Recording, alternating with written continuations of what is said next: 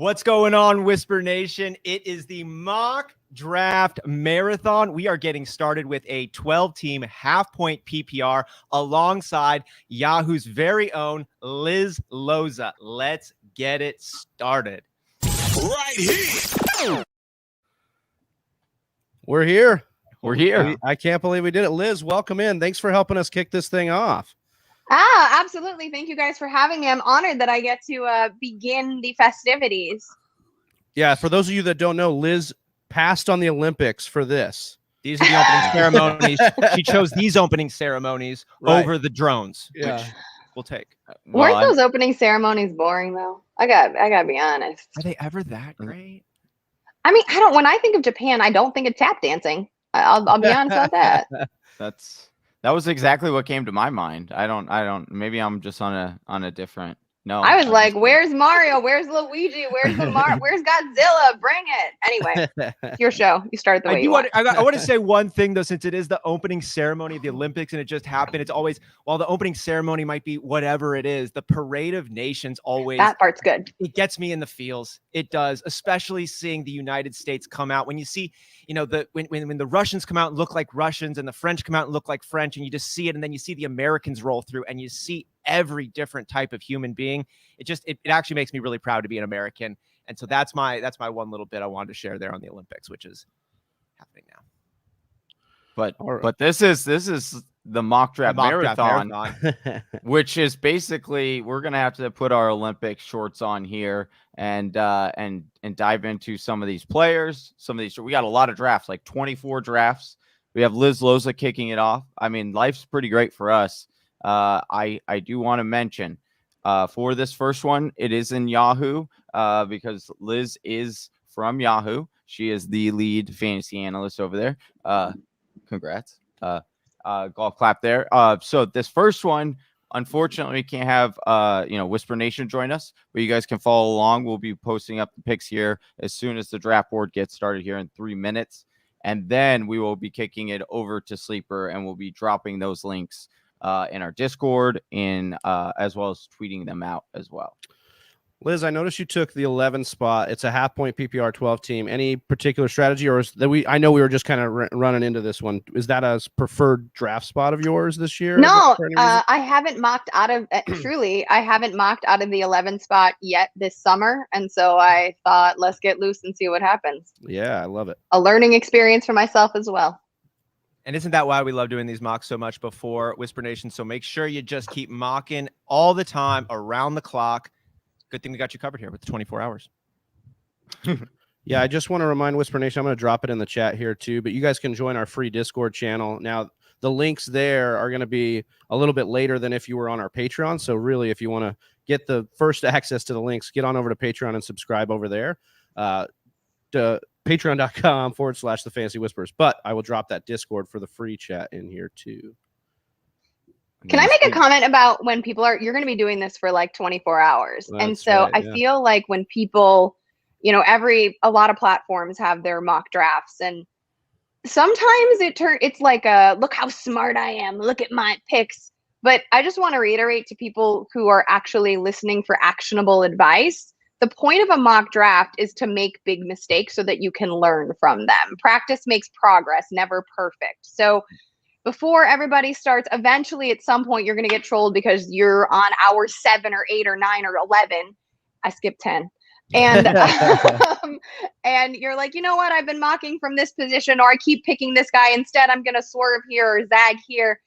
And that is what you're supposed to be doing. The point of a mock is not to nail it. It is to learn from it. So I'm just going to bless y'all with that as you head into the next 24 hours.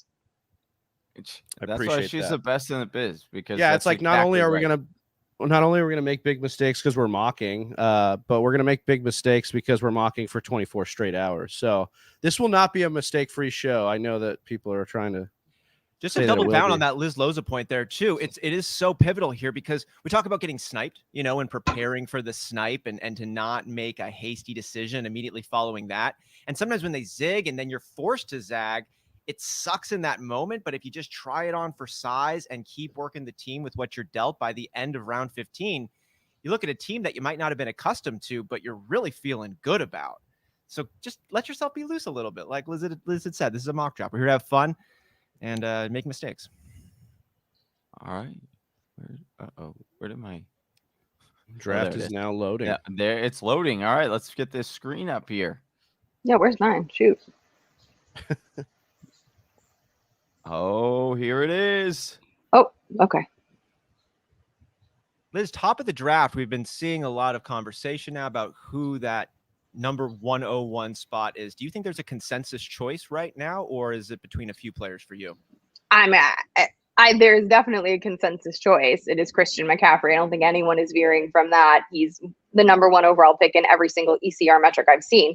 But I don't know if he would be mine. I have him ranked number 1 because you're ranking for floor a lot of the time, not just based off projections or ceiling. So it makes sense. I never really want the number 1 pick in a draft. I like to draft out of the 3 spot or the 4 spot generally. Generally speaking, why is that? Just because you get the back of that top tier and then earlier in the second? Yeah, I like the earlier in the second, and I also don't want, there are all of those all of those stats on how the number 1 overall pick, usually a running back, obviously, doesn't ROI based on the previous year. We saw that in fact with Christian McCaffrey last year. So 2020 is a bit of an outlier for a number of reasons, but I just never want to commit to the guy that's number 1 because that statistically speaking, the numbers will not bear out in your favor equally as you are anticipating.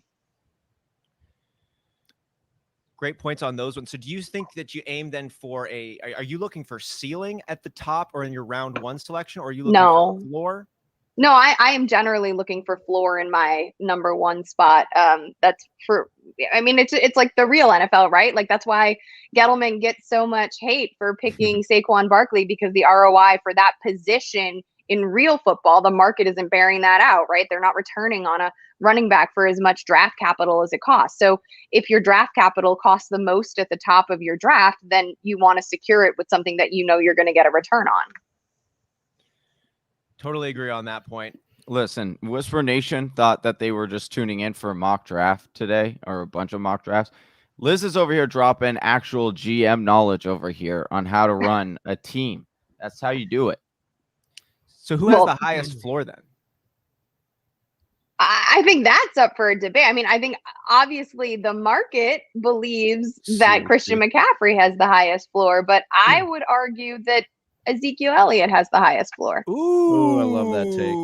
I bet you do, Travis. I bet you do. I love it. The animal. I think the market's way wrong on Ezekiel Elliott right now. And we've been talking about that kind of all summer. It's just like, I don't know how you can talk about a guy who could easily, like if he caught 70 balls, we wouldn't be surprised this year. I mean, he's definitely got 100 million reasons why they're going to continue to feed him the rock. They talk about him taking the last part of last year off. Yeah, I mean, if Dak's not in the lineup, not that I think this is okay, but if Dak's not in the lineup, we know Zeke to be that mental head case to maybe take some plays off. So I think, obviously, he's not a mental health case. A mental head case. That's a business decision. We've seen plenty of players. Yeah. Kenny Golladay made one hell of a business decision, and it worked out pretty well for him financially. Right. Not coming back to the Lions and then keeping himself from getting injured, and signing a giant deal. Or Andy Dalton or your quarterback, do you really want to go out there and put it all on the line when you're not going to make the playoffs and you're not going to go deep in the playoffs? Yeah, that's well said. A business decision. I love that point too. And we sell hype in this league, right? Like hype and excitement and the mystery box and what it could be. And if you don't expose the world to what you're capable of, they're just going to keep thinking that it could be oh my gosh, it could be so much. It could be so incredible. Do you think that might be why we're seeing a little bit of Saquon Barkley holding back, and almost it seems like he doesn't want to commit himself until he's really healthy? Well, I mean, actually, Saquon Barkley is interesting because I renewed re-upped my rest versus rust series with the help of the orthopedic surgeon at the University of Southern California. He's also the team doctor there. And I did a deep dive on his knee. He didn't get the surgery on his knee immediately after he tore his ACL and MCL. He prehabbed his MCL so that he wouldn't have to have it surgically repaired. And the surgery was done a month after. Saquon's not going to get the same workload that we are used to seeing, certainly not just in terms of the pass catching options when you think about all of the targets that have been added, but also You cannot, his body has shown that he cannot, and there's a kinetic chain issue because it's all lower leg and lower body problems that have like built to the knee issue.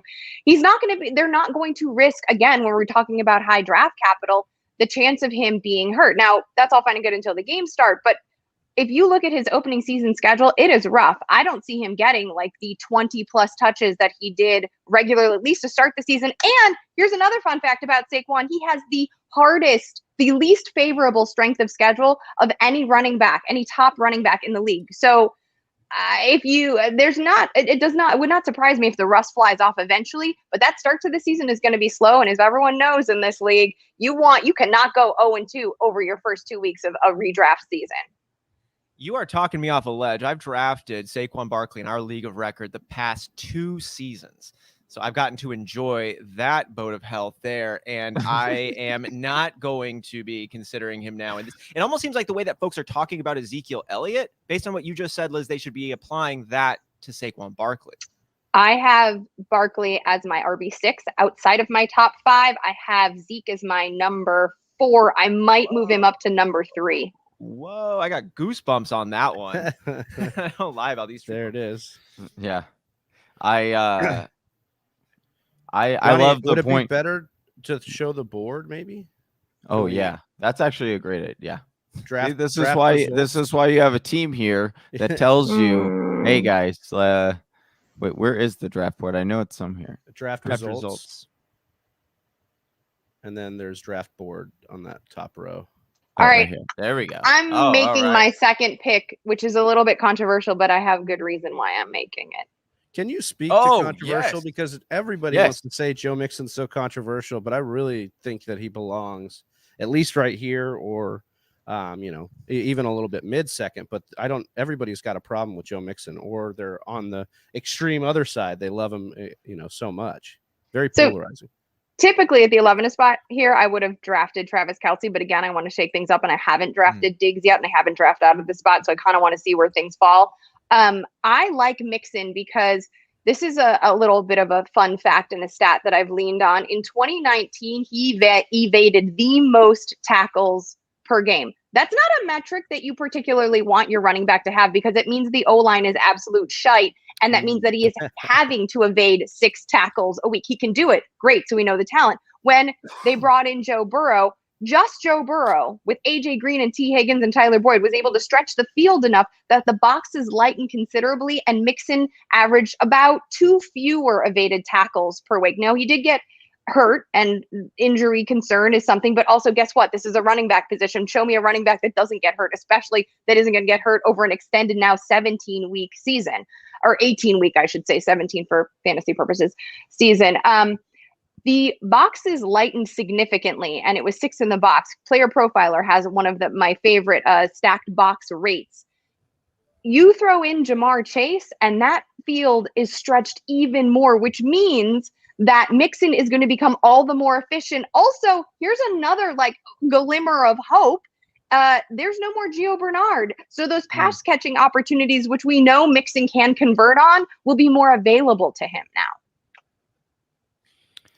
I absolutely love that stat when looking at players on Player Profile. And yeah, because it's so interesting on some players. Like, for example, 2 years ago, when CMC had the monster breakout year, he had one of the lowest stack box rates, which was really surprising to me that more people or more teams weren't, trying to load up that box in order to stop him. I absolutely love looking at that and really seeing what the offensive line and defensive line are doing. I got to quickly make a pick here. Let's see. I'm going to tell you the numbers while you make your pick. So, Mixon last year, his stacked front carry rate was 13.4%, which was RB50. And that's percentage of carries with 8 or more defenders in the box. So he was RB50, light front carry rate, RB7, baby. Wow. Nearly 60% of the time he got a light front carry rate. And again, that was without Jamar Chase. So imagine in an offseason that isn't as abbreviated as last season was, although, the vaccination issue is a whole nother thing. But I just think that the efficiency issues and the work in the passing game keeps him inside my top 12. I love it. I love it. Joe Mixon sneaking up on the boards here to pair along with Stephon Diggs.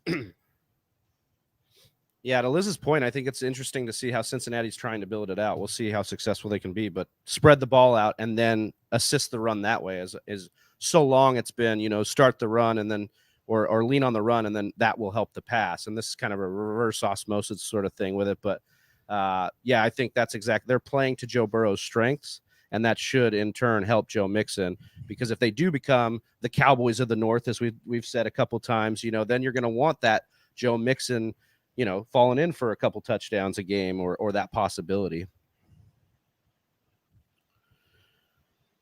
So, Liz, while we're coming around here, I just wanted to ask a couple of questions while we have a mind such as yours. Do you have any general advice that you share for first-timers in fantasy football, as well as maybe some more of the dedicated? Oops, and you are on the clock right now. So we're going to go ahead and just pause that one and just say thanks for Whisper Nation for joining right now. We are in this for 24 straight hours. We've got 24 folks watching alongside of us. If you haven't hit the thumbs up button, please do. Allows us to grow out and touch a lot of the fantasy fans around the world as we're on our 24-hour stretch here, kicking it off with Liz Loza from Fantasy. I want to mention we are officially on Twitch as of this stream, and we have our first watch right now. Hopefully they subscribe to us on there, because that would be pretty cool. We have our first Twitch subscriber. We're putting our Gen Z hat on. Yeah, a little bit of twitching. We're twitching out. Oh, sorry. 7 seconds, well, Liz. Liz was the one that was watching on Twitch. That's why she got all excited. Yeah. She was like, "Oh, I gotta get out of here." Liz, you took Chris Carson there in the third, running back for the Seattle Seahawks, and then in that quick turnaround there in the fourth, picked up Robert Woods, Bobby Trees. Chris Carson, just perennially slept on, still young, still strong. We're watching those workout videos, looking good. Is he kind of a slept on running back right now that has a floor, has a ceiling, and no real reason to doubt him, but we do anyways? Well, I think Chris Carson's durability issues, like since college, right, have kind of made him a sketchier player. Everyone knows the narrative around him. People are worried about him. But again, this is the running back position. This is a volatile position. And Pete Carroll, here's the thing about Chris Carson. Like, his running style is absolutely brutal and awesome. And it is also part of the reason he gets hurt all the time. But Pete Carroll loves it. Pete Carroll can't not use him. And it's like this addiction. Like, you never see Chris Carson not being utilized to his ceiling. And even when the offense, when they're letting Russ cook, he's still got, he's still produced. When they're run heavy, he still produced. Now, with Shane Waldron coming on, you have to imagine that the offense is going to move to a little bit more of an up-tempo, pass-friendly style. We'll see where that, push-pull between Carroll and Waldron lands. But I think for Carson's, he's never recorded a 16-game season, and he's not going to record that this year, right? It's not. And even though his volume in 2020 took a dip, he went from, I think, around 19 carries per game to like 12 per game last year. His efficiency improved. So he always finds ways to make up for it. What was really interesting as well was we saw for the first time Chris Carson really got that major boost in receptions and targets, which we hadn't seen for the first 3 years of his career. Yeah, he's I believe flirted with about 40 receptions in back-to-back seasons. And the man just can't stop. Johnny, remember when you took Rashad Penny over Chris Carson a few years back in San Diego? Oh, let's just laugh it up. I am a Penny fan. I thought he was going to be awesome. And you kept the penny in your shoe all season long. To be fair, Seattle thought he was going to be awesome too. They took him in the first round.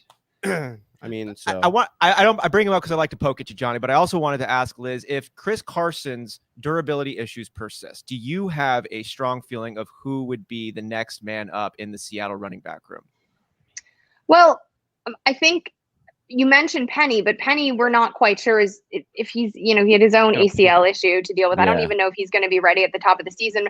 Training camp reports seem to show that there is renewed love. I believe it's Alex Collins, right? Who's the Oh, the Irishman is back. DJ Dallas, who they drafted last year. I mean, did you see that game? I know he produced, but he was not good. Yeah, they gave him a lot of opportunities. It's like I scored 50 and you took 100 shots.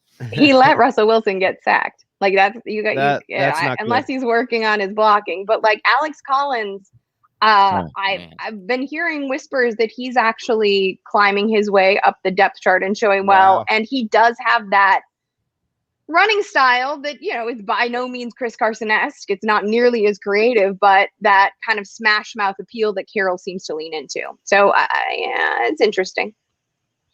I mean, he loved Alex Collins there, Pete Carroll, a few years ago when he was there. Am I coming in really laggy? I think I am. You said okay. No, and to Pete Carroll's credit, I don't know if he had ever had a player on his roster that he didn't love. Yeah, that's a fair point as well. Which is a beautiful thing because I know he works hard to be that positive, and I respect that. I also respect Liz's Robert Woods pick here in the 4th, and I just wanted to get her take on the change in quarterbacking position coming in to what is such an exciting offense. Well, if you're talking about respect, put some on Robert Woods' name because he doesn't ever get nearly enough. Listen, he is incredibly versatile, right? Like he had 2 rushing touchdowns that he got out of the backfield last year, which is evidence of his versatility. And he will block, he will do all of the things. And when you add, he's also averaged, this should be no surprise, he's also averaged more yards per target than Cooper Kupp, even though in 2019 Cooper Kupp had the red zone appeal that Woods hasn't. Yeah, Woods did have more touchdowns than Kupp last year, but obviously they're different in terms of their threat in the red area of the field. But when you add the strong arm and the accuracy of Matt Stafford, I think we're all expecting this offense to lift considerably and be wildly fast, up tempo, and efficient. So I think Robert Woods is definitely, I mean, both Woods and Kupp have caught like over 90 balls over the past couple of years. Yeah, I think that Stafford to the Rams is like, we're going to get probably what we got out of them with Goff. And then there's this mystery box of what else could be, which is why, you know, Johnny was brave enough to put Robert Woods in our top 10 for our wide receiver rankings. You know, a lot of people aren't putting him in there. And as Liz took him right here, I mean, the respect needs to be there for not only Woods here, but for Stafford. Yeah. Like, we need to remember who Stafford is, and coming in with now what is probably going to be the best coordinator he's ever had. I think I'm all in on the Rams offense. Best head coach he's ever had, best system. Yeah. Maybe the best defense. And maybe the most balanced offense. I know Calvin Johnson is probably the best weapon he's ever had, but this is a very I mean, obviously Akers' injury hurts, but I think Henderson can be a great understudy and fill in. He was already last year, albeit small sample size. So let me ask you guys this. Do you think when Matthew Stafford got traded to LA, he walked into the locker room with one of those big beat boxes on his shoulder playing Drake's Best I Ever Had? Is he that kind of dedicated to the best that he's ever had with Sean McVay over there? What I mean about corny songs being more up Johnny's alley? What? Hey, you know, Drake just says, hey, dedicate this to that special somebody. Just make sure they're that extra special somebody. I think that Lil Gumper here asked a great question on the topic of the Rams. Would Akers' injury help the value of the Rams receivers? I expect them to stay pass happy. Is this going to make them even more pass happy? Good question, Lil Gumper. Lil Gumper. Yeah, so this was an interesting take that we've talked about briefly on the show. We're going to do a whole breakdown on the Rams offense with Akers gone. But there is the world where this actually makes them more pass happy with Matthew Stafford, which would be good for obviously all the pass catchers. And I think that's probably more likely. I don't know if that and I'd love to get Liz's take on this as well. I don't know that they were ever not going to be pass happy. Like, I understand we were so excited for Cam Akers, but like when you look at that, like down the stretch, he was getting like 25 rushes a game. I don't think that they were going to give. And then you still had, you know, Henderson getting, 3 and Malcolm Brown getting a couple here and there. Like, they went really run heavy. And sure, Goff had, I think he had 2 games down the stretch where he did pass for like 40 attempts, but they still had their rushing attempts way up there. I think Sean McVay was trying to lean more on the run because Jared Goff couldn't get it done. And then as soon as they got Stafford, I felt like that they were just like, all right, this is what we want. We want to throw the ball. I think we were just getting excited because we saw what we were, what Akers was getting at the end of the year. And we thought he was going to get that same volume, but I don't think he was. I think that that's pretty spot on. I also think that like there's no world in which a vet does not come in. And whether that's Le'Veon Bell, I doubt it's a reunion with Todd Gurley. Like there's going to be a vet that comes in that changes the complexion of what we have right now anyway, like as it is. And Henderson's a capable pass catcher out of the backfield. I have him in like that RB18 range personally right now. But I think to your point, like how much more pass happy can they get, especially when you have a dominant defense? Mm-hmm. That's true. Yeah, and I just think the history of this system, right? Kyle Shanahan, the West Coast, like this is a run heavy system. Like they want to be run heavy and passing to the backs more often than they were last year with Jared Goff. Because like in Todd Gurley's dominant years, they pass to the backs a lot too. So we'll see how it all shakes out, but I think we can comfortably draft these guys where we've been drafting them in previous years with Stafford coming.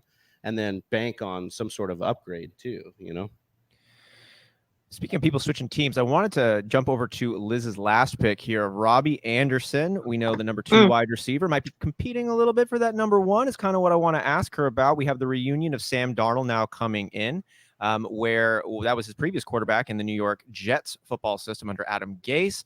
Pour a drink out for him. And we didn't see him blow up though. Like I hear a lot of people saying, oh, he's being reunited, but it wasn't like this was a super happy marriage. There was a lot of problems in the offense, but he wasn't popping off for 1,300 yards or something like that. We're looking at 779 yards, 752 yards. 941 was his best in 2017. Pre-Sam Darnold, do you think that we're going to see a flare up, or are we going to see a little bit of a regression from his near 1,100 yard season last year? Well, just to get a little bit more specific on the numbers that Anderson and Darnold had while they were together, of the 13 games Darnold started in 2019, Anderson either cleared 80 yards or scored in 6 of them.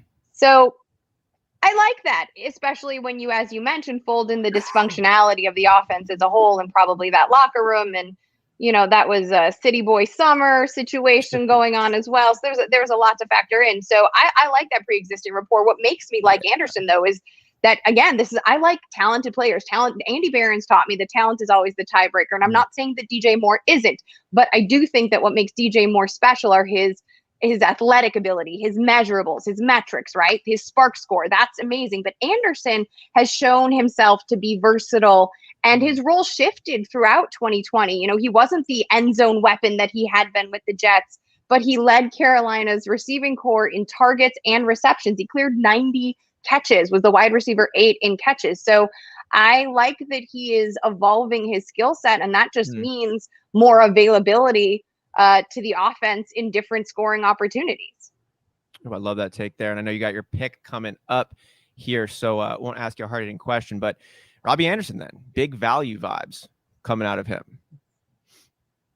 Johnny, how you feeling about that with DJ Moore on your team there? You took him in the 4th round. I'm not a fan of Robbie Anderson. I think when you look at DJ Moore, he's a yak monster. I think they put him in the slot. We know how much Sam Darnold loves going to the slot, especially in the red zone. I think that Bateman ends up being that alpha one outside. And because he's really good at the contested catch, you saw what he did under Joe Brady in that alpha role. That's what he ran. Even in his rookie year? I think they put him. I think they put him. Do you there, mean right? Or do you mean Marshall? Or Marshall? Excuse me. Thank you. Terrence Marshall. I think they put him in that X. Because he's so much better. That was the big problem with Robbie Anderson, was when you look at his contested catch rate, it's really low. And then as opposed to DJ Moore and Terrace Marshall, those are relatively high. And so I do think with Robbie Anderson, I think that was a great point, is that he is versatile. And because he's versatile, I think they'll end up moving him over to what DJ Moore played last year as that number 2 kind of role. And I think that will significantly hinder his upside. So for me, I think I'm either taking DJ Moore or I'm waiting and I'm going to take that late dart throw and Marshall. But that's just what I think is going to happen. I would probably trust Liz more than myself. No, I think it's the more Anderson debate is on, because I think, Moore puts up really, you're right, the yak numbers and also highlight worthy plays. And you can't help remembering when you see somebody flash that big, right? And what Anderson did last year was more of a workman role. I think also I'm going to lean towards him because of the rapport as well. And because I think DJ Moore is, he's had a lot of fluctuation. So it'll be interesting to see if some added stability will help him grow his technique. Whisper Nation, we're getting to hear a great debate right now on the two presumed top wideouts in Carolina between DJ Moore and Robbie Anderson. And for me, when I'm coming to these split decisions on who's going to be the number one, the number two, I go value. I go ahead and just say I'm taking the number two receiver then. And hopefully I can get a good value on that. Kind of like when we were talking earlier before the Julio Jones trade, Johnny and Travis, we were saying Calvin Ridley or Julio Jones. And it's like, I'm just really happy to get the second of the two. And hopefully that one then pans out ahead of this one. So I'm loving Robbie Anderson. I'm loving DJ Moore, and I would love to get a value play at that one. As Ian Hart had said, we don't hate players here. We hate ADP. And I really like what Robbie Anderson is bringing in right now. I said that to somebody on Twitter, and they came back and they're like, no, I hate players. And I was like, wow, all right. Like, not playing the right game then. It's like, don't draft them, I guess. Don't. I mean, we all do have some horrific memories and some players who, you just think that name and your brain cries. Liz, in your years of fantasy, is there any player that comes to mind that you almost just want to have a voodoo doll of now and just take out whatever you need to on that person? Let me think on that one, because I think. Because Liz only drafts baller players, so that's why she's like, no, because I think you can excuse it away to like schemes or situations or injuries. Like there have been isolated times where I've been like, whoa, this guy's not performed. I'm trying to think of like actual busts that I believed in. Oh my goodness, Michael Thomas just now came out. I didn't even know he was still available. That is absurd. I mean, Toby Gerhart. How about that? Toby Gerhart. There's a name I haven't heard in a minute. Yep. Toby Gerhart was the one that just I bought into it. I don't understand why. And then I was like, what? You know what? I hadn't learned the talent breaks all tiebreakers. I just believed the narrative. And in fact, when he came out, it was nothing but plotting. Yeah. Oh, I remember that one. I'm not gonna lie. This ADP is wrecking me. Michael Thomas. Wow. Well, no, I'm just the whole draft. Like I don't like this draft at all. Like I'm not. But this is why we love drafting on other platforms as well, and we encourage Whisper Nation to draft on other platforms because you get a really good sense of like other people and where they're going. It's not you don't get. I'm so used to sleepers, ADP and stuff. So I am like I would have definitely taken Jerry Jeudy right there over Will Fuller. I am really coming around on Jerry Jeudy this year. But like I said, I can't believe that Michael Thomas is there. I understand he's sorry. Go ahead. Oh no.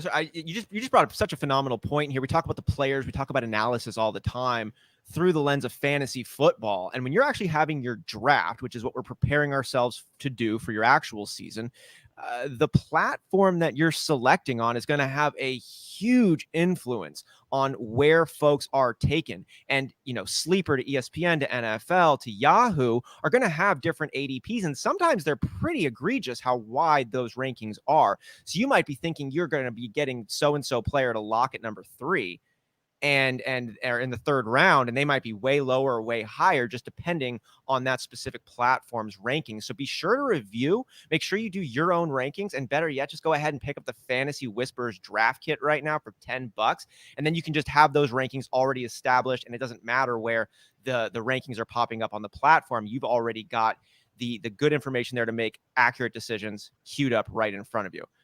But yeah, to Johnny's point, man, sometimes those things are way all over the place. 3 p.m. Give me a second.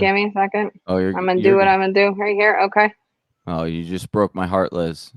Taking James Conner. And then Brandon. Girl, you're talking about ADP. This is the other thing. Like, ADP means average draft position. That doesn't mean you have to obey it. Go get your guy.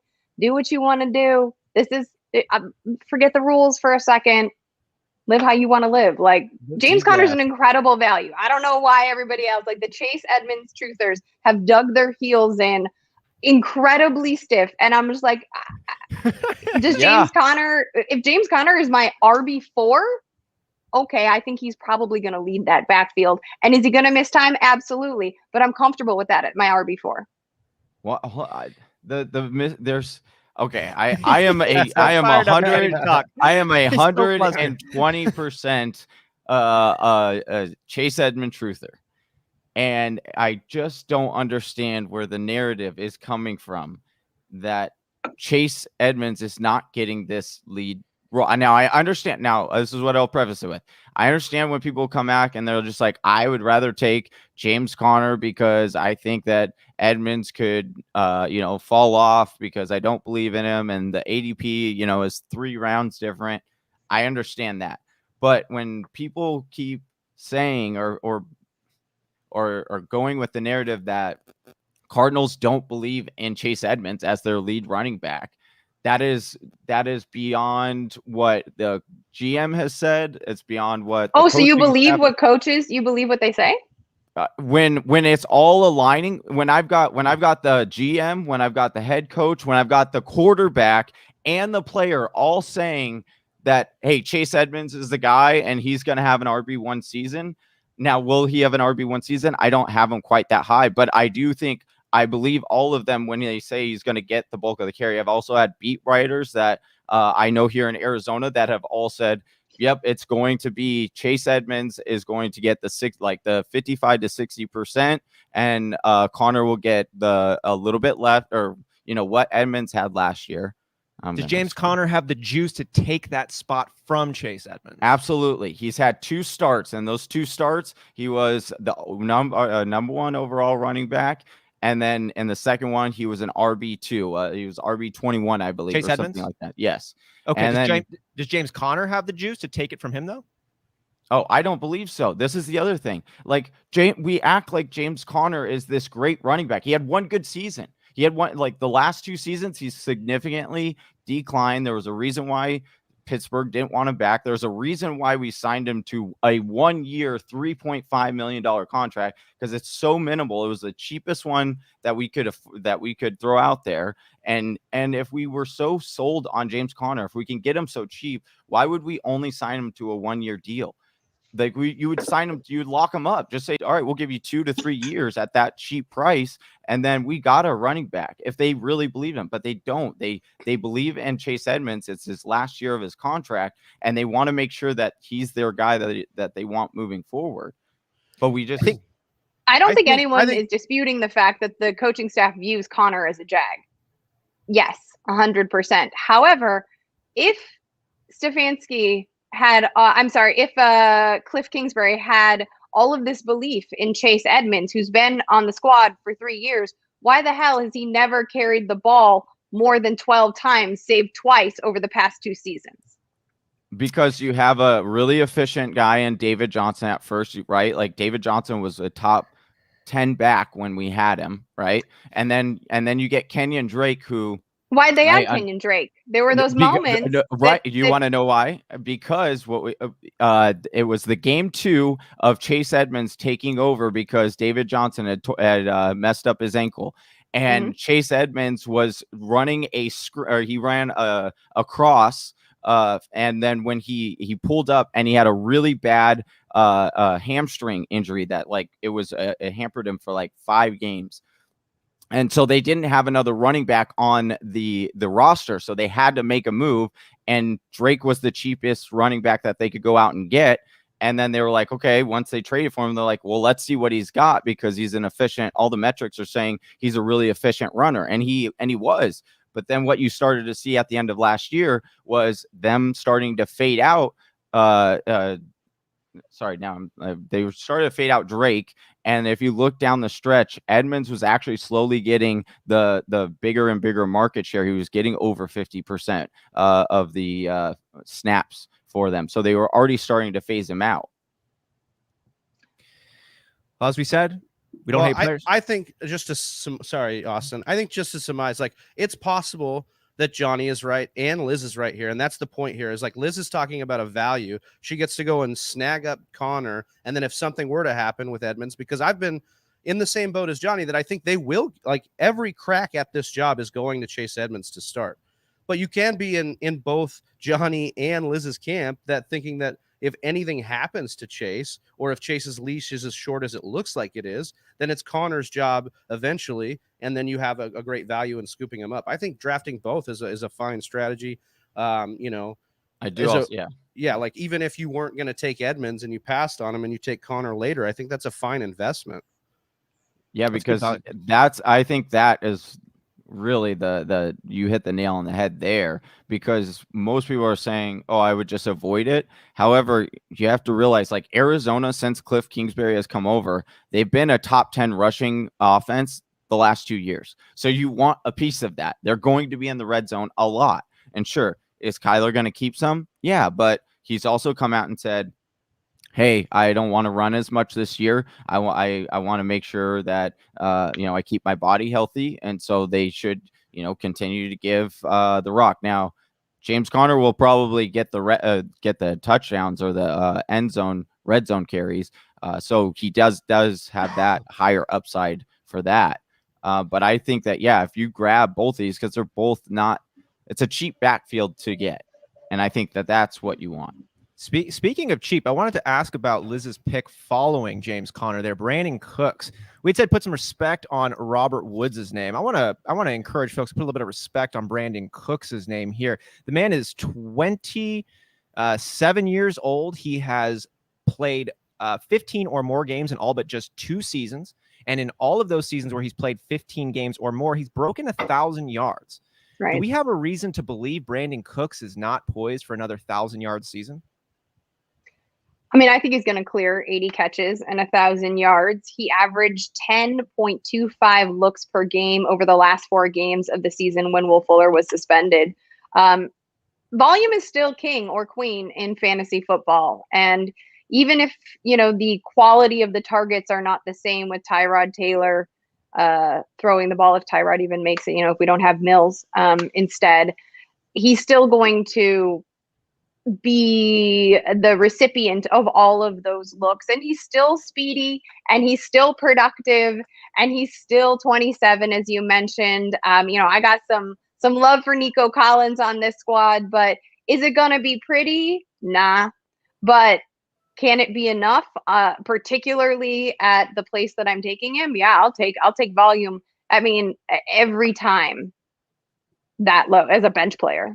Yeah, getting a 1,000-yard receiver that late in your draft is oftentimes a recipe to win you your league, which is a great point here that Scott brought up from our last question. If your season relies on Edmonds or Connor, your team sucks. Well, that's one take on it, but you're picking up players later on down the line. And if you're able to grab a starting running back for a voluminous offense that's giving opportunities and leaning on a running back, and you pick that dude up around 7, 8, 9, 10, you might have a league winner. So we all know Derrick Henry's awesome. We all know that DeAndre Hopkins, as long as he gets vaccinated, is going to be great. But who are you going to find later on down the draft? You're not relying on Edmonds or Connor. You're finding a gem later on down the line. And that's what this game really ends up being about. You got to find your value, and you got to create that separation between the rest of your league. I'm guessing it might. Liz, we asked you earlier about players that just heartbreakers. Do you have any in your years playing that are your just favorites? Guys that were super late picks that we just kind of talked about that ended up being a switch up. For me, my favorite one is Noshawn Moreno. My partner Chelsea, actually, she was helping me draft. She's like, yo, Monty Ball actually can't pass block as well as they're slotting him up for. It's really a 3 equal chance between who's going to be there between Monty Ball, Noshawn Moreno, and I just the third one slipped my name from back in the day. But game one, that Thursday night game, they're introducing themselves. No Sean Moreno is the starting running back for Peyton Manning and the Denver Broncos, and he ended up being a fringe RB1 that season. He went undrafted in most leagues. So that's my personal favorite. Does any player come to mind that you just loved? It was a super value pick and ended up making a big impact on your year.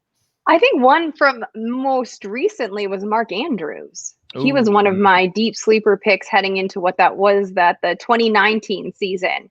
And I believe it's 2019, right? Or was it 2018? And I was, pounding the drum for him because he showed out so well down the back half of the prior season. Maybe actually not half, probably third or quarter.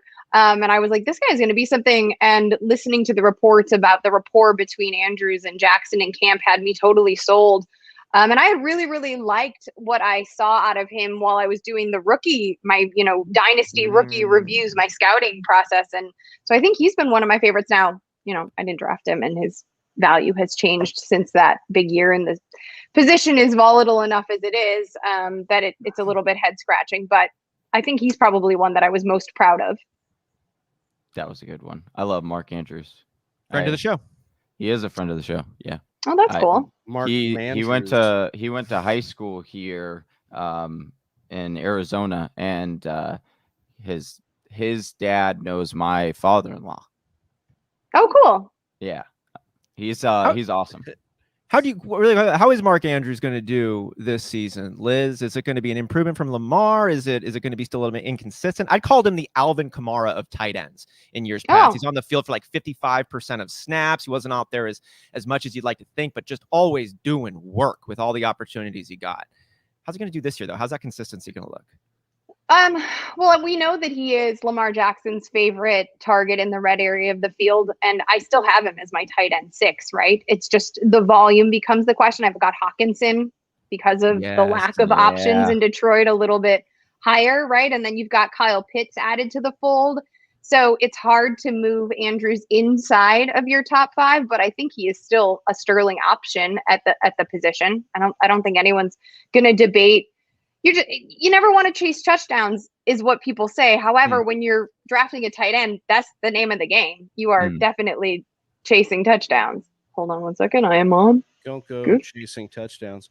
I love that Liz says red area of the field. It's I know. Cracking up over here instead of red zone. Like I need to start doing that too. Is I that a like way to that. break the monotony, Liz, of like all these phrases you've said over years and years and years? Actually, there's a lot of those ones, right? Yeah, I think so. When you find different words, like also when I'm writing a lot, I can't write targets a million times. You've got looks and you've got opportunities and trying to find different. I definitely have the thesaurus.org open at times. Yeah. Nice. That's a study I'd love to do, is just look at all the different words we just use the heck out of, like that are probably not like the one we get a lot of flack for is positive regression. Isn't that progression? Yeah, it's like, but we say positive regression, like to regress positively. We could, yes. And progression is what we'll probably switch over to kind of soon, because that's what we're actually trying to say. Can I throw out an over under just because we're talking about Andrews and now I'm like wondering, I haven't done my projections yet for him I haven't done my tight end projections at all. I'll write the preview in August. Over under 10 touchdowns for Mark Andrews, noting that it's 17 weeks of action. Ooh. Over under 10 touchdowns? Yeah. I'll say over. Or can I push? Can I get at 10? At 10? Yeah. You're betting. You're not betting red or that's black. kind You're of betting on cheating. bet 13. Yeah. No double zero, dude. Or twos. Or double zero, I guess. Man, I want to go to Vegas.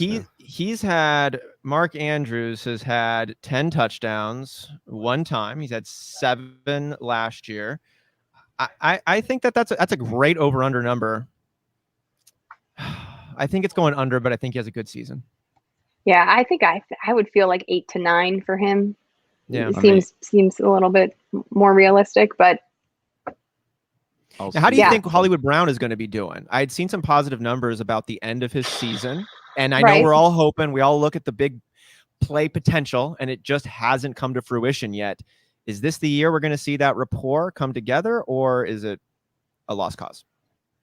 I don't think it's a lot. I mean, I think Miles Boykin, unfortunately, is a lost cause. And I really thought he was Kenny G light. I thought that was going to be exactly what Lamar needed, a contested catch expert who could like help him when he is a little bit off target.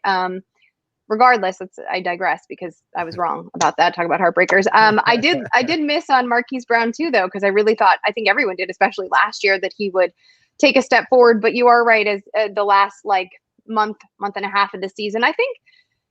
Also, if we remember the Ravens in general, like they were trying to do more things that weren't really working at the top of the season. And when they finally let Lamar just be Lamar, his own production started to increase. And so did his rapport with Hollywood Brown. I think the thing about Brown is that he's always going to be a highly variant player in that the volume will not be great. Similarly, in fact, I mean, different type of player, but similarly in terms of like volatility to like Kenny G, right? Like he doesn't need a ton of targets to make a bunch of production because they're all high value targets. But the problem is that he's got Mark Andrews like kind of cannibalizing some of those opportunities in the red area of the field. And so I would I like his ADP more this year. I don't know. I'm trying to think of like an over under on yardage for Hollywood Brown because you know, his speed is such a different. What would you? 800, maybe. I think he goes over 800. I mean, this would be the year for him to break out, right? This is the time when he's. Well, we've talked about bringing in Bateman and like even you know, say what you will, but Sammy Watkins could actually really benefit what Marquise Brown is trying to do, which is just take the top off instead of try to be the alpha the whole time. I know everybody hates Sammy Watkins, and Johnny and I get in a real fight about this every year. And we all know the first 2 games of Sammy Watkins is like, you know, Chris Paul mid-range. Pretty much you can bank on. There you go. But the dude's health, it's always been the thing. And if he can just keep it together, and I don't know why he really would this time around, but a change in scenery. There isn't really an alpha wide receiver. I think he's a borderline luxury deep dart throw on this one. I think he could be kind of exciting, at least for the first 2 games. I think he clears 900. Do you think that he could average like 50 yards a game? If that, then you think he can go over 900, you know? Yeah. It's just I don't see how you can go from Pat Mahomes to Lamar and then get better. Yeah, that's the only way. But he did really good. I mean, when he was playing, though, he did have his crazy games. Yeah, I did want to ask about another breakdown here, though, as we're coming to the end. Liz, you drafted Melvin Gordon, I think, in our mock draft here. Is that right? I did. Yeah. We have a question here from Brian. Brian coming in asking, what kind of split do you all see for Gordon Williams? Just want others' opinions. Liz, what do you think?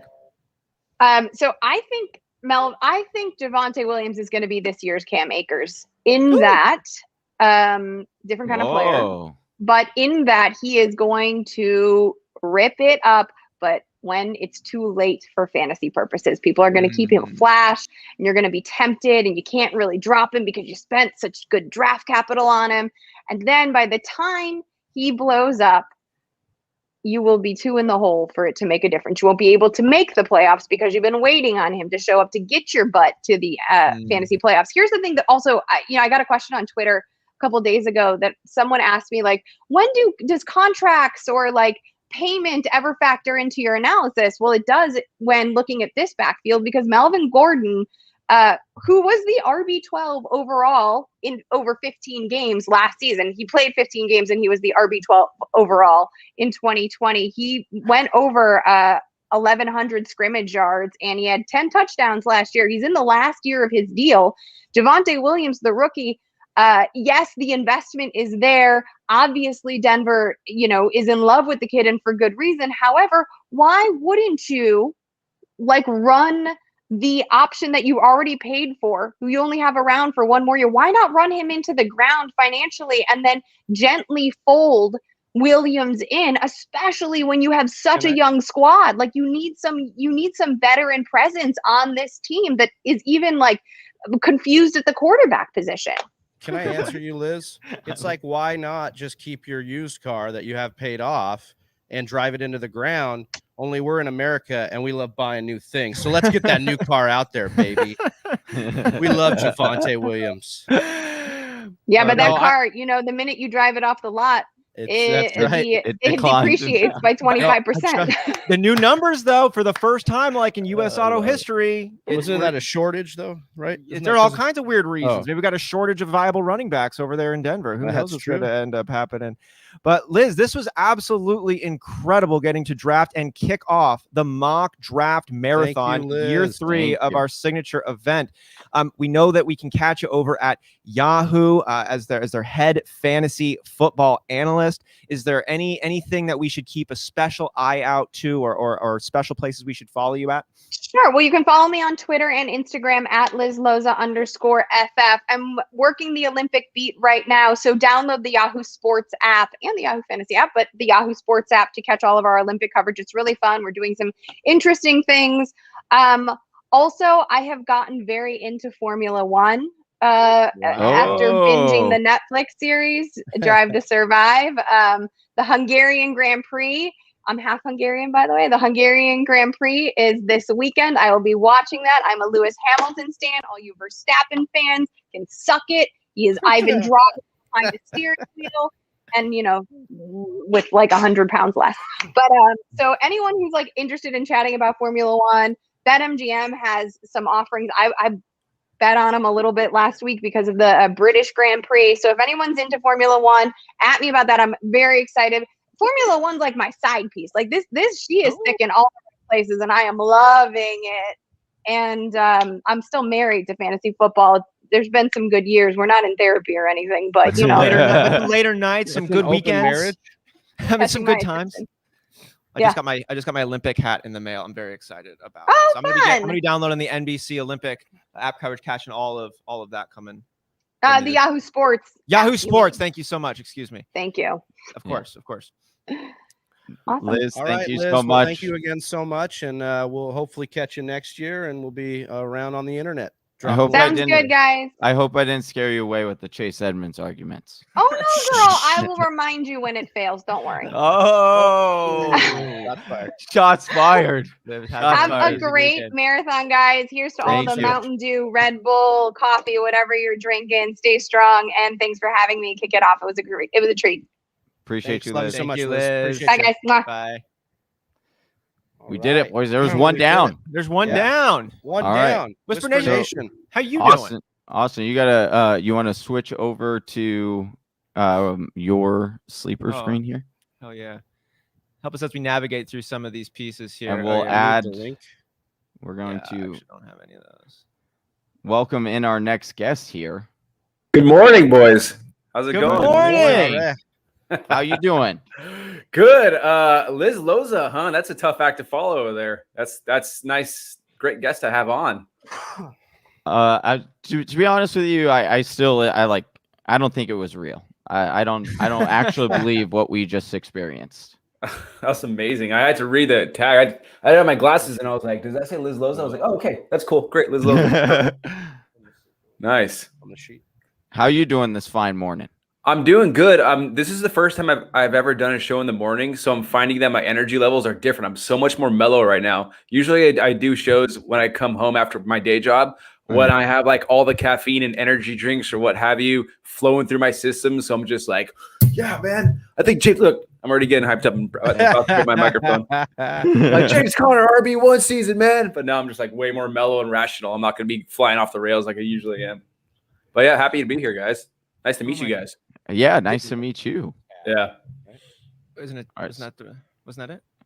We are trying to get our the sleeper room up here. Yeah. I'm in it right now. As will happen with live TV, there's going to be some we're producing it. We're making it happen. Situations that are happening. You guys have a great layout, by the way. It's really sharp. I appreciate that. Yeah. Is that good, Johnny? Yeah, for the 4 team, that's going to be the best that we can stretch it out. We know Whisper Nation, you might have to squint a little bit for this one, but bear with us because it is a 14 teamer. So, and Z, I want to make sure we get it right here. We roll the R's when we pronounce your name. I think it's the only way to do it. Probably without. I think that's the way to say my name. Is that being like a name snob? Like, or no, I love that. I love that. Honestly, Okay. I wanted to tell you, you're like, oh, just call me Z. That's fine. And I wanted to be like, oh, so just throw out the rest of your name just for us white people that can't pronounce it. What the heck is that about, dude? We're not going to do that. Now I'm just going to botch it the rest of the show calling you Zareh, but that's all right, you know? So can we hear it directly from you? And I want to make sure that we. Yeah, it's Zareh. Zareh. Yeah, Zareh. all the boys, all my friends call me Z though. Like, I'm gonna start. Well, we're not your friends. I'm just gonna start interject. I'm gonna start. We are your friends. We're formal. I gotta start this because it's a 14 team and we're on a little bit of a schedule trying to mock draft marathon. So we're going. So, but we got plenty of time to kind of talk and jaw back and forth.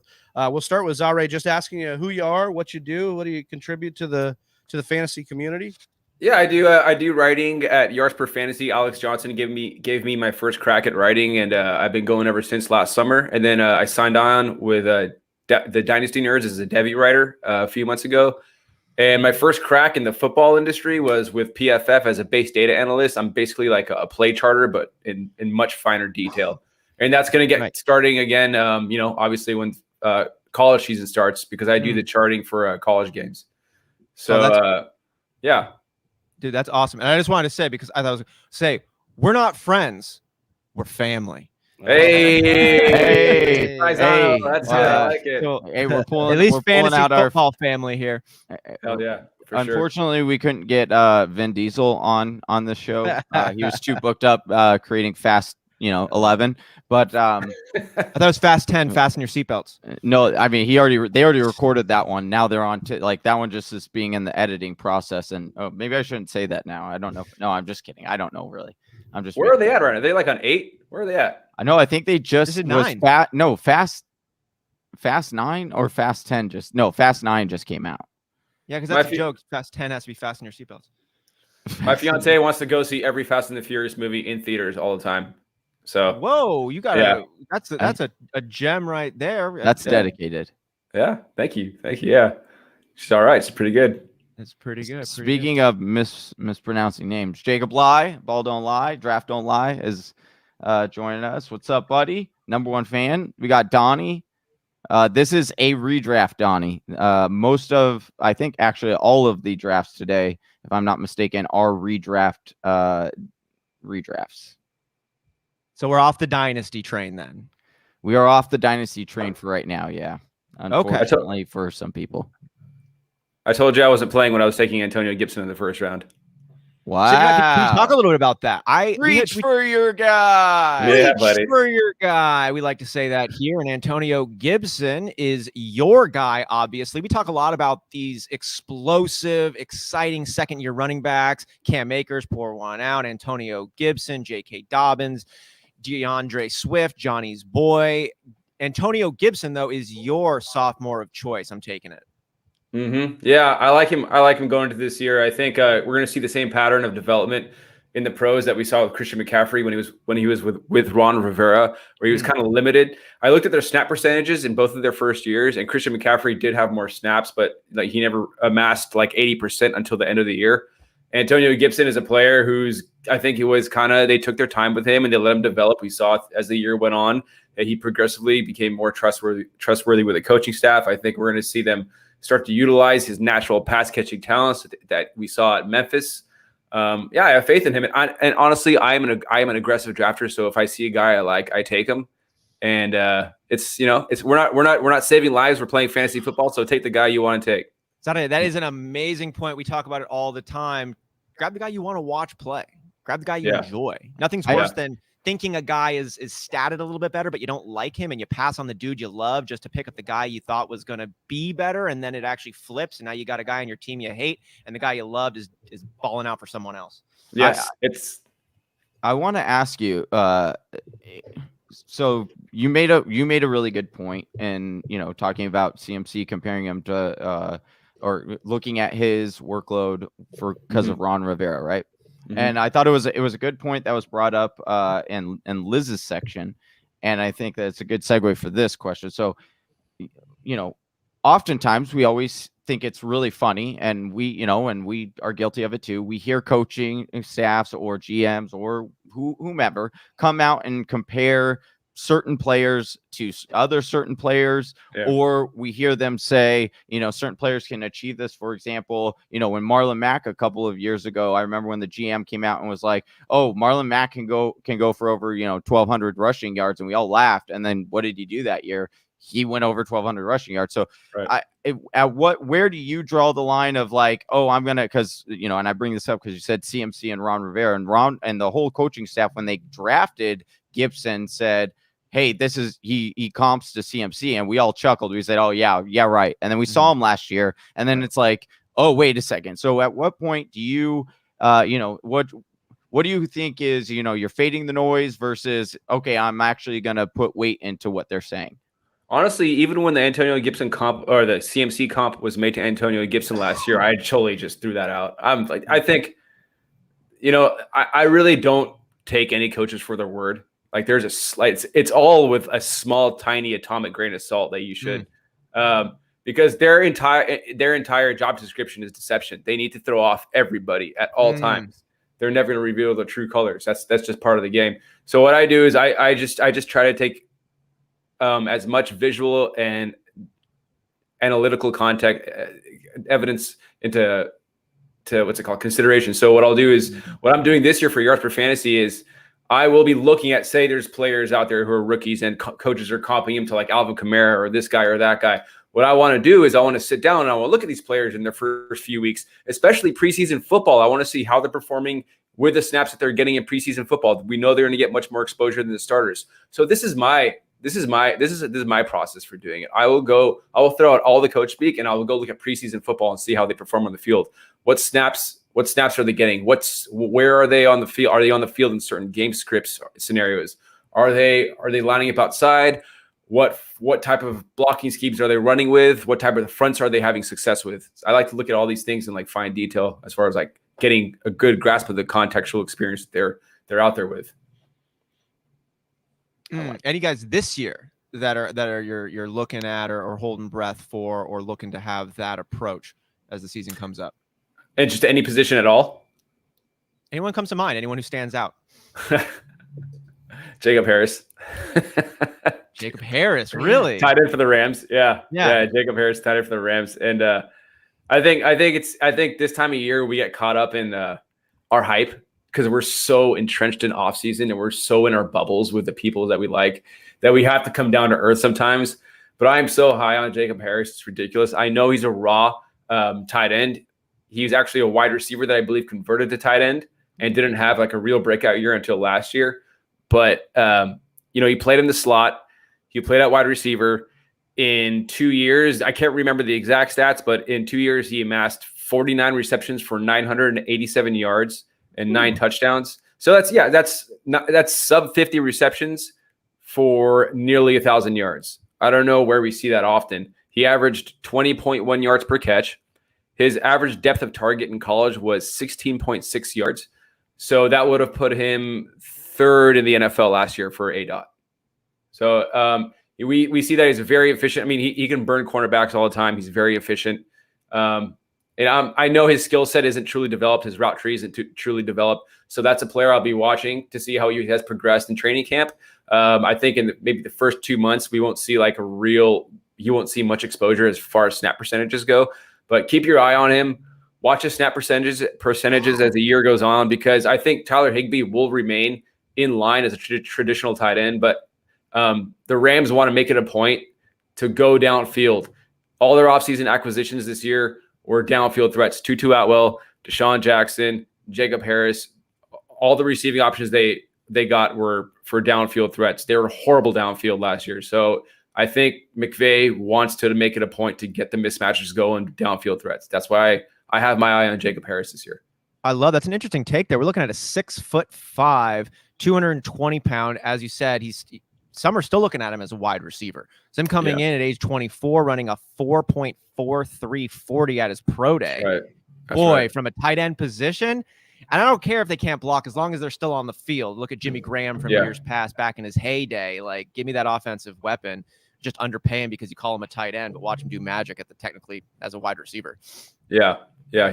He's gonna learn to have to block too, because Gerald Everett was on the field last year blocking, But I mean, I think McVay's pissed. I think he brought in Stafford. He's like, can we just chuck it, please? Can we just chuck the damn ball downfield? I'm tired of I think he got sick of this low ADOT stuff. Like Robert Woods and Cooper Kupp last year, among the receivers, I think it's the top 35 receivers with at least 100 receptions last year. They placed, I believe it was 34th and 33rd in ADOT. So their ADOT was so low last year. They were just getting tiny little dump offs, and they were still amazing receivers. But I think this year they're going to outperform the ADPs drastically. And by the way, I love Woods and Kupp. Have they been drafted yet? Because that would have been not yet. Okay. I love. Yeah, we both love Woods and Kupp here as well. Yeah. I do want to make a side note for Whisper Nation. If you want to join our mock drafts, click the Discord link underneath, and you can get. We drop in our Discord before we drop it on Twitter. The one thing we will ask is if you grab a spot, please mock draft there, so that way somebody else isn't missing out on their opportunity in order to draft with the analysts on the show. That's the only one ask that we have. So in the sake of time, we're always trying to watch a million different things running this whole show. I don't know if I can do it in this one, can I? Yeah, I'm gonna pause the draft, update the time to 30 seconds. So I'm sorry for everybody involved. But we're going to update just to try and get everything going here and make sure that we can get on schedule. Resume draft. All right, we're good. Sorry, right on your pick, Zareh. I just selected the add button too as soon as it paused. I was like, I think I crashed. I didn't plan that, I swear. So I saw you just took Julio Jones here in the third round. I love this subject, and I don't think it's actually been talked about enough. Johnny's a huge A.J. Brown fan. I think everyone with eyes is, but this has been a run-heavy team under Vrabel. Ryan Tannehill is great. It's not the Chiefs, though.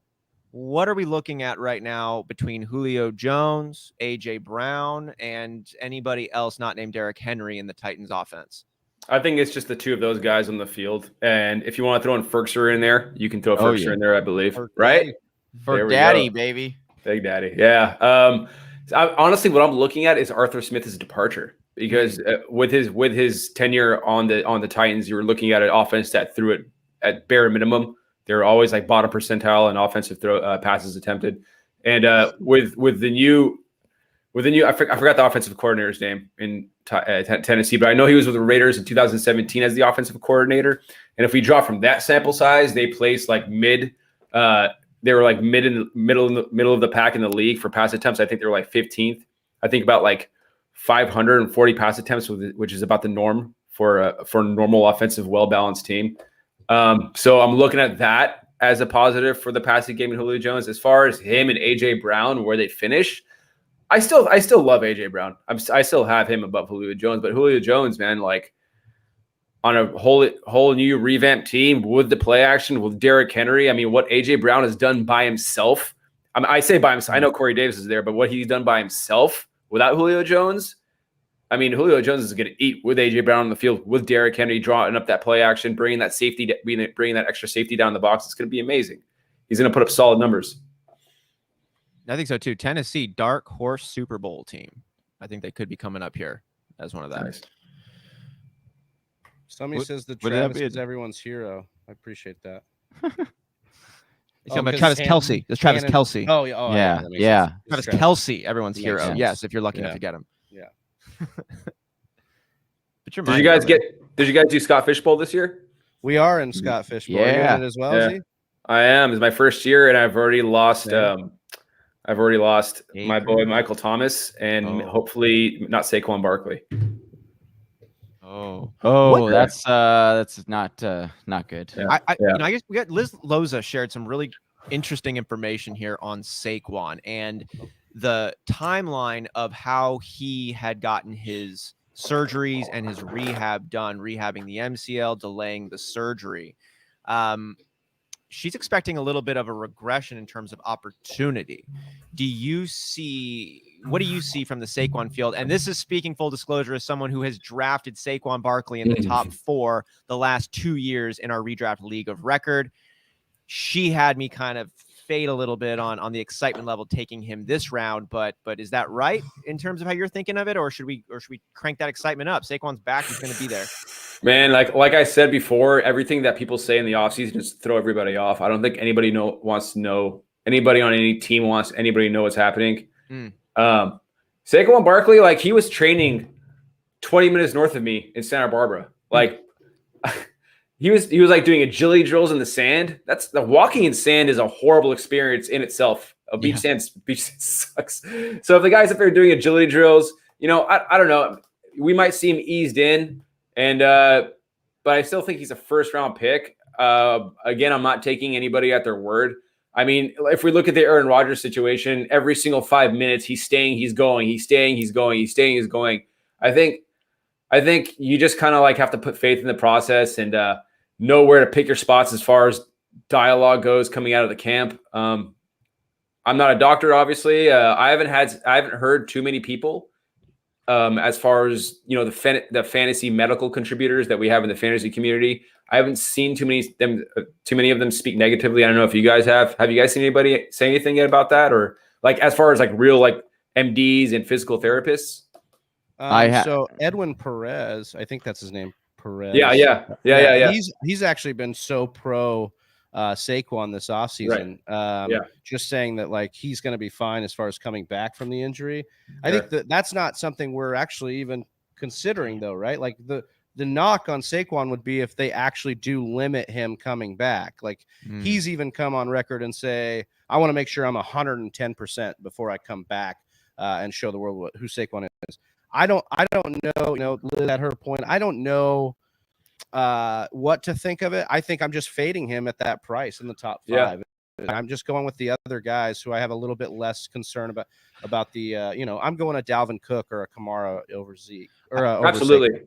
Absolutely, I wanted to throw in just like this one qualitative takeaway I had from a recent Saquon comment that he made in this last week, talking about investing his money into different investment opportunities, crypto or otherwise, and talking about generational wealth, and talking about how at his position, running back, he's not going to have the same opportunities that players like Tom Brady or NBA players do. So he's trying to take a different approach. And when I heard that, it showed me a shift in priorities, in sense of, you know, you hear a lot of people come back and maybe it's a little bit old school, but, you know, whatever it takes all the way, I'm coming out here to win the game for my teammates. Let's go. And he's sitting out here being like, no, I'm actually thinking about my grandkids that don't exist yet.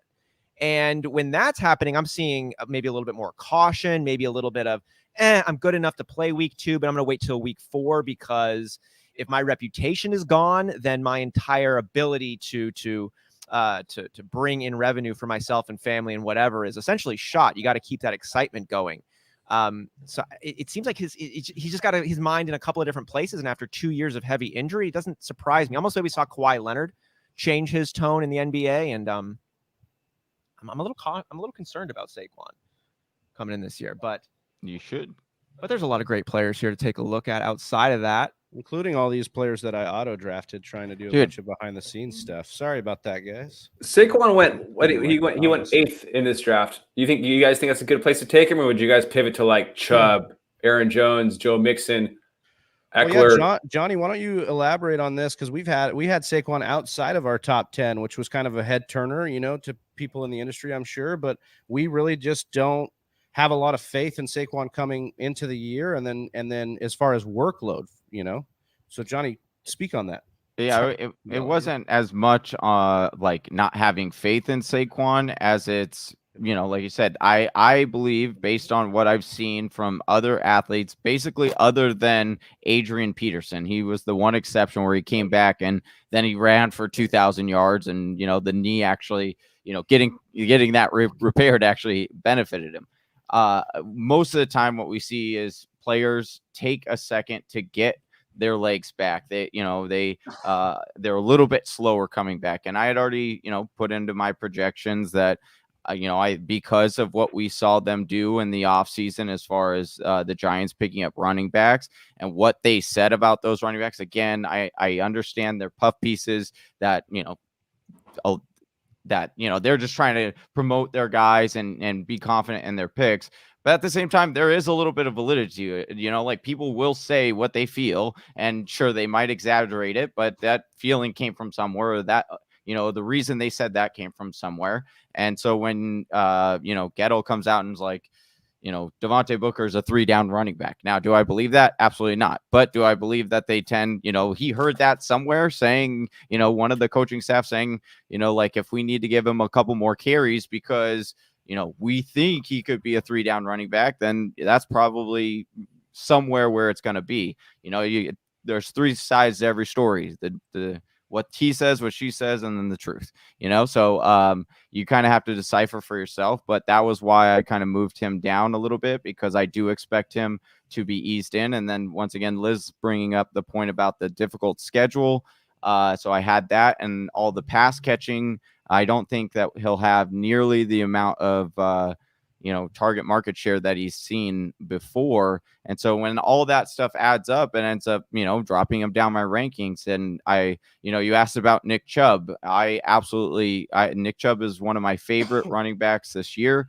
I think that people are majorly sleeping on him. He is an outstanding running back. Never has he ever not had under 5 yards per rushing attempt in a full game. That's absurd. Like, and then you talk about his offensive line is the #1 in the league, and they have the easiest running back schedule the whole time. It's just like, for me, I think that a lot of people are sleeping on Nick Chubb because he doesn't necessarily have like the tremendous pass catching upside.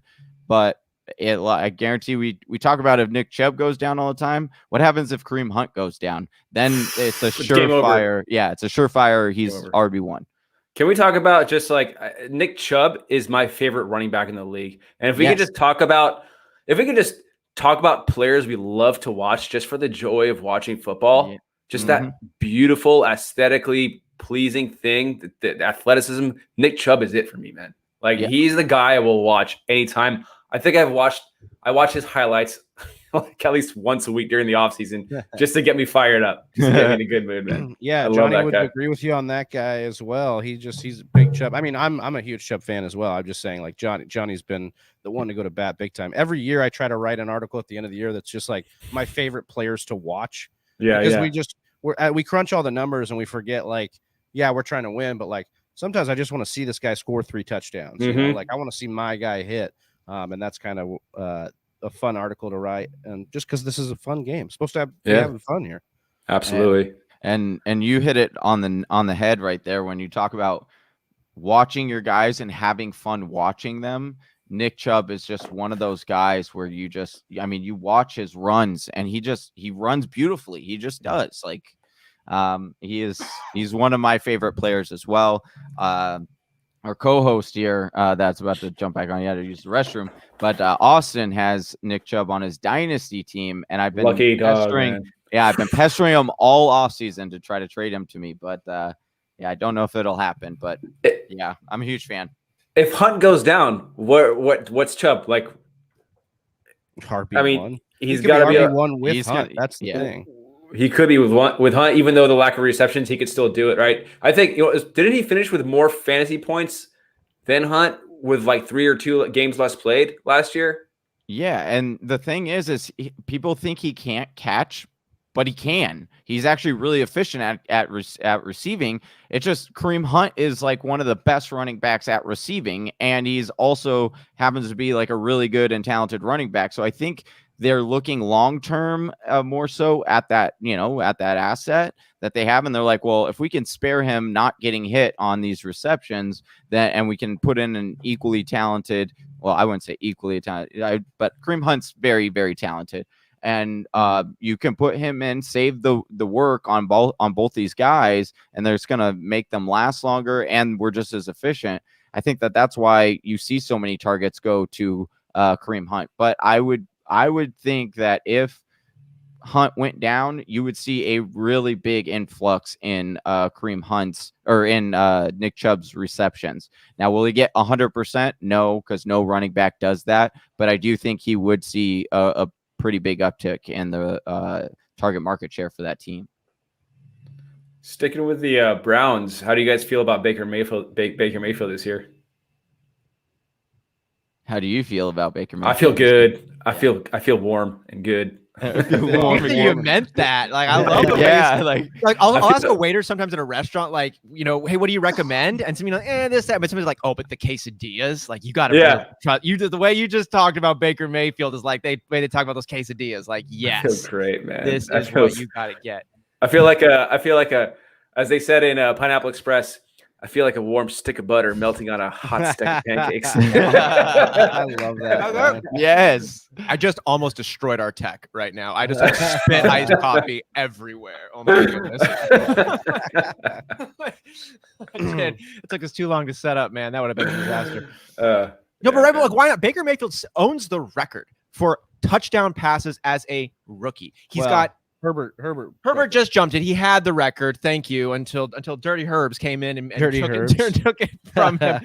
And we said before, the only destination I think that would be a more advantageous position for Aaron Rodgers to land in than Green Bay is Cleveland because of that stacked defense. Then the playmakers they have. We talked a lot about Kareem Hunt and Nick Chubb, but my goodness, Odell Beckham, if he wants to be good and can stay healthy, Jarvis Landry, Austin Hooper. I mean, they've got real weapons over there. And if Baker Mayfield is feeling it and we're done with the Freddie Kitchens experiment and we're rolling it ahead and they close the season looking phenomenal, how is Baker Mayfield not who we hoped he would be his sophomore season now coming in this year? Talked about Scott Fishbowl. Yeah. I took Baker and Scott Fishbowl. I took Baker and Justin Fields. So a little bit of a floor play with Baker, I think, in that format. He's probably going to be pretty efficient, which is very good in Scott Fishbowl, and then Fields as a breakout candidate. But yeah, I'm in on the Baker experiment. Year 2 of offenses, we tend to see that. Stefanski will be in there for a second year. If we get OBJ back healthy, I know we've been saying that for a while, but if we can get OBJ back healthy fully for a year, dominating 20% of the market share or more, that is going to be good news for Baker because I think this can really open up in Stefanski's offense. Where did you get Baker Mayfield and Scott Fishbowl? Oh, I'd have to look that up. I got him in the 5th round. Yeah. Okay. I think I got him there too. I got him in the 5th. It was either 6th or 5th, I think, for me. This is okay. So I do want to bring this point up because I do think it's really good for Whisper Nation to hear this, as well as I thought it was interesting myself. So, oftentimes, we'll do these mock drafts or, sometimes we're in our own league, and we'll hear these questions of like, or people responding saying, oh, that would have never happened in my league. Like taking that player here would have never happened in my league. And so when we're in the Scott Fishbowl, the thing I love the most is the fact that like, we're all experts in there. We're all know what we're talking about in there, or at least the vast majority. There are some celebs in there, flex like we do, for sure. Yeah, for sure. But what you see is like I was in because I had the 106 draft spot, so I was in a 106 draft spot kind of DM message group with a bunch of other people, and they would post who was available in certain rounds and it was always so interesting to me because everyone's was so different. It would be like, and some people like they had to take Baker Mayfield in the 3rd because there were no other quarterbacks. Whereas like, I'm like, oh, I got Baker in the 5th or the 6th, and so I just thought that was like really interesting. Like we like to say, another saying on this show is you can't mock this league. You can't mock this league. That's why we're not trying to mimic your league. We're trying to get ourselves the most comfortable with drafting in any way possible. So that way, when you get to your league, you will be able to navigate like water. Yes, sir. He talks about running in the sand. That's what we like to do metaphorically when we draft. Sometimes we'll go ahead, and just we draft on a platform that has a really weird set of ADPs that we're not used to, just to see what happens when the players in front of us are reordered. Or sometimes we'll just like cover up our eyes and like try to do it by like we'll handicap ourselves, and we just try to make the draft running in the sand metaphorically, if you will. But I did want to ask here, Z, you had on your Twitter, you've got pinned there right at the top. Oh, God. Deontay Johnson. Yes, Big sir. hype on him. Is he the wide receiver to grab in Pittsburgh? I do believe he is the wide receiver to grab. Yeah. I mean, I like Claypool. I like Schuster, but Deontay can get it done from all over the place. He's the guy. When I do talk about Deontay, I go on for about like a solid 20 minutes because there are so many attacks coming at Deontay from so many different angles. So I have to set up firewalls from left, right, front, and center. Well, I gotta try to find a nice depth running back to pick real quick. Or do I just? Yeah. I'm gonna go ahead and just take a flyer on AJ Dillon real quick. Oh, all right. Yeah. Deontay Johnson I like a lot. I mean, if you look at Matt Harmon's reception perception, he scored in the high 80th and 90th percentiles against different types of coverage last year. I know his drops were an issue, and we can get into the drops. We can talk about the drops for like 20 minutes. One thing you got to know about drops is that drops aren't carryover stat from year to year. I think that's like the main commentary you hear about drops. Yeah. Also, I actually went and visually looked at his drops and saw what the problem was. So basically, he ran most of his yards, a lot of his routes. He ran a lot of his routes like real close to the line of scrimmage, and that was to compensate for the lack of run game and pass pro, just to get Ben that quick out real quick. He was so concerned with getting yards after the catch because you got a lot of linebackers playing cloud coverage just waiting for Deontay. They know if they watch the film, they go, Deontay's going to do these crossers and slants right in front of us. He's going to try to break them off. So Chris Collinsworth said it best during the Bills game when he had that brutal drop and then he got benched. Chris Collinsworth said, oh, wow, look at him. He's not looking the ball away. He's not, that classic thing where running backs, wide receivers, tight ends, whoever it may be, catch the ball and just look up and don't complete the catch and tuck it. So these are I went and visually charted and he was right. Like he's not looking the ball away. A couple of them did clang off his hands. Ben Roethlisberger threw some behind him in low. There were some bad placement balls. Some were on him. I think there were a lot of concentration drops. I think as the year went on, it started to get into his head because that's all you heard about with Deontay Johnson. It wasn't about how good he was playing. It wasn't about how dynamic he is as a receiver. Their narrative was his drops. That's all his drops. But if you look at so many of his catches during the year, there was a game against the Denver Broncos where he just went for like a quick 10-yard curl and he had to come back to the ball because it was thrown behind him and he had to extend, come back to the ball. That game against the Jaguars where he caught the ball at their one and he had to he caught it and then he had to jump over the cornerback and then regain his focus and come down with the ball. He did that time and time again. Another catch against the Broncos, nice catch in the end zone. That game against the Colts for the wild card division, where he caught that beautiful diving over the shoulder catch against their cornerback in the end zone for a time. I mean, he's done it over and over again. I mean, he's a great receiver, and I can just go on about him, but yeah, I'm big on Deontay Johnson. Well, we love Deontay Johnson too. Yeah. We love Chase Claypool long term. We like Deontay Johnson this season coming in, so much so that we've got a Deontay Johnson jersey that we're going to be giving away later in the mock draft marathon. So we've got a lot of great prizes from the Fantasy Whispers draft kit that you can go off and buy for $10, but we're going to be raffling off some free sets of those. It's 15. It's 15 bucks, man. It's the demand has gotten high. That's what it is. Yeah. And we've got the jerseys. We've got a couple of really good ones. We've got some shirts we're giving out. Travis, you want to talk a little bit about how Whisper Nation can get going on those raffles? Yeah, so if you're watching on YouTube, a lot of you are. Thank you. Hit that like button. Appreciate that. But also, you can see that super chat button right there. It's the $.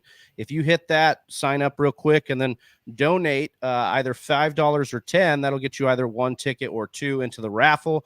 That is the first way that you can get into our raffle. And this raffle is ongoing. Your tickets last for the whole 24 hours, all the different raffles that we're going to be doing there. So make sure you get over there. And 100% of those proceeds in the super chat go towards a great cause, the Women's Sports Foundation, which we are partnering with Club Fantasy FFL for that sponsorship, basically to help women, get out there and realize that they have a place in sports, probably more than us, to be honest. But yes, they belong, and that's what we're trying to do is quit with the shenanigans here. So go ahead and use that super chat, donate at $5 or $10. You'll get one or two tickets. If you go on over to our Patreon and subscribe to the Patreon, all of August's dues that you will pay at Patreon will be donated to the Women's Sports Foundation as well. And you'll be signed up if you sign up at the $5 level or the $10 level. That's 1 or 2 tickets yet again. And the final way to do it is to download a draft kit. If you were to buy a draft kit, as Austin said, for $15 over at thefantasywhispers.com, you can be entered in with a raffle ticket there as well. I'm sorry, 2 raffle tickets there as well. $10 of your purchase, or $5 of your purchase, will go to the Women's Sports Foundation. So those are all 3 ways. Once again, there's a bunch of them. We'll get links out to you as well. But you can get a draft kit, you can sub on Patreon, or you can use that super chat right there, which Summy just did. We'll show that right there. Summy, no other group of guys I'd rather get my fantasy advice from than TFW. We appreciate you, Summy. $5 in the bucket.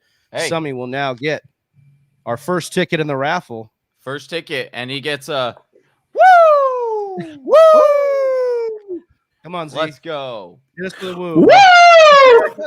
There we go. Of the day. I'm fired up now.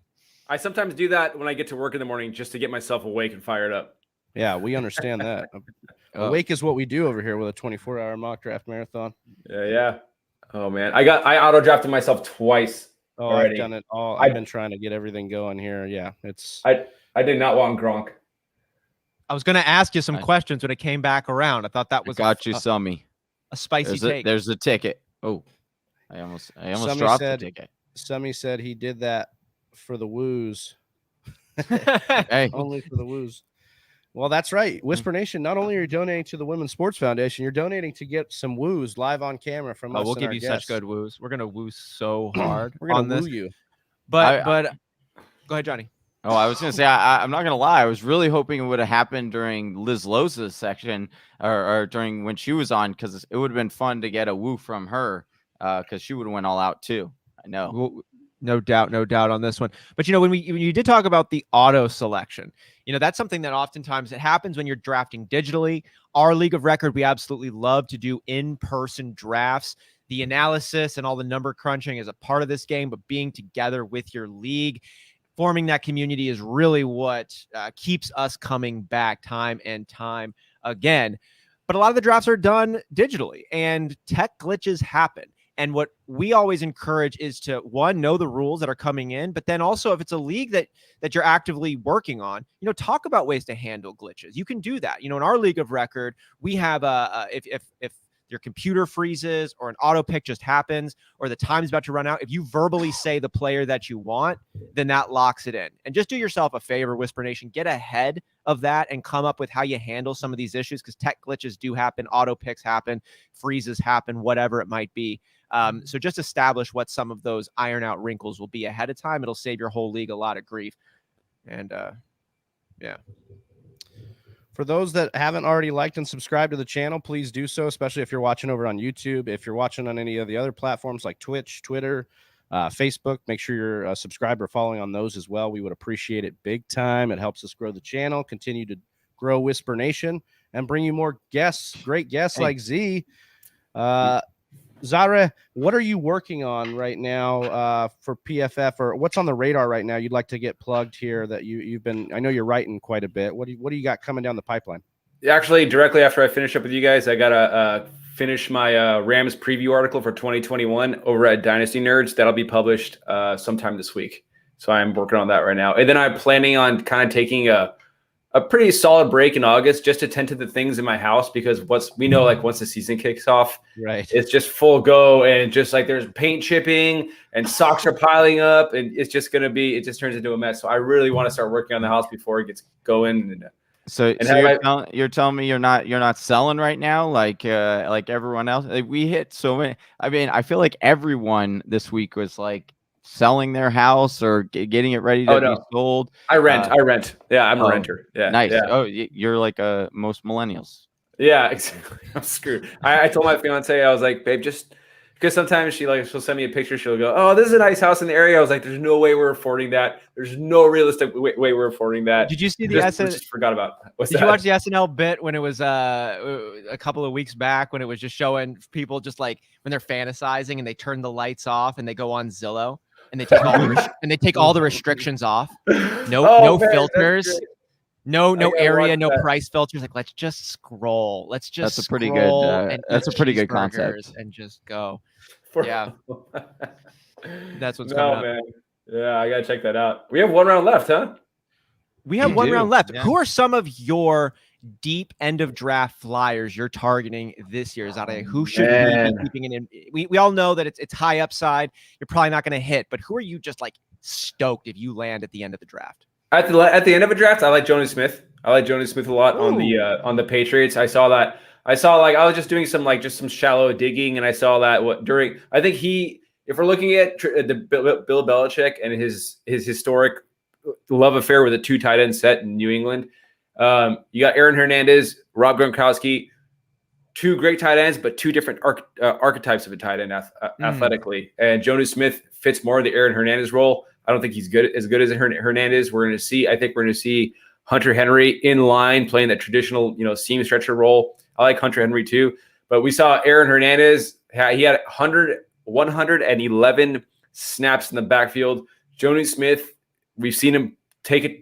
play in the backfield at Tennessee, not as much, but he's had exposure there.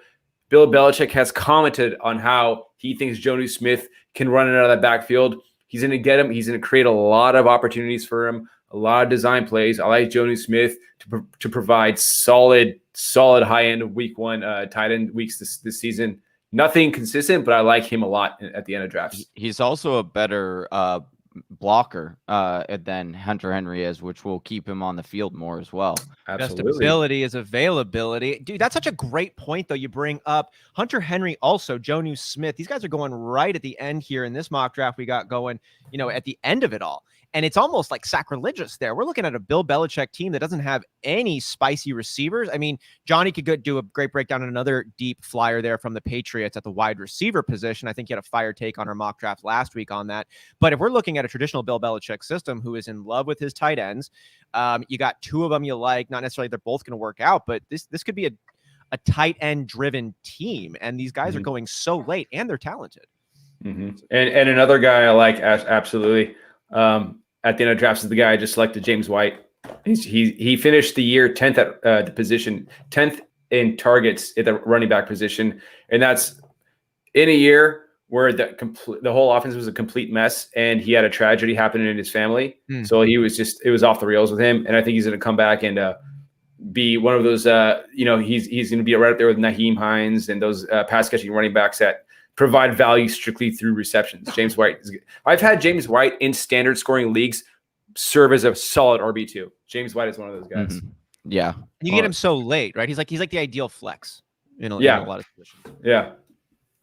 Holy cow, Whisper Nation. We've gotten down to the end of our second mock draft here, leading with Zareh here from PFF, from the Fantasy Nerds, from where else should we be able to follow you? Where should we catch everything new that's coming out from everything that you and your teams are doing right now? It's been just awesome drafting alongside of you, and I want to make sure that Whisper Nation can connect with you for the long haul.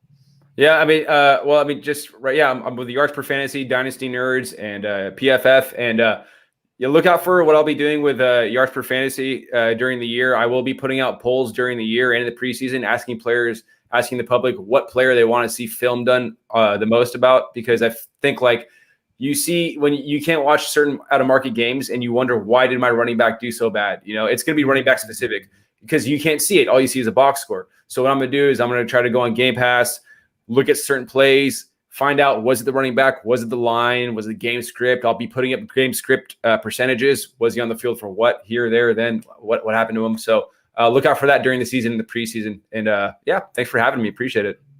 I'm a huge fan of that, because Travis and I talk about it all the time on our weekly shows. Like, sure, you can look at the box score and the analytics and things like that, but there's so much that football, once again, is a team game. And so that was why I was really high on David Monty coming into last year, because I knew that the Bears offensive line was struggling. I knew their tight ends were struggling to get over. And I found that out because I watched some film on them. And it's really awesome that you're doing something like that as a person who I got to admit, I am a complete nerd when it comes to doing film study and things like that. I love it. So definitely we'll be checking that out, and make sure you guys follow over there so you can check it out as well.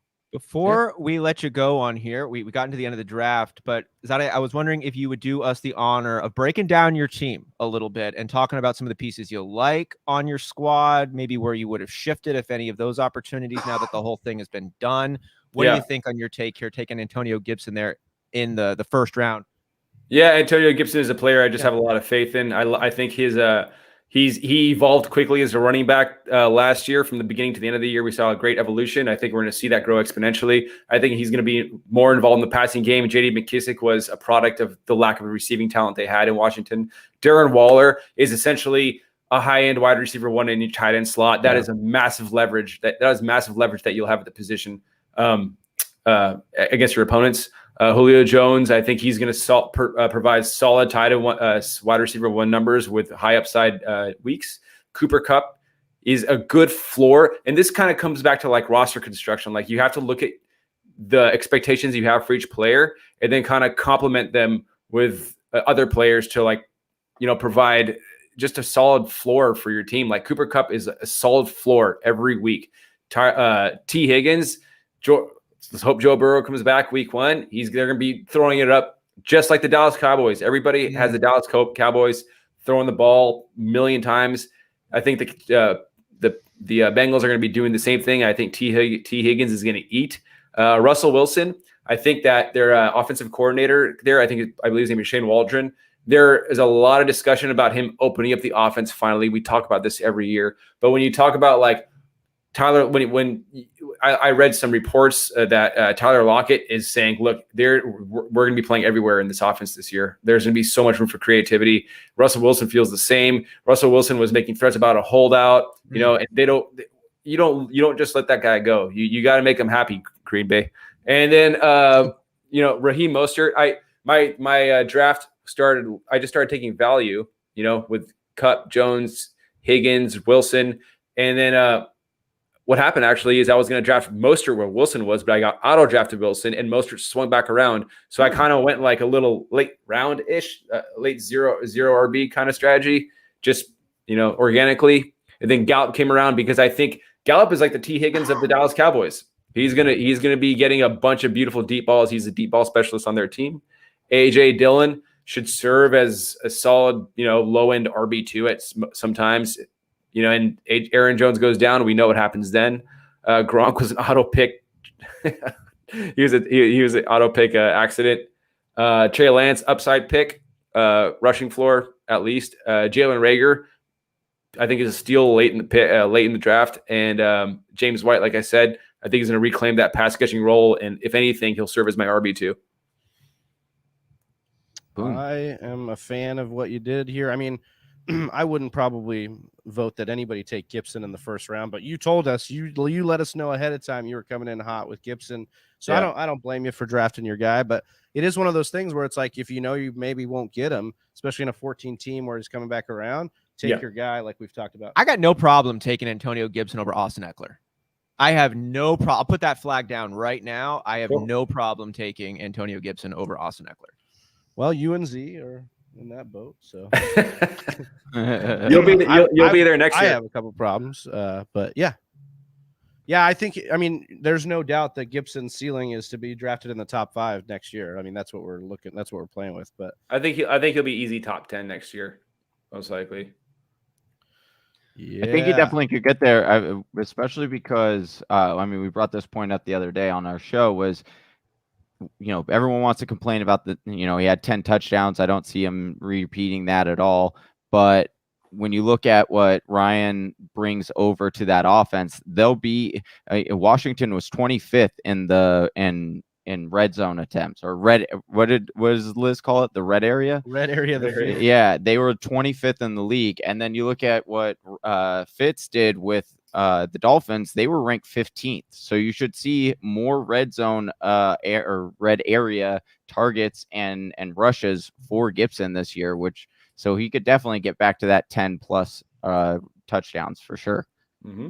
Well, it's going to be an exciting year coming up, and we are all getting it started here on the Mock Draft Marathon. Whisper Nation, if you haven't liked and subscribed or hit that little thumbs up button, please do us a favor. If you like what you're hearing, go ahead and hit that thumb. If you really like what you're hearing, hit that subscribe button. And the word on the street right now is we might be getting another raffle going. Yeah, I mean, well, actually, I think for this first giveaway, Johnny is going to do something special for the Patreon subs. Is that right, Johnny? Yeah, so I'm going. He's going to get that set up right now. Yeah, I'm setting With it up.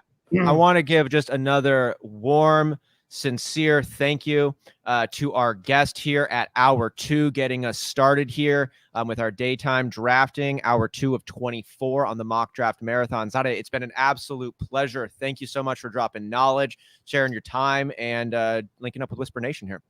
Absolutely. I'm very humbled that you guys even asked me to come on. Thank you.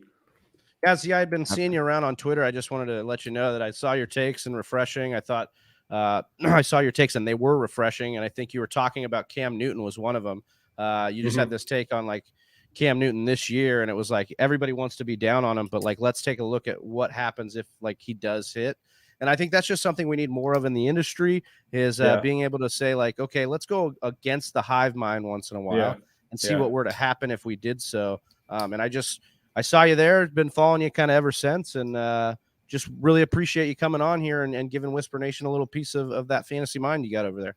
Yeah, I love that you guys reached out to me because like after so much on Twitter, on fantasy Twitter, you feel like you know everybody, but then you're like somebody reaches out from the other side of fantasy Twitter world and they're like, hey, how you doing? I'm like, oh my God, these guys are out here, and I checked out your stuff. I'm like, you guys have been here the entire time. This is incredible. I love what you guys do. So yeah, thank you for reaching out. And that's the beauty of the marathon, right? It just keeps uncovering new people. You're in the first time in year 3. Now we feel like we got somebody we can come on with every year, you know? Absolutely. Anytime. Oh, man, all right, Z. Appreciate you. Thank you guys. Appreciate you guys. Thank you. See you soon. So how we rocking then with the raffle here? So Johnny is actually going to spin a wheel. He's basically disappeared into the internet right now to go ahead and create. He's Don Cheadle. If you've seen Space Jam: A New Legacy, he has become Don Cheadle. He is the algorithm. He is inside the computer. If you have seen The Wizard of Oz, he is the man behind the curtain that is basically running Oz. The Tin Man. Now that I think about it, actually kind of even looks similar to the guy from Power Rangers who was Zed. Who was the guy that I got to look this up. Well, Zed is the bad guy. Yeah, no, there was and Ivan Ooze is the hero. Power and Rita. Power Rita is Rangers, their mother. Who's like the mastermind? The guy in the tube. The hologram. Who's the guy in the tube? Whisper Nation, help us out. Who is the Power Rangers guy in Zordon. The tube? Zordon. Yeah. So, anyways, Johnny is our Zordon, and he's going to get that going. Up next, just a reminder, we have Ashley Marie from the Undroppables who will be joining us. We can't wait to get her on here. It's going to be starting at the top of the hour, right? Yeah, that link is full. I wish I could drop you a link, but that sleeper mock is full. I mean, we've been rocking. So make sure you guys are over on the Discord channel. So you're getting that link before even Twitter. And then if you really want the link ahead of time, our Patreon subs, head on over to patreon.com/the Fantasy Whisperers, and that's how you're going to get access to the links even hours ahead of time. So I'm going to start this new link here then, Travi, right? Yeah, I got, all right. I got here we go. We got the wheel. So we're going to spin this wheel. The person, so we have 8 Patreons right now. So all of you guys, we are spinning for a spot in the listener league right now. Look at this wheel, man. I freaking love it. This sweet ass wheel. We will see who we get.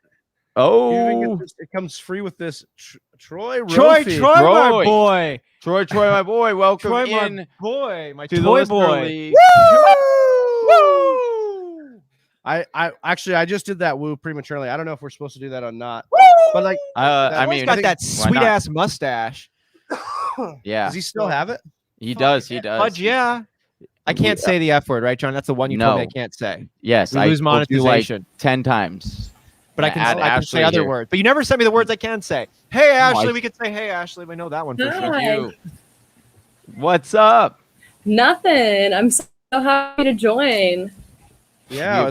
Are you joining us from home? Or are you joining us from vacation? Or what? I'm joining you from vacation. I am in South Carolina. I'm in Hilton Head. Okay. So I made the time on vacation. Come stop by. I couldn't miss this. Oh my gosh, we appreciate you coming on with us. Of course. I won't lie to you, Ashley. I have no idea where Hilton Head is, but I'm sure it's a great place. It's an exclusive place for people better than you. Yeah. Clearly, she's having a lot of fun, and I'm in an office right now. No, I'm just kidding. We're having a lot of fun here, mock drafting. Welcome. This is Ashley's first time on our show, so not only welcome to TFW, but Whisper Nation. Thank you. I'm so happy to be here. Ashley, we know you from the Undroppables, but can you tell us right off the bat, where can Whisper Nation go to the best place to catch the content that you got coming to the fantasy world? Yeah, of course. You can find my personal on Twitter. That's Ashley_Marie with 2 A's at the beginning of Ashley. Make sure you're following The Undroppables on TikTok. That's the TikTok handle. We have a lot of content coming out there, including a couple of giveaways. And then just make sure you're following The Undroppables Twitter as well, because we have a lot of fun things coming for me, for the team. So I can't give away too much. And I know everyone always says that, and I'm always like, come on, give it away. But I promise soon. So make sure you're following The Undroppables on Twitter too, because we have a lot of fun stuff coming in the next 2 months. You heard it here. Make sure you're following The Undroppables on TikTok, right? That's a fun one. I love that. I can't wait to check all that. Continue following along. Whisper Nation, do yourself a favor. Follow Ashley on Twitter. We got 2 A's. And then The Undroppables over there. It's also on TikTok. It's also, the link is in the bio for her Twitter. Yeah, in the description, I should say, not bio. I'm used to Instagram being like, "Oh, go to the bio." Click the link in my bio. Yeah. Exactly. All right, Austin, you want to share this screen, and then we can get it going. We'll get this one going and start. Oh yeah. Is it not? Are we shared? Are we good? Oh, you got to add. Oh, you have to click the add to stream here. There we go. We're good now. All right. Let me go ahead and mess with these formattings a little bit. Make it. Oh, look, it's growing. Just like our followers, if you hit like and subscribe. So please go ahead and do that. Hit like and subscribe there if you like what you're hearing on YouTube, Twitter, and join our Discord channel as well, or follow the links. You can catch all of the opportunities to join in the mock drafts. If you join our Patreon at the $5 level, you get early access to all of our mock drafts as well. Yeah, Patreon showing out strong. A lot of our guys in here. Death by Rona, who is Scott on YouTube. We've got Cat's Pajamas, Jay Bley, a bunch of people in here, and then we're ready to do this. Are we ready to start, or should we? Yeah. Just one second. I just want to ask one question here before we get into jump in there. We've got how many spots available in the listener league was asked here. Yeah, so we are giving away 3 spots in this mock draft marathon. So that's how it pertains to here. I believe there's 8 or 9 total. We'll have other ways to get in, of course, but we're at least giving 3 away to the listener league, and you get in via that raffle, that same raffle we talked about, which I'll just review. You can donate $5 or $10 on the super chat via YouTube. That gets you 1 or 2 tickets, respectively. You can buy a draft kit for $15. Part of that proceed will go to the Women's Sports Foundation, and you will be entered in with 2 tickets as well.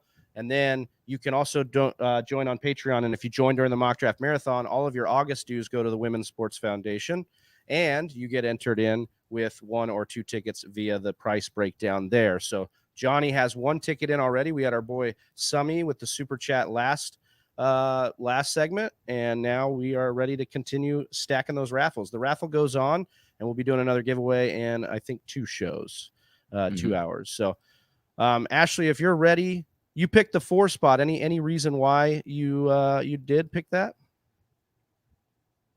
Oh, is she muted? Oh, she's muted. I think we got you muted. Oh, she I muted because I muted because an airplane flew by before, and then I forgot it was on mute. But so I usually draft in the later spots, like more towards the end turn. But I decided to go a little bit earlier to kind of test myself a little bit, and I like those early spots because you can get a chance at these, really good running backs, quarterbacks, tight ends. So these early spots are fun. So my turn. I'm starting to see these 1, 2, 3s as I'm seeing more people on Twitter in the industry talk about Christian McCaffrey, Dalvin Cook, Derrick Henry as kind of the consensus 1, 2, 3. Ashley, do you agree with that take as the consensus 1, 2, 3? Or are people sleeping on Jonathan Taylor, who should be getting some more consideration? I do. Jonathan Taylor is so divisive, right? Because I feel like if you're on Twitter, you see half of Twitter is like, "I'll never draft Jonathan Taylor," and half of them was like, "I will." I do think that he has a chance to put himself in the one, like that top three of what everyone's usually drafting. But I think the way it's working now, I think that those three are pretty set in the top three. And then Jonathan Taylor there. We've talked a lot about Jonathan Taylor. We've seen his ADP kind of go up, kind of go down. We had talked about him my preference would be right after Chubb, but if he's your guy, that's who you're taking. And we saw what he was able to do at the end of the year. Jonathan Taylor is obviously your guy. You're taking him there at the 4 spot. Optimistic about him this season in Indianapolis. Yeah, I think he's going to have a really good season. Just everything we've seen from him at the end of the season and everything we've seen from him from camp. And I think that team is just wide open for him to have such a breakout. Any takes on how Carson Wentz is going to do? We haven't talked about Carson Wentz in the marathon yet. I actually think he's going to be good. Like when you look at his week-to-week consistency charts, he's actually a lot better than he finishes as a top 12 quarterback fairly often. Now, I'm not going to sit here and say he's going to be, some barn burner or whatever. He's going to jump into the top 5. But I do think that he's going to be a nice option for people if they want to go that streaming route. And because this is the best offensive line. Well, I shouldn't say the best because he's also had some pretty good offensive lines in Philadelphia. But as far as receiving weapons go, it's probably amongst the best that he's ever had with T.Y., with Pittman, and hopefully he'll get now I'm blanking on the slot receiver that got injured last year. Paris Campbell. Thank you. Hopefully Paris Campbell comes back, and then Mo Alley Cox. That's another one that people aren't really talking about. I think he's a sleeper at the tight end position that people should probably look a little bit more into because we know how much Carson Wentz likes his tight ends, and then he has that rushing upside. So I do think that there would be some nice weeks with Carson Wentz there in Indianapolis.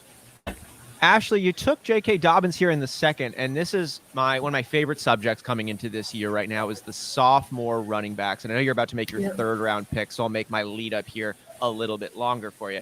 But J.K. Dobbins, Cam Akers obviously now has been injured, but we've got Antonio Gibson, we've got Clyde Edwards-Helaire, we've got Johnny's boy DeAndre Swift.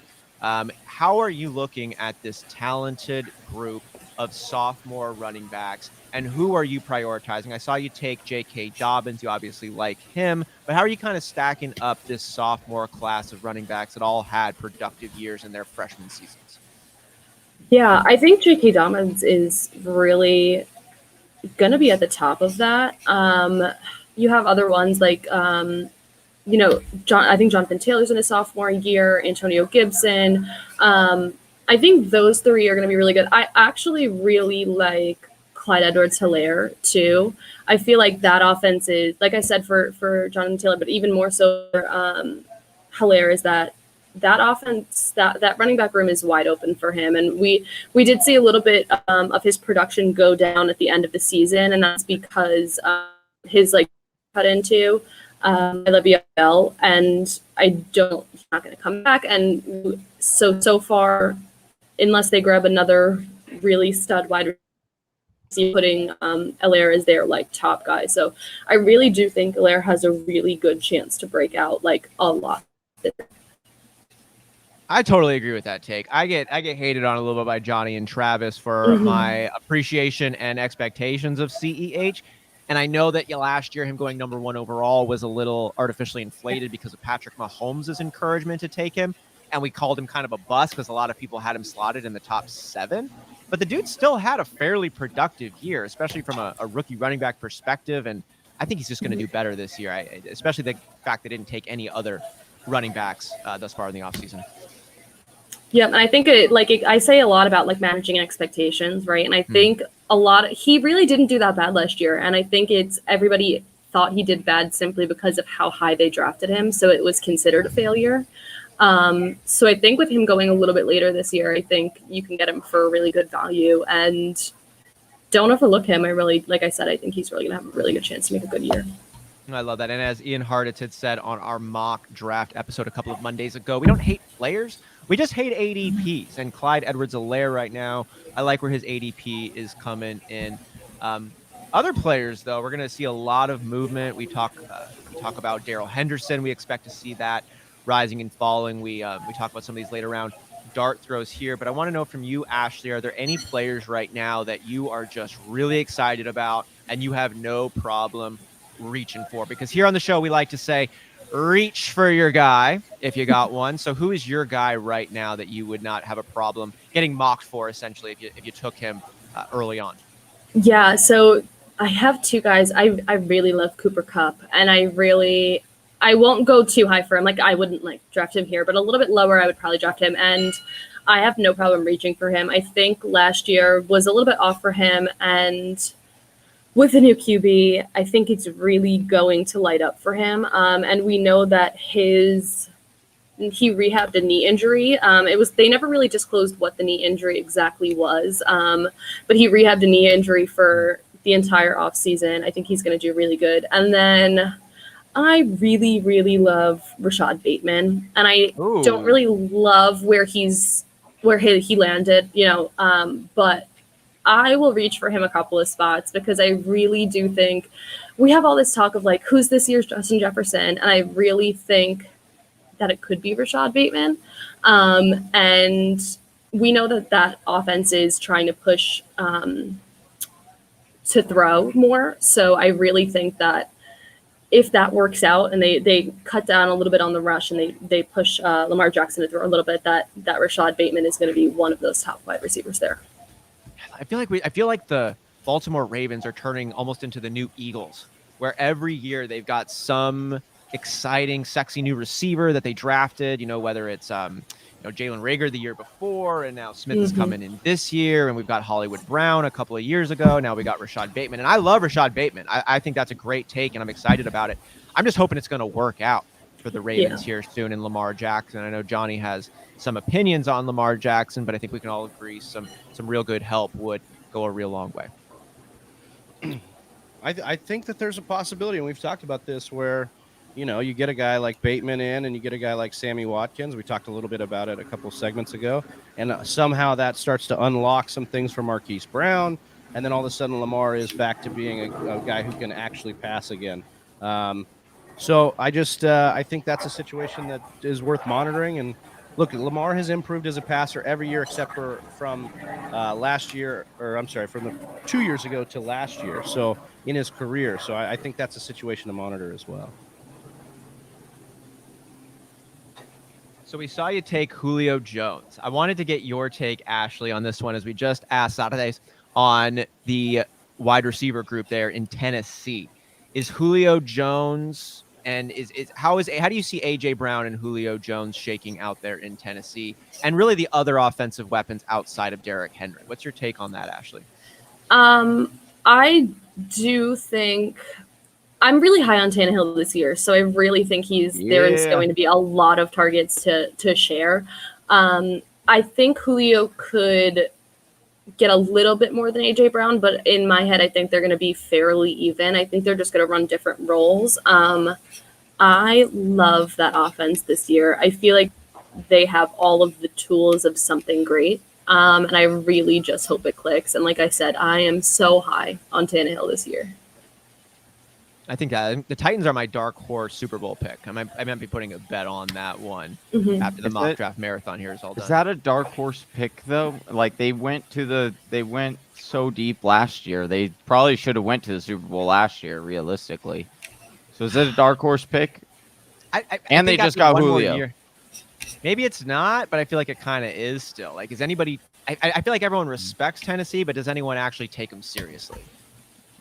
I do. They should. I love the Ryan Tannehill call right there. I think Ryan Tannehill is majorly being slept on by people, and they just don't realize how good he truly has been since he came over to Tennessee. And I love that. Sorry, I'm trying to Whisper Nation. What do you think? Whisper Nation. How good is Tennessee going to be this year from a football perspective? Does Tennessee have a real shot at making the Super Bowl this year?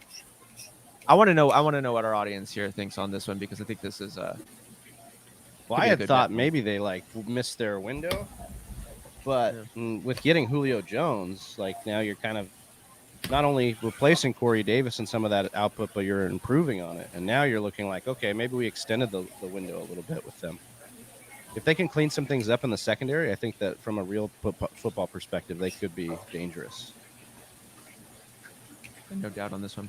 Ash, I wanted to ask you here, we're asking some of our hosts, what got you into fantasy football? What was it that not only then one got you involved, but then elevated your game to becoming a part of the industry and being a part of these kinds of conversations? What is it that pulled you in?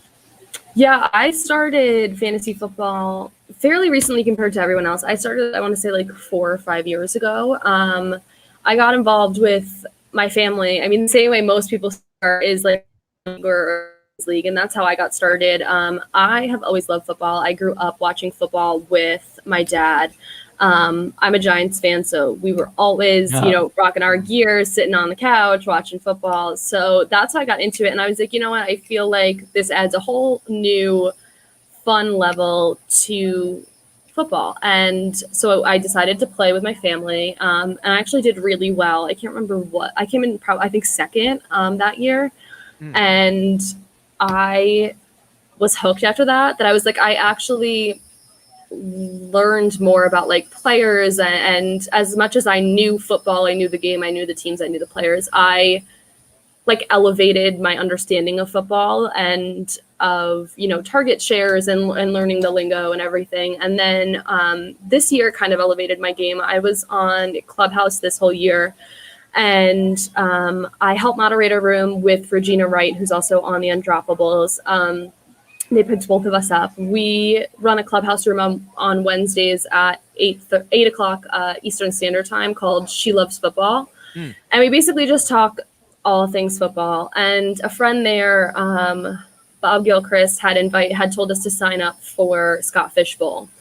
And then I signed up for Scott Fishbowl. I got in, and then I tweeted out that I got in, and that's when the Undroppables reached out to me, and they were like, I think there's a lot of potential here. So I was like, I actually do think I know enough to take it to the next level. So I think just like putting myself out there more, going on social platforms and talking about football rather than just doing it with family and friends is kind of what elevated me to be where I am now. Oh, I love that. Putting yourself out there, having the challenge takes, come back and forth. Do you have any advice that you'd give to both introductory players and then advice that you would give to players who are a little bit more dedicated?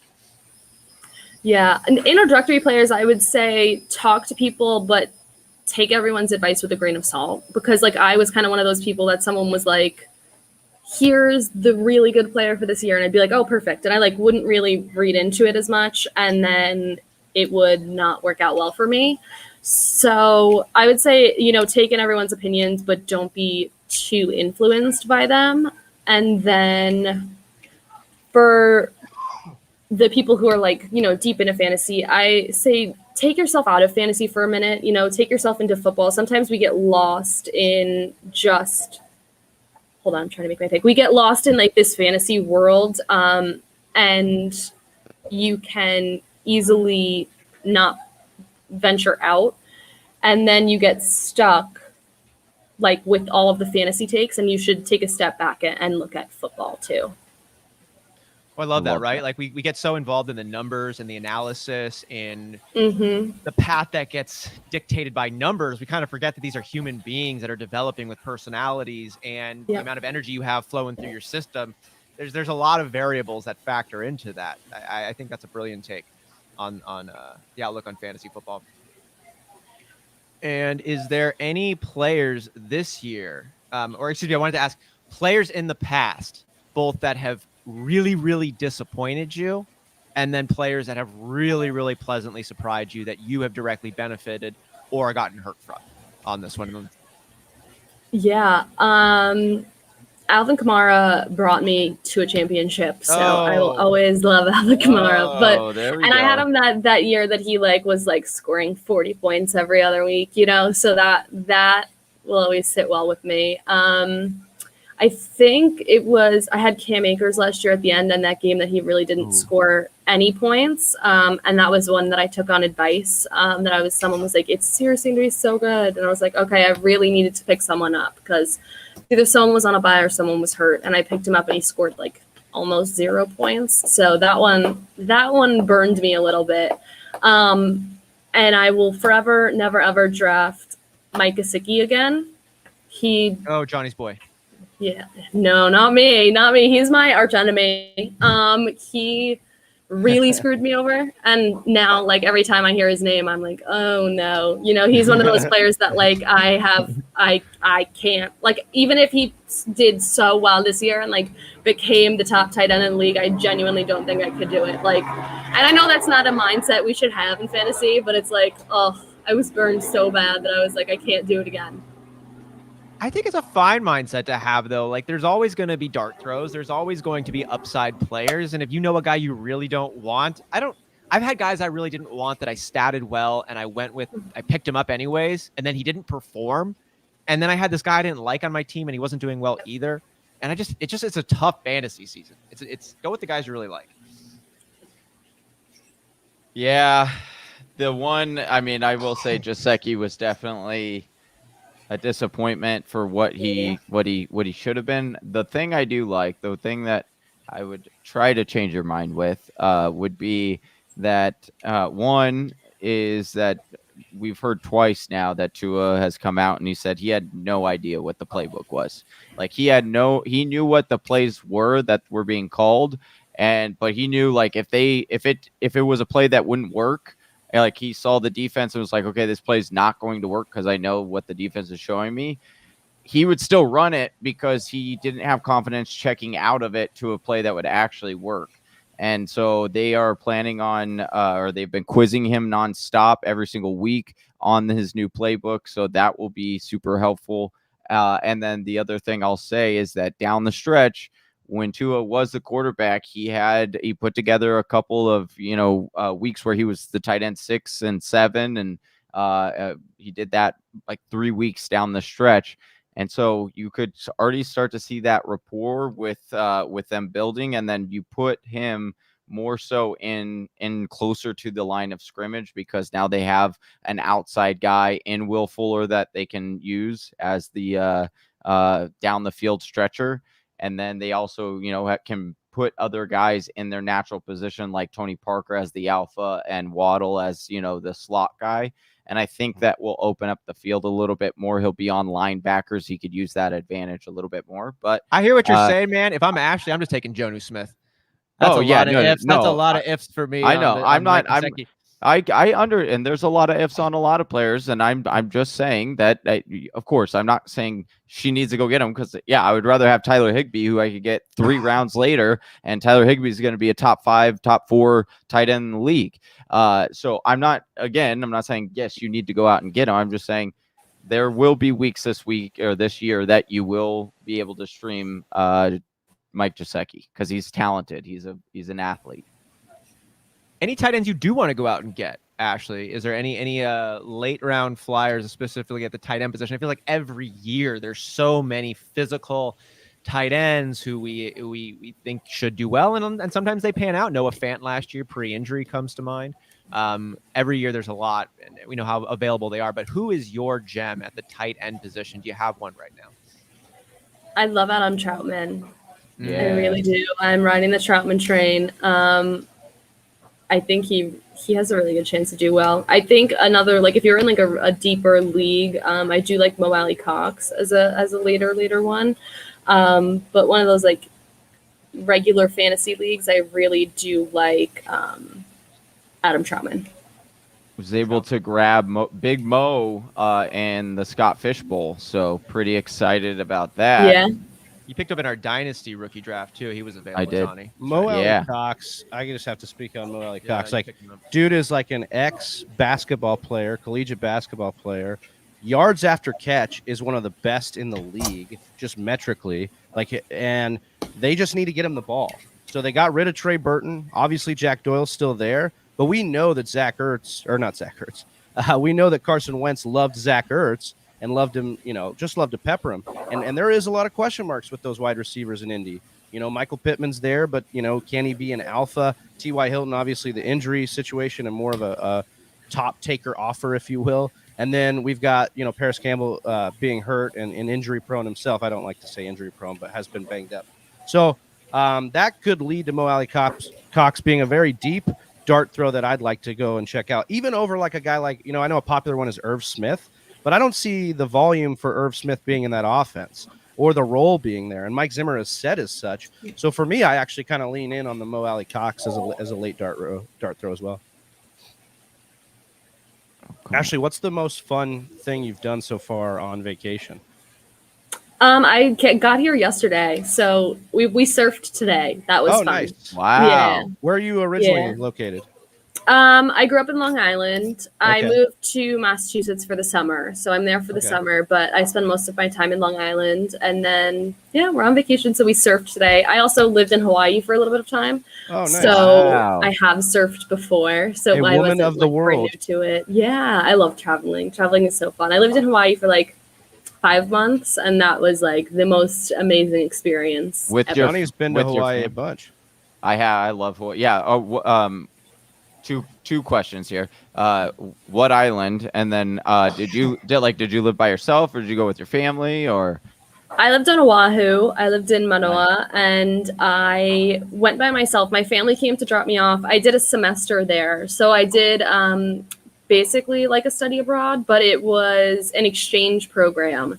So I went to school at the University of Rhode Island, and I did an exchange program to spend a semester at the University of Hawaii at Manoa, and I spent my entire semester there. I knew only one person going into it, and it was the most amazing experience ever. And I got to see all of the islands, so I got to go and stay for a good amount of time on each of the islands. So that was incredible. That's awesome. What island is your favorite island? I am partial to Oahu because I lived there and I got to explore it the most. But I think Maui kind of trumps it. I think Maui is just so beautiful that you really can't beat it. Maui's so great because Maui's more of like, I love it because it's more of like the hip, like the hipster hip type of island. My wife loves Kona because she likes being, the relaxing kind of thing. But yeah, I absolutely love Maui. I think Maui, every single person should try to make it to Maui at least if they can go to any Hawaiian island. Yep. I feel like Maui's a good one because you get a good mix, right? Like you get a little bit of everything. Like Big Island is very quiet unless you're like in Kona, and you can have more things to do. But if you venture out, it's fairly quiet. You have the volcanoes. If you're in Maui, you get, a good mix of everything because Oahu has the city, and Oahu does have like gorgeous secluded areas up on the North Shore. But I really do think Maui ends up being my favorite. Mix of everything, which is what we get here in the Mock Draft Marathon. We're getting everything here. We're getting our guest Ashley in here from the Undroppables. And if you're watching along, make sure you get a like and subscribe and help us out, as well as enter the raffle, which you can do so by buying a draft kit, subbing on Patreon, or hitting that super chat in the YouTube. Which, by the way, we owe. I guess we didn't let Ashley know this, but we're doing the giveaway, the raffle giveaway. So every time someone either signs up for a Patreon or donates, then we give our best wrestling impersonation of Ric Flair. So do you know who Ric Flair is? Yeah. Okay. Yep. All right. So I will lead it off because Chris Molina from Club FFL has joined the Patreon. So Chris, thank you, my man. And woo! Let's go! Woo! Yeah. Ashley. Ew, this is a second one in a row where our guest has wooed us host. Wooed us. We you need wooed to us, change Ashley. that. Yeah. I want to know how this started. How did you decide that this was what was going to happen when you had someone sub on the Patreon? I believe it was Chelsea. Yeah, the woman behind the glass, Yeah. Philly Chelsea. She came up with this idea because it's probably for energy, because she understands how much energy we need, because she's watched from behind the scenes on these marathons, and she knows what we need. Yeah, thank God somebody does. So we were trying to think of we have something, no clue. And Chelsea was like, "Why don't you Ric Flair it live?" And she's like, "I'm sure that." Because the one that I thought about, I was like, oh, we could play like something funny, like but we press a button. But then that would probably just get boring, and we would probably get sick of hearing it. At least this way, it gives us energy, gives our guests energy, and hopefully it gives Whisper Nation some energy. Because when we start getting into these, midnight, 1 o'clock hours, it tends to drag a little bit. Well, I don't want to say it drags. We got Alex Strofe coming on during that, but it definitely is. It's a grind, Ashley. Yeah. How long? If you had to put an over/under on it, how long do you think you could go 24 hours or out of 24 hours mock drafting? We're just trying to take applications to join us.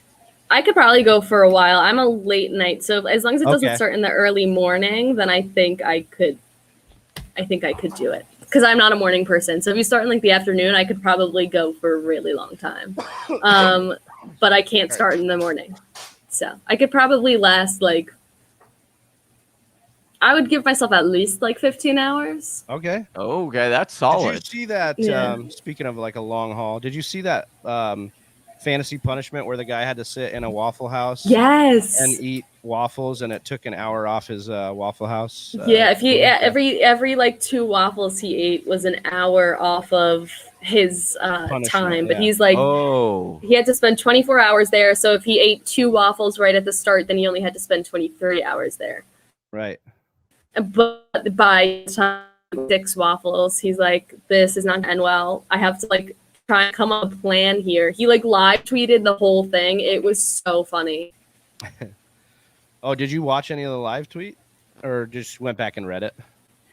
Yeah, I saw it the day after it happened. But I did I was late. I'm pretty sure I saw it right when he was leaving the Waffle House, but I got to go back and read it, and it was hysterical. That's great. I do like that idea. We got Troy in here saying you guys should just spontaneous. You broke into a fantasy draft with Hawaiian Islands. Hey, that's a good one. Right? Yeah, well, she said Maui, right? Maui would go 101. Yeah. The islands. I think so. And then Cat's Pajamas saying Ashley's story of how she got into fantasy football is pretty much the exact same way I got into fantasy football, but I'm not an analyst. Hey, TCP he might not be an analyst, but he is one hell of a mock drafter now. Yeah, he's one hell of a mock drafter, I'll tell you that. I don't even call myself an analyst, so don't even think I don't really analyze much. I'm a part of this world, but I don't think I classify as an analyst. We classify you as an analyst. Whisper Nation classifies you as an analyst. Thank you. Yeah. Yeah, you can pick up your analyst credentials at Tight End University. Yeah. And it's a pretty open pretty open process there. Perfect.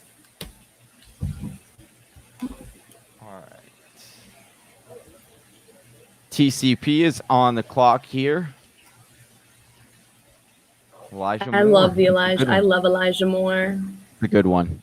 The hype is coming in hot for Elijah Moore all over right now. Can you guys help me with this? I know we love the hype. Travis, you said it so beautifully, I think, a segment or two ago when we talked about you have a perfectly well-running car, but this is America. Get a new one.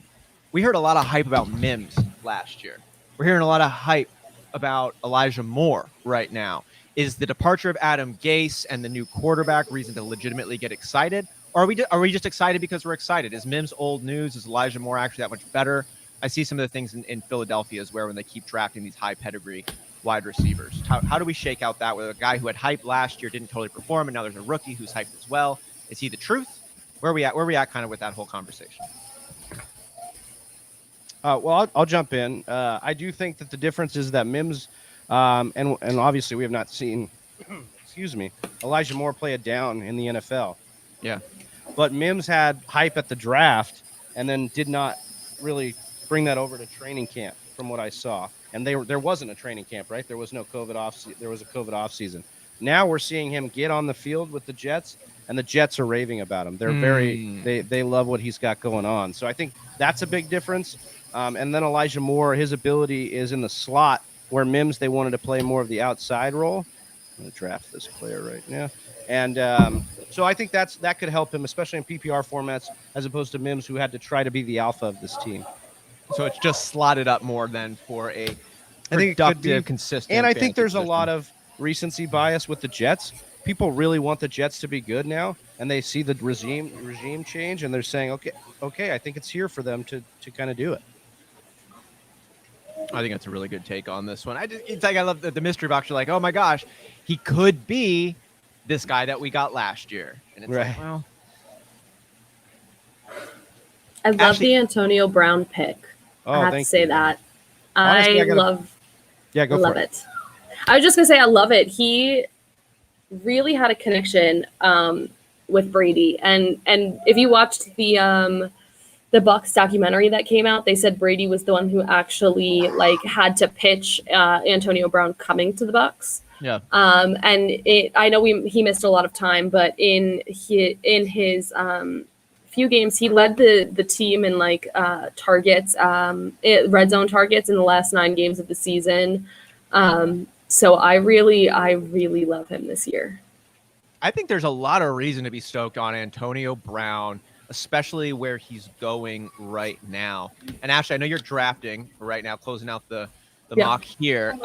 But I wanted to ask you, in these late positions, who are some of your favorite end of draft flyers? The ones with the highest upside. Antonio Brown comes to mind, but who else might be on the table that fantasy fans should be targeting? So another one that popped up for me was I really liked Kendrick Bourne from the Patriots. He's a little bit later than this 13 round. He went in the, I want to say in the 20s in a lot of later drafts. I really like him. Who else? I took Salvin Ahmed. I think that Miami running back room is going to be very much by committee. So I tend to stay away from those, but I think that it could get you a good amount of points. I took Rondale Moore. I really, really love him. I think he's going to have a really good year. Like I said, Troutman in these later rounds, there is so much value, especially for wide receivers and tight ends at the end of these drafts. That's usually why I tend to go solid running back early. I don't really like that 0 RB because I feel like there's just so much depth with these late round tight ends and especially wide receivers. So that's why I like a lot of these wide receivers at the end. I've been falling into the same position my entire fantasy football playing days of where I try to get away from that running back early strategy. Yep. But then I just have too many. And then it just shows up, right? It just shows up. There's guys. There's one there that you're I can't pass, right?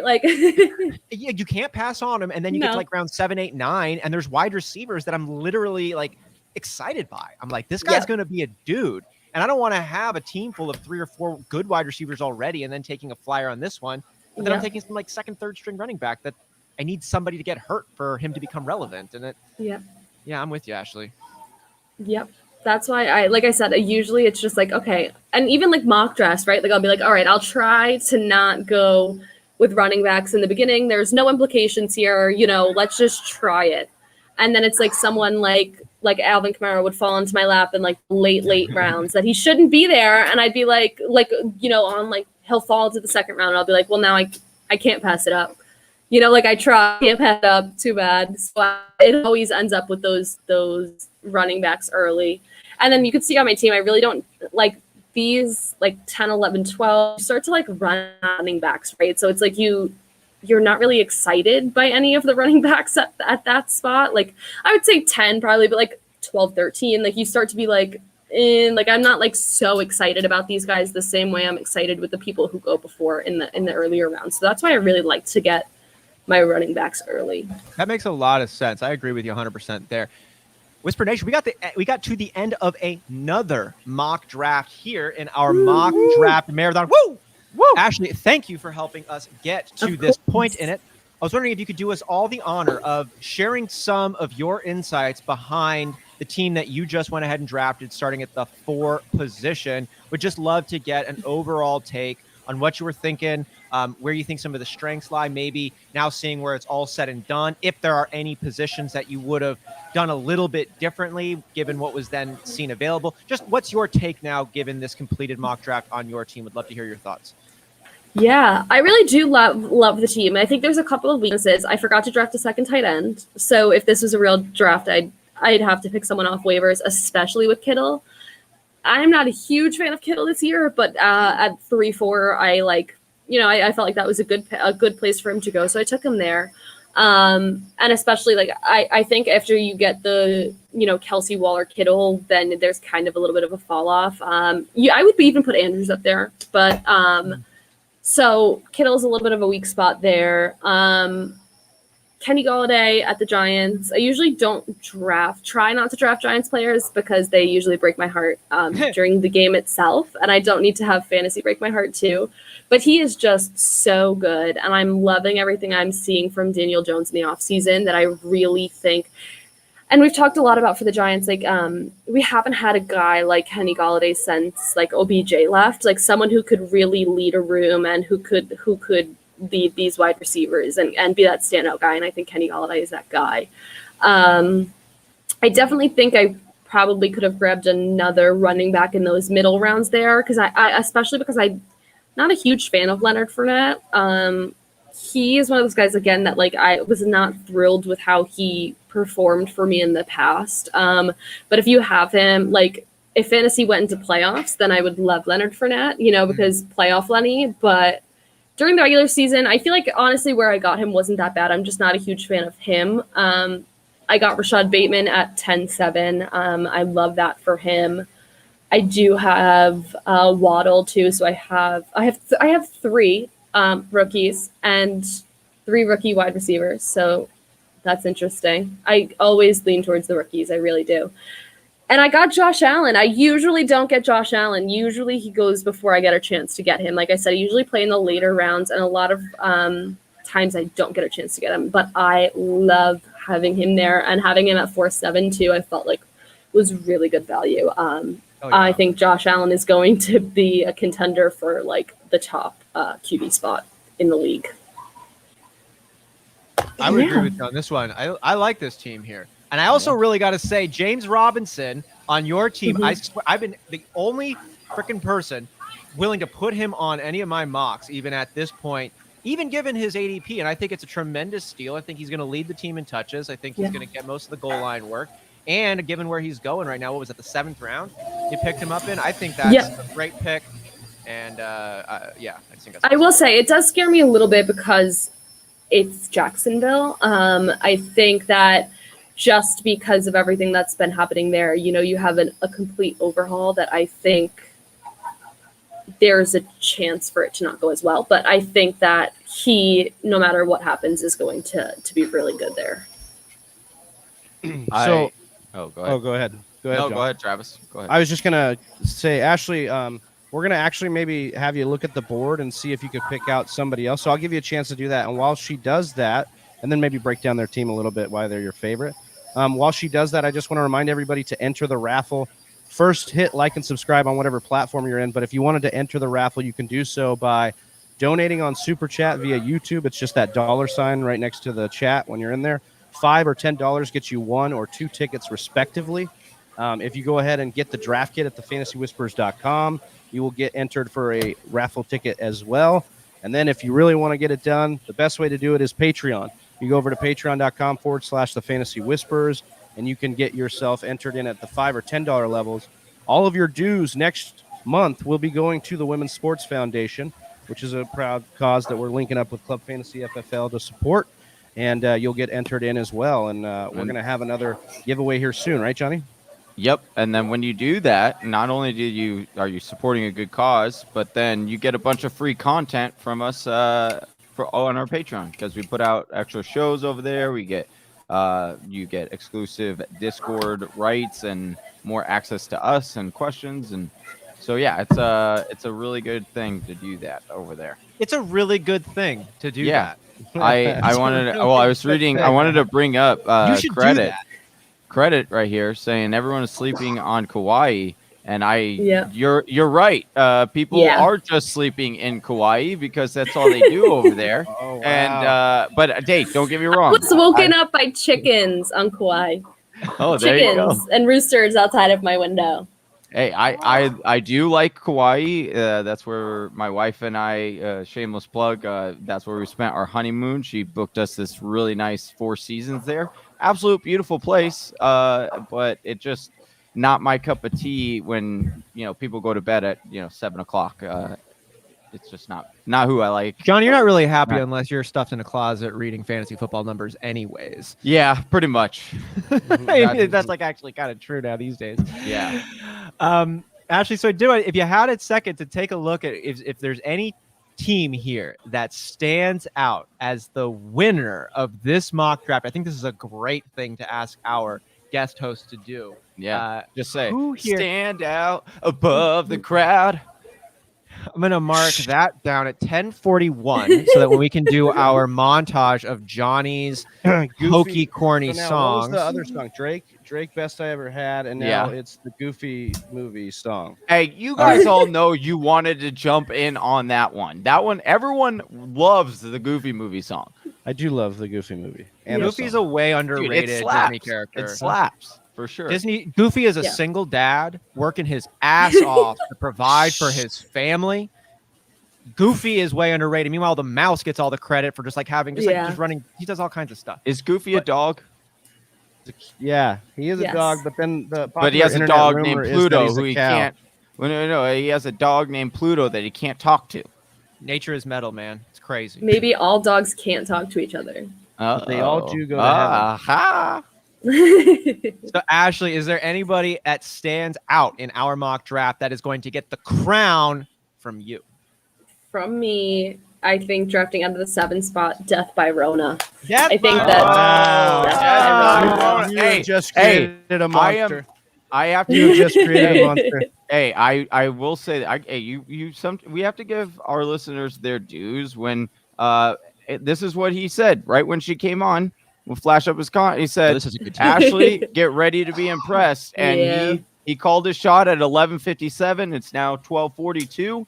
And you did it. So, hey, kudos. This is a good team. It really is. I love Damian Harris. I really think that is a great pick in the 8th round. I think Sony Michel's not going to be there anymore, and you're left with just James White. And I know you guys were talking about James White before I came on, but I'm not particularly high on James White. I don't really think he's performed as best as could be since Brady left. And I really think Damian Harris is on the come up. I really love Damian Harris this year. D-Hop, Cooper Cup, you just have he has really solid people and then some guys with really good upside. So you have someone like, Zeke and Allaire, and then you have someone like Johnson, so it's like you have these solid guys and then these upside guys. I do think Ruggs is going to perform better than he did last year, so I do like that pick at the end. I think people are going to hate me for that one because a lot of people are hating Ruggs this year. I really think he's going to do so much better than he did last year. I just think overall this is has to catch great. 2 balls and he'll be better than last year. Exactly. It's like Waller's over there. Like Waller is the dude, but Darren Ruggs was taken 1st overall at the wide receiver position a couple years back. He's still super young. I know rookie wide receivers have had a more productive start as of late, but traditionally it takes a couple of years, and I could just rant about Henry Ruggs enthusiastically for quite some time. I will stop there and just say I'm with you. Yeah, and the thing is, I'm always high on Darren Waller. I love Darren Waller. I have a lot of shares of Darren Waller. But at some point, he's going to plateau a little bit, and I think there's going to be a point in this year that he has a little bit of a plateau. I don't think that it's going to be horrible numbers. I think it's going to be high average, like good, but not crazy like he does put up. And I think that leaves room open for Ruggs to come in and succeed alongside him, not instead of him, but alongside him.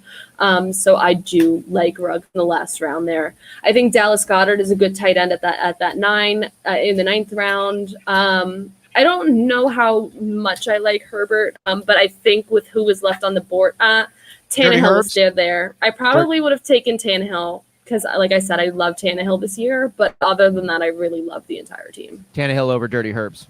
I feel that. Yeah. I'm trying to coin that. I'm trying to get Dirty Herbs on this one. I think we got a good shot of it. I'll make sure to keep saying it, and everyone's gonna be like, "Where did that come from?" It was like Big Arm Darnold, and then that caught on, and now everyone calls Sam Darnold Sam Big Arm Darnold. Am I right? So we're gonna get Dirty Herbs going too. Man, we like to have fun. All right, so Death by Rona. He's the winner. You get a million point. He's saying watch Ruggs workout videos. Hey, if I have to, I would rather watch like Jalen Hurts workout videos or, Saquon Barkley's workout videos. Not sure I'm going to watch Henry Ruggs workout Why not? videos. Why not? The dude's 180 pounds. Maybe that makes more impressive. What he's gonna put up is nothing in comparison to what. Have you seen Jalen Hurts and what he puts up? I've been told that what Henry Ruggs does is pretty insane. No, well, yeah, that's what they're saying out there. I mean, here's the thing. He's the big play guy, and understand. I mean, he's free, and that's why I really don't have an issue at all with the Ruggs pick. But I'm not expecting, much more than, he'll be a weekly plug and play on certain weeks. I don't think he'll be consistent enough to. But that's why he's a late round dart throw, right? No, I know. That's what I said. That's why I preface the first thing. That's like when I say, like, with all due respect. It's like, and then I can say whatever I want. Yeah, as I'm prefacing what I'm saying here. All right, Ashley, we should probably let you get back to vacation. We appreciate you joining us so much. One last time, if you want to tell Whisper Nation where they can find you and what you're excited about that's coming down the pipeline. Yeah, of course. I was so happy to be here. I'm so happy I took the time out. It was so much fun. And I loved the mock draft. I think it was so fun. A little bit of different things than what I see normally. So I love it. You guys can find a lot of my content on my Twitter, which is at Ashley_Marie with 2 A's at the beginning. Follow the Undroppables on TikTok and Twitter because we have some exciting news for me coming out soon. And just make sure you stay up to date with me because it's going to be a great season. I can promise you that. We believe you. We take your word for it. Whisper Nation, do yourself a favor. Follow along on all these platforms. Do it for the long haul, and you'll be a better person and enjoy your overall life more. Ashley, before you go, I want to say, I've been watching a lot of that Shark Week, and those sharks are pretty close off those coastal areas over there. So make sure you are being safe when you're out there surfing. We want to have you back on next year's mock draft. And not on Shark Week, okay? Perfect. I have that. I have downloaded that Shark app that like tracks the tagged sharks. So I haven't seen any on the app yet, but if I do, I will let you know because I'll stay safe because I have to be back next year. Fantasy football analyst, shark analyst. She does it all, folks. Appreciate you so much, Ashley. Thanks so much for having me. Thank you. This is so fun. Thank you. All right. Another one in the books, boys. Another one in the zooming through right now. We are zooming through. We should probably do another. Are we doing another giveaway right now? Let's do it. We got the time. I'm going to take it. Caffeine's catching up for me. Excuse me, Whisper Nation. Are we doing should we do a listener league giveaway here or we should yeah, we can. Listener league spot giveaway? Yeah, let's do that. Let me get up the so this is a 14-team super flex PPR for our listener league. And the way you can get in this raffle, obviously, that Johnny's talking about, we've talked about several times. Super Chat, Patreon, and Draft Kit can all get you in for entries there. Plus, depending on your, how you enter, 100% or portions of those proceeds go to the Women's Sports Foundation, who we're partnering up with Club Fantasy FFL to help donate to. So, if you want to join the 14-team Superflex Listener League and it's PPR via Sleeper, then you're going to want to do that. We've given away spots already to Jay Blizzy, who won last year, reigning champ, Cat's Pajamas, Easy Daddy, and Troy Rofi as well. Oh, wait, was that what Troy won just with the last one? Yeah. We're just going to do it. Do you want to do another one or do you want to do No, I put him in there. I already put him in there. I put him in that show sheet. Yeah, I see it right there. I'm just asking, should we give away the same thing or maybe a t-shirt? If Troy ends up winning this, then we'll give him a t-shirt. But if he or a draft kit, actually, we can give him a draft kit. You want to do a draft kit giveaway right now? Yeah, let's do a draft kit giveaway real quick. All right. So, hey, bus driver, move that bus. No, I'm just kidding. It's something. Spin the wheel. I guess we probably should have waited for Austin here too. That's okay. Oh, of course. We do Jacob Bley. He already has the draft kit. So we will get Jacob a t-shirt. We will get you some swag that we have mocked up here for the mock draft marathon. I'm taking that note right now that we owe Jacob a t-shirt. And that's being Jacob Bley, #1 fan, who's going to be in a few of these mocks. He was in a few already. We appreciate Jacob's support since day one. We are just waiting, obviously till the top of the hour when we continue. And we are mocking next, Johnny, with the one and only Smitty from the Fantasy Football Show on Twitter or on Instagram. So pretty funny. Twitter, everywhere, actually. Sorry. I think Smitty might be, when we were DMing him yesterday, or when he's on the road. Yeah, he's on the road. He might be at the zoo, but it is raining today here in Arizona. So I don't know if he actually ended up going to the zoo, but I told him, I was like, leave it to Smitty to want to be the first analyst who also tries to bring and give content to the zoo animals to try to make their work league hot takes a little bit. Elephants. Yeah. And so you got to hand it to him. The dude's a hustler. He's always out there, always creating fantasy football content one way or another. Always, granted. We still have one spot available in this one, so make sure you're hitting Twitter and Discord for those links. You guys want to make sure you get in here with Smitty. I need to make sure. Need to get in? No, I'm in there. I'm in there. I was saying I need to make sure that I'm in the have that screen open. So. Oh, and that spot is taken. Pizza just got it. Reed Tyler, our guy, the butcher, as we like to call him around here. So do you want to switch? We need to switch. Austin left us and didn't switch over the. Is there any way you can share or no? Because I'm on the other side of the. Yeah, I can share mine. Sorry. Just because I'm on the other. But Whisper Nation, just want to remind you about the raffle. You saw that wheel. It's growing right now. You're going to get entries in there. I will drop some more links in the chat, but make sure you get over to Super Chat on YouTube by hitting that $ next to the chat. That's one way to get in. You can get $5 or $10 donations, which gets you 1 or 2 tickets. You can also go over to patreon.com and sub at the $5 or $10 levels. That gets you 1 or 2 tickets. And you can also buy a draft kit, which will get you a ticket as well. And all of those all of the proceeds on Super Chat go to Women's Sports Foundation. A portion of the draft kit sales will go to Women's Sports Foundation. And the month of August Patreon dues from the Fantasy Whisperers will go to the Women's Sports Foundation. So you're supporting a good cause. You're getting excellent fantasy football content. And you're getting to mock with some of the best people in the industry. Actually, not some, the best. Mm-hmm. And we are just rocking and rolling through this thing right now. Johnny, can't wait for Smitty to get on here. What's been your most, I don't know, head scratching take so far, or head turning take? Something that's really popped out to you so far. I'll be honest, it was kind of Liz Losa with the Chase Edmonds, James Conner. Yeah, that was disappointing in my heart. Because she not only said that she wasn't a fan, but then she called me out on all of saying that all of us supporters and advocates for Chase are digging our heels in. And I just have to say, yeah, I have to. I got to let the people know what the truth is, and I have to let them know who they need to draft. Yeah, and I get so it. Yeah, how about yourself?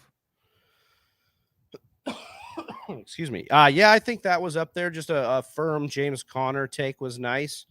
Zareh taking Antonio Gibson in the first round was a bit of a head scratcher. That was but nothing against taking your guy, but that one was a kind of a whoa kind of so far. But other than that, man, it's just fun to get all these different minds in here and to connect with the industry. I've just been having a blast so far. Yeah, for sure. I I can't hate on the Gibson though in the first round because it's Well, not in the 14 team where he's probably not going to get him. I think he was right. like 7 or something. So Uh, definitely y- probably not. Definitely probably not going to get him. But yeah, you could see why he did that. Yeah, and well, and I also think that maybe is it a little high, or would you rather have a couple of those other guys that were drafted behind him? Once again, it just goes to the guy that you like watching, and if you think he has the same amount of height or like ceiling as a couple of the other players, then why not go and get your guy? I do think that there is that ceiling for Gibson, so I thought it was a really interesting and bold move, but like it's moves like that win you your championships. Yep. It's doing the different different drafts than what normal and standard people are doing that will win you the championships. And so I thought it was really cool, and he stuck by it. He defended it, and like unfortunately, aside of doing something like that, that's what you have to do. But you end up getting really good at it, and you just defend your piece, and it is what it is. And and then you get to wait till the end of the season when, if he ends up popping off and everyone's like, oh, yeah, of course he was supposed to be that. That's what we all thought. Johnny, a lot of people have asked us, especially over in the Discord channel, which they can get into right now. The free Discord channel is our TFWFF for fantasy football chat. That's how you get over there. They've been asking us how we stay up for this thing. What do we do? What is your MO? So Johnny, I'll ask you what drives the engine that is Johnny. I mean, unparalleled engine, but what's the fuel that drives you? Honestly, I really enjoy what we do here. I enjoy the community we've built on our channel. And I mean, the guests are straight fire, so that always helps. Having a stacked lineup is very much a part of it. But like I said, just interacting with you guys, interacting with Whisper Nation, they've been showing up and showing out in these comments, hitting us with those likes. I think the last time I checked, Travis, we're at like 32 likes or something like that, 30 or 32. So pretty awesome. But it's also, I mean, you got to stay hydrated. You got to stay loose and nimble. Got to be ready at all moments. Yeah, that's all. Johnny's out there stretching, doing the whole Rocky IV workout before. Yeah, I did that this morning. I was running through my neighborhood and I was just like waving on people to join me as they were like, yeah, like what? We're in Phoenix. It's raining right now. Yeah, I mean, no one came out and joined me. I was the only one running out there. But did you drink some raw eggs? Crack a couple raw eggs down them. I don't want to advertise for people to do this because it's not the healthiest. Salmonella and stuff like that. But I might have done it to a couple of eggs. If I disappear for a long period of time, you might know why.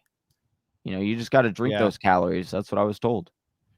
I'm just kidding. No I did not have any raw eggs. I can't do that. That would turn me off eggs so much. I don't think I could ever do that. Could you?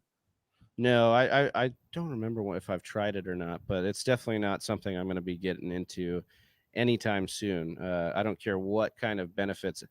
I take that back. If it was like, hey, you could drop 20 pounds if you had 2 raw eggs, I'd be like, okay, I'll do it. But that's about it. There we go. We have Pizza Belly saying, I don't play in any standard leagues, but I'll join in here for fun. Well, yeah, we appreciate you, and maybe we might turn your thought process on doing a standard league. Travis is a big advocate for standard leagues. So you want to give your 2 cents and your thought on why you like it so much, Travis? Yeah, I enjoy standard leagues because it's now become not the norm. It kind of breaks from the monotony that is PPR and half point PPR. So I would like to continue to push for standard leagues, still existing. Hashtag, keep standard leagues alive. Our league of record, Johnny, which we've been drafting in on to 11 years, is now a standard, was always a standard league. Sorry. And so that's a situation where I love that league. And so it's near and dear to my heart. That's probably mostly what I love it so much, bias. League bias. Yeah. still just trying to get into contact with Smitty from the Fantasy Football Show. Like we said, he's out and about right now, but we will get him on here. Oh, there we go. Just joined. Yeah, asking you shall receive. Yeah. What is going on, Smitty? What up? What's going on? I'm at a restaurant right now, so I apologize for the background noise if you do hear any. You sound great. Yeah. Yeah. I thought So you'd be on the road, but we get your own studio in a Chili's or something right now. Yeah, Olive Garden. Okay. Hey, when you hear your family, dude. Yeah. I might eat while I'm live if that's okay. I'll share sure. it. I'll share it, but well, what's the 101 of Olive Garden dishes for you, Smitty? What would be your number one pick? oh man, they used to have that steak gorgonzola, but I don't know if they have that anymore. But something with They sirloin don't have that in anymore? it. I don't know if they do, but something with sirloin, anything with steak in it, I'm down. That's the best. I remember that one too. I would get down on that. It was my favorite, like bougie post hangover meal. That's like the best one. Oh. So how's the mocks been going so far? You guys aren't in the same location, I take it. You guys No, we not- aren't. Not this Okay. year, no. Okay. Two of us. Yeah, well, Austin and I are in West Hollywood, but Oh, gotcha. I'm in the lab here in Phoenix, or in Scottsdale. So, but it's going well so far. So far, so good. Three up, 3 down. You're our fourth guest. We're still have high energy. Okay, good. Yeah, I'm glad I'm here while you guys are still awake, and not to toot my own horn, but I believe I remind you guys every time I come on here that I believe I'm the first analyst to ever do the 24-hour live streams, but I did them by myself. I went a little mad, stir crazy, and I understand the grind. Let's just put it that way. I understand what you guys are going through, the pain, the mental abuse that you're putting your own bodies through.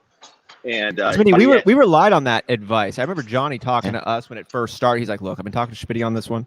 He's telling us it's no joke.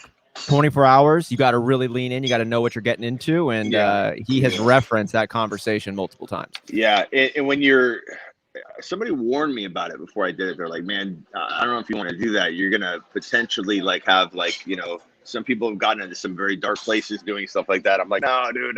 In college, I'd pull all-nighters all the time, but when you're by yourself, it's harder because you can't walk away, can't get a 10-minute break." So literally by the end of, I was 20 hours in, just talking to myself. I couldn't hear my own voice anymore. In Apocalypse Now. I couldn't hear my own voice anymore. I'm like, what am I even saying? Am I talking? Is this is this real? Is this a simulation? You get it kind of stir crazy. Well, but it could still be a simulation, but it could be. It could be. So Smitty, you took 1-1. Any particular reason why you took 1-1 here? It's the best pick in the draft. I mean, people ask me, "Hey, Smitty, what pick should I take?" And I don't even understand the question. How could you not see that the 1.1 is the best pick? Every year it is, but that third rounder, there's a cutoff in talent where the third round just completely. Are we live? Let's see. Are we drafting? Yeah, Okay. Taking Christian McCaffrey. There's a drop off in talent right around 3.3, 3.4, 3.5, where you can no longer find a player that can be the number one player at their position or at least top 5. So I think once you get to a point where think about it, you got DK Metcalf, you have you got AJ Brown, all those guys from 18, even down to potentially the tight ends there. You could still find somebody that can be number one at their position. And I think once you get to 3.5, 3.6, 3.7, it changes, man. You're taking a totally different player. So to pull your third rounder up whenever you're given the opportunity, you got to do it. And I'm a big proponent of trading into the second round this year. I've been a person that's been a big advocate of the 2-headed monster, the 3-headed monster. I think it's a fun approach, but I'm all about getting as many second-round picks as I can in 2021, or you could even say top 27, top 28 overall picks in 2021, because if you take your first rounder, let's say you're drafted at pick number 7, I don't know how Kamara fell to 7 right here to New York Noah. New York Noah, what's going on, New York Noah? He's always in my live stream. I don't like. Let's take an example right here. Adams. Even though I love Adams, the guy you're getting at 18 overall can be just as good as Adams. You know, like DK, AJ Brown, whoever you're getting right there could be like. I'd rather trade that pick away and get a second and a third rounder any day of the week. That's like the easiest way. I think to dominate in 2021 if you're holding a 7, 8, 9, 10 overall. So then I'm also taking from that you're fading on some of these wide receivers at the top of the draft. If you're in that backside of the first round, are you not taking a wide receiver, banking on getting one instead in the third or so? It's not that I'm fading them. It's just as I'm saying, a guy at 17, 15 could be just as good. There are literally about 7 to 8 wide receivers in 2021 that all could vie for that number one spot, and it wouldn't shock me at all if the 7th guy finished number 1. You know, so from Adams down to Hill to Diggs. Diggs is quietly my number 1 overall wide receiver. I draft Diggs number 1. If not number 1 overall, but number 1 for wide receivers. I take Diggs. I love taking Diggs at 10, 11, 12 and stacking that with a Josh Allen at 4.10, 4.11, 4.12. Even though it's a deep QB pool, Josh Allen can win you a league at that value. And everything's about ADP. I tell people all the time, you can't just walk in with a blanket strategy. You can't give someone this vague blanket advice that so many people do, like take running back. Well, what's the context? Like, are the wide receivers flying off the board or like you don't know what you're dealing with until you see it. And so for me, it's all about the context. And there are other times where I pass on a Josh Allen and at 4.10. Yeah, if CeeDee Lamb's there, you know, or someone like that. But Josh Allen 8 times out of 10 is a home run from that. Thank you very much. Yeah, that'd be great. And if I could get one more drink whenever you get a chance. This is so much. a first in mock draft marathon history, and I just got to shout it out because it's so cool. Like you literally pulled off to have lunch so you could be on it with us this year. We appreciate that, Smitty. And now you're getting the dish right as you said enough cheese when they were grinding it out for you. Well, I apparently they were waiting for me to say when because I was talking to you. You distracted me. And they put a lot on, but that's okay. We're trying to mess you up either way, Smitty. If we can mess up your team or your lunch, we're trying to get in there and throw you off, dude. We're trying to get in your head. I can perform a live stream, draft, eat, have a child in the corner trying to get him through the door that I've locked, and they pick it. They come like you can't throw me out. Thank you very much. Appreciate it. Oh man, he's a live pro. The waiter too right now. Yeah, no, it's great. It's fine. Let me ask you. Sorry, Smith. I did want to ask you really quick on the Diggs thing. Is there any concern for you that they got Emmanuel Sanders in? Gabe Davis is supposed to be stepping up. We'll see about Cole Beasley and whatever happens there. But do you have any worries that there are now more? I don't like to say like there's more targets that have to be dispersed, but do you think Josh Allen will get to being more confident to where he doesn't feel like he just has to go to Stephon Diggs because he's the only guy that's really dominating and open all the time? Or do you think because he has Emmanuel, he'll be able to trust him a little bit more and, building that relationship with Gabe Davis, and him potentially taking a step forward? Do you see any of that really having an effect on Diggs this year? No. I mean, we're talking about guys that aren't going to be stealing away opportunity. If we were talking about a bigger name like Julio, like if Julio landed in that situation, then we'd be having a different conversation. We might still be talking about how that could make Diggs hard to double team. So just like AJ Brown vacated targets. It's exciting to talk about for AJ Brown, or it was. You had Corey Davis gone, Jonnu Smith gone. Well, what did that mean for AJ Brown? It probably meant a ton of double teams. So it was kind of a blessing to disguise to get Julio, although we don't know how it's going to shake up the dynamic, and it could affect him. We don't really know. Diggs, nothing has come into that situation that's going to alter that at all. Not to mention, Allen and Diggs are like Roethlisberger and Antonio Brown. Like there was nothing that was going to stand in the way of Antonio Brown getting force-fed targets. And the best stack I think you could go after in 2021, not that it gets you extra points necessarily, or obviously, to stack a team. It's mostly about fun, right? When you say, I want the A-Rod and Adam stack. But in this particular case, I truly believe this stack is going to be the most valuable stack in fantasy football in the last like 4 or 5 years, because this is one of the, I'm on the clock here. Hold on. Who do I take? We're asking you. Yeah, I'm not going to help you out after you went on that rant saying how you can handle this. I just got sniped. Hey, you're drafting. Yeah, you're drafting with pros here. Guys. I mean, this is ridiculous. I'm probably going to have to go.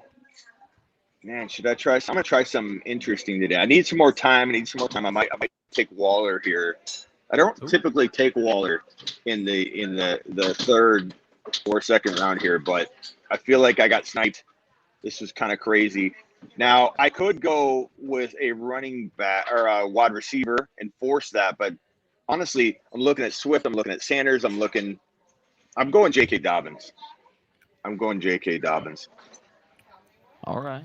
We talk a lot about those sophomore running backs, the Clyde Edwards-Helaire, J.K. Dobbins, Cam Akers, pre-injury, Antonio Gibson, ton of talent coming in their sophomore season. J.K. Dobbins, you're obviously a fan of there at that current ADP. I love him there. I think you're baking in a ton of risk. You're baking in any of the Gus Edwards risk. You're talking about a guy, again, like I'm saying, there's a cutoff, and Akers going down pulls up a lot of the running backs, probably more than one full spot. You're talking about people freaking out about now there's a top 7 to 10 running back in most people's eyes. I didn't view him that way, but I thought people were reaching on him. But if you take him off the board, now you've got people going, okay, I got to take Clyde earlier. I got to take Harris earlier. I got to take Gibson. Everybody's reaching for their own guy a little bit more. And I feel like the Mike Thomas and Akers raptures from fantasy football draft boards is going to make that cutoff that I said was around 3.4, 3.5, probably move it right up to about 3.1, 3.1, 3.2. Like this was a tough draft. Nobody really made any mistakes or boneheaded picks here. You're right. These are seasoned professionals we're mock drafting with right now. J.K. Dobbins felt like my cutoffs. Like I'm looking at I like McLaurin a lot, but J.K. Dobbins could be top 5 at his position. I really truly believe that. I think he's got a lot of risk if you're drafting him and investing in him at top 5 value, but you're not. You're taking him at 3.1. This reminds me a lot of Dalvin Cook heading into his breakout year in 2019. He was going at about the same range early on. He climbed a little bit higher as the offseason moved along, but he was going around the bottom of the second round into the early third. And I kept hearing the same thing over and over, that he's too risky to be a top 5 running back. He's too risky to be a top 5 running back. And I'm sitting here scratching my head going, he's going at 3.1. What is everybody talking about? This too risky to go in the top 5. He's not going in the top 5, but no one's like resetting what they're saying, because he's been slowly falling. And J.K. Dobbins to have top 5 running back appeal, and I think he does at 3.1. I don't know what isn't there to love. But what do you guys think? So I think, Johnny, before I'll probably let you come in, because we've been down on J.K. Dobbins as a ranking, but there's no doubt that J.K. Dobbins is an elite athlete, and he's very elusive, and he's got all the advanced metrics that make you want to like him for a breakout, as you talk about. But the problem has been Gus Edwards rushing market share, Lamar Jackson even more so than Gus Edwards, and the fact that the market share doesn't seem to be there. Now we know that they're talking about it in the offseason right now, that J.K. Dobbins is getting more involved, and they're saying they're going to pass to him.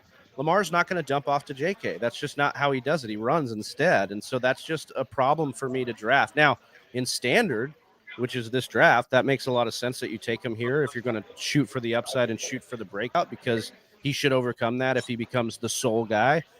We just haven't seen a ton of that from Lamar and the back that he's with. You know, everybody talks about Mark Ingram. The year Mark Ingram broke out, he lived off touchdowns and specifically receiving touchdowns, which were kind of fluky because a lot of them were outside the red zone.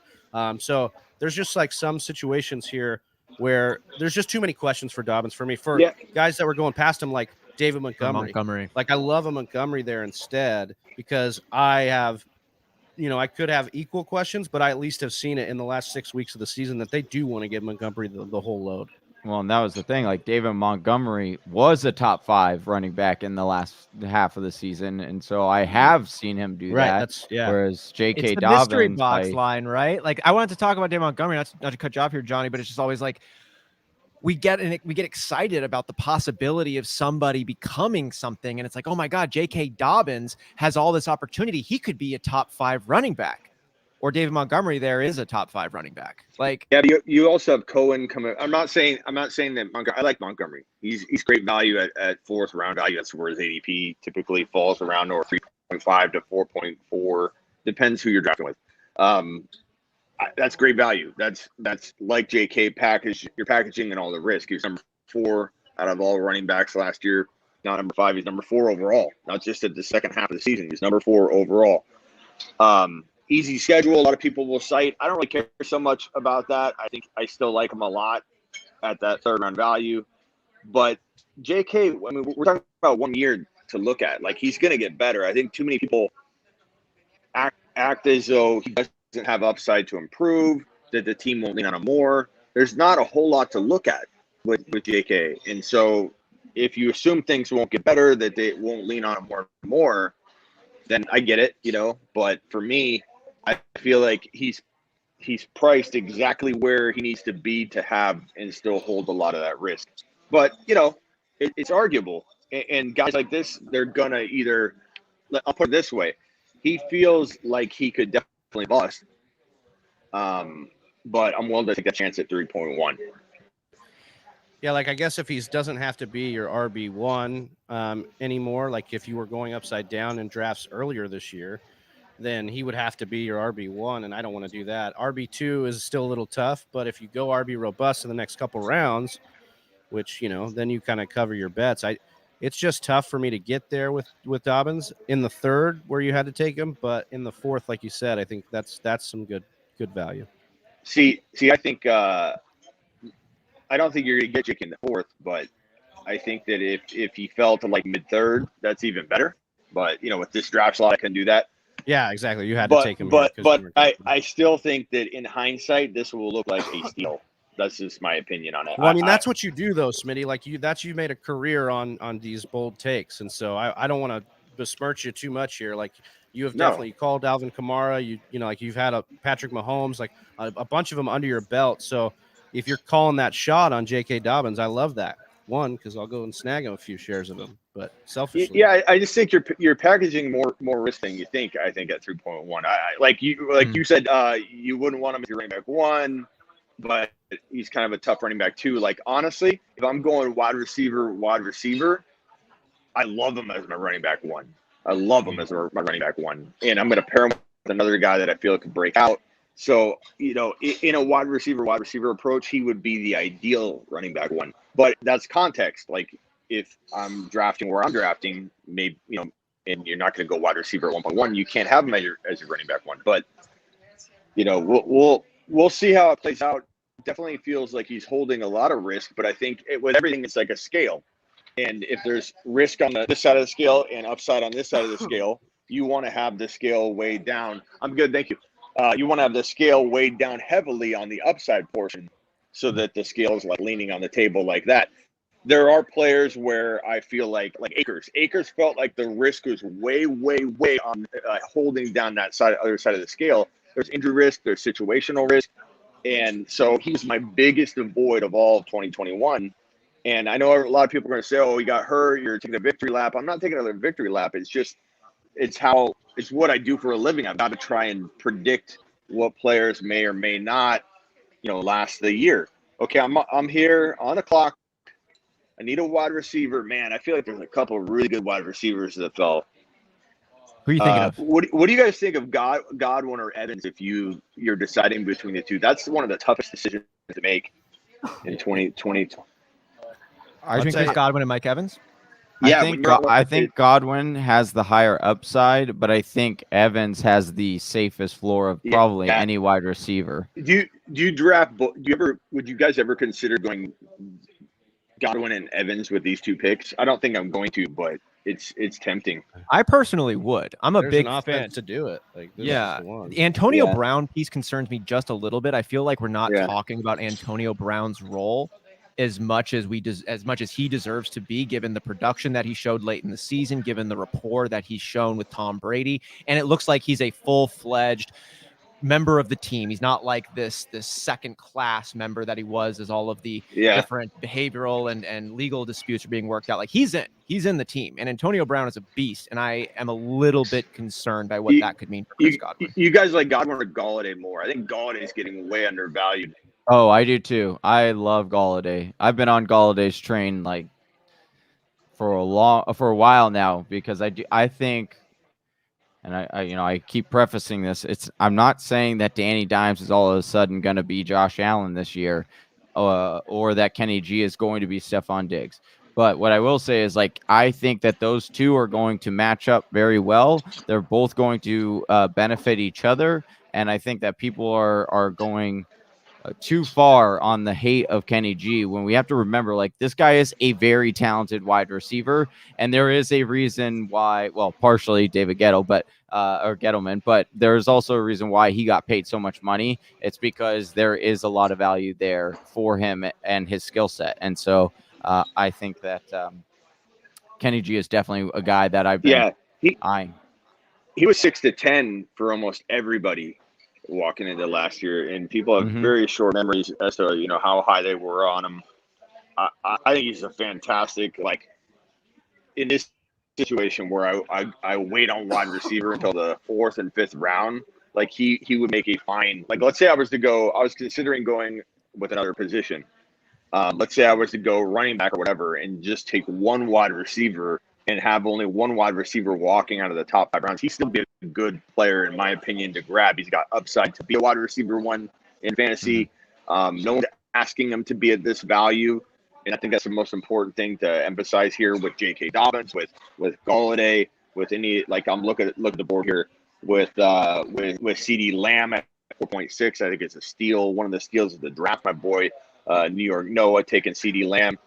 No one's asking CeeDee Lamb to be a top 5 wide receiver at 4.6 value, but he's probably going to deliver that. Like, that is a home run pick right there. I'm just worried with Golladay. We haven't seen him perform on essentially a new pelvis. And that, to me, I know that the rehab and the doctors are top notch. Does it give you a pause at all for such a significant injury? I mean, we saw Jarvis Landry perform at the end of the year. It took a little bit of time, but given the recovery, given the new role on the team, does any of that slow you down, or do you believe that his recovery is fully in line and where he's about to step into the role we expected from him last season? I'm not too worried about. I haven't heard anything negative on Golladay, so I'm feeling pretty amped about him bouncing back. But we'll see. He's still a young guy, and he's 6'4", only 27 years old. He's still got a lot of time left and probably a quick healer. So I'm feeling like Golladay is going to potentially drop low end wide receiver one numbers. And Danny Dimes isn't that bad. Like, he's not going to be a fantasy starter. No one's going to be starting on my fantasy team. Let's just be honest. But he's a decent. He's got Kirk Cousins type, upside where maybe rushing ability too. Yeah, maybe in a 2 QB league, he might entertain playing him, but he's not going to be a fantasy monster. But he's capable enough to give Golladay, I think, 1,100, 1,200 yards on a worst case scenario, and 7 to 8 TDs, 6 to 8 TDs, something like that. And that's a good season for a guy you're taking at 5.1, 5.5, 5.7. I was tempted to go Godwin. I just didn't know if I wanted both of them. I honestly, if there's a pick I regret, it's probably not taking Kyler at 5.1. I was about to take Kyler, but past that, I knew my boy New York Noah would take him. Smitty, can I ask you a question? We passed him in the 4th round here, and this is really a personal question that I have. How are you shaking out here, Myles Gaskin and Josh Jacobs? And kind of in that category. I'll keep my opinion back, but I see folks taking Gaskin ahead of Jacobs. What is your thought on that? I like Gaskin more than I like Jacobs. I'm probably not drafting Jacobs ever. I don't see a drop in ADP or any kind of fluctuation where like he falls to a value where I'm going to take Josh Jacobs. Like he has to fall 2 or 3 rounds more than his ADP. I'm out on Josh Jacobs. Number Gaskins, you see him overcoming Salvin Ahmed, the other players on the team. You think he holds down that running back spot? I don't know that I love either option, man. But if I had to pick, I'm not picking Josh Jacobs. I feel like Gaskin at least has, a shot of holding off that situation more than Jacobs does, battling his own demons and then also holding off Drake, who's a better PPR guy. Whether people want to believe Drake failed in Arizona or was misused in Arizona, Johnny knows what I'm talking about. Mm-hmm. That's a whole different, like Drake was used a ton at the goal line. He was ran a ton. They did not throw to him. It wasn't his fault. He's a decent PPR guy, and he's going to take all that work. And on top of that, split carries with Josh Jacobs. How's Josh Jacobs going to get to even 50% of the workload? I just don't see it. Not to mention, he kind of lost it last year, flipping off his fans. You guys know the whole story, right? Sure. Saying he wasn't going to play, then he did. He's tricking his fans. Like he's just telling people to meet him at the stadium to find him. Like it was insane. Like the guy didn't have his head straight, and so I feel like. I want a player that I feel like I can count on, and Jacobs is like the opposite of that. Like I feel like he will fail fantasy in 2021. I'm not going near him at his ADP, and he gets drafted sometimes in like the late 3rd round or the early 4th round. It's just way too early. Look at Kareem Hunt there, who outscored Nick Chubb last year. Kareem Hunt's available. ETN not even like over Josh Jacobs. I don't know about Chase Edmonds. I don't know about Melvin Gordon. Wouldn't drop Mostert, like none of those guys. I'd rather go with a different position than force, running back. But there are plenty of running backs. Javonte Williams. I think Javonte Williams is going to, in hindsight, be worthy of being a 3rd round pick when we look back. And I believe he'll be a top, maybe even higher. I think you've got Harris and you got Javonte Williams.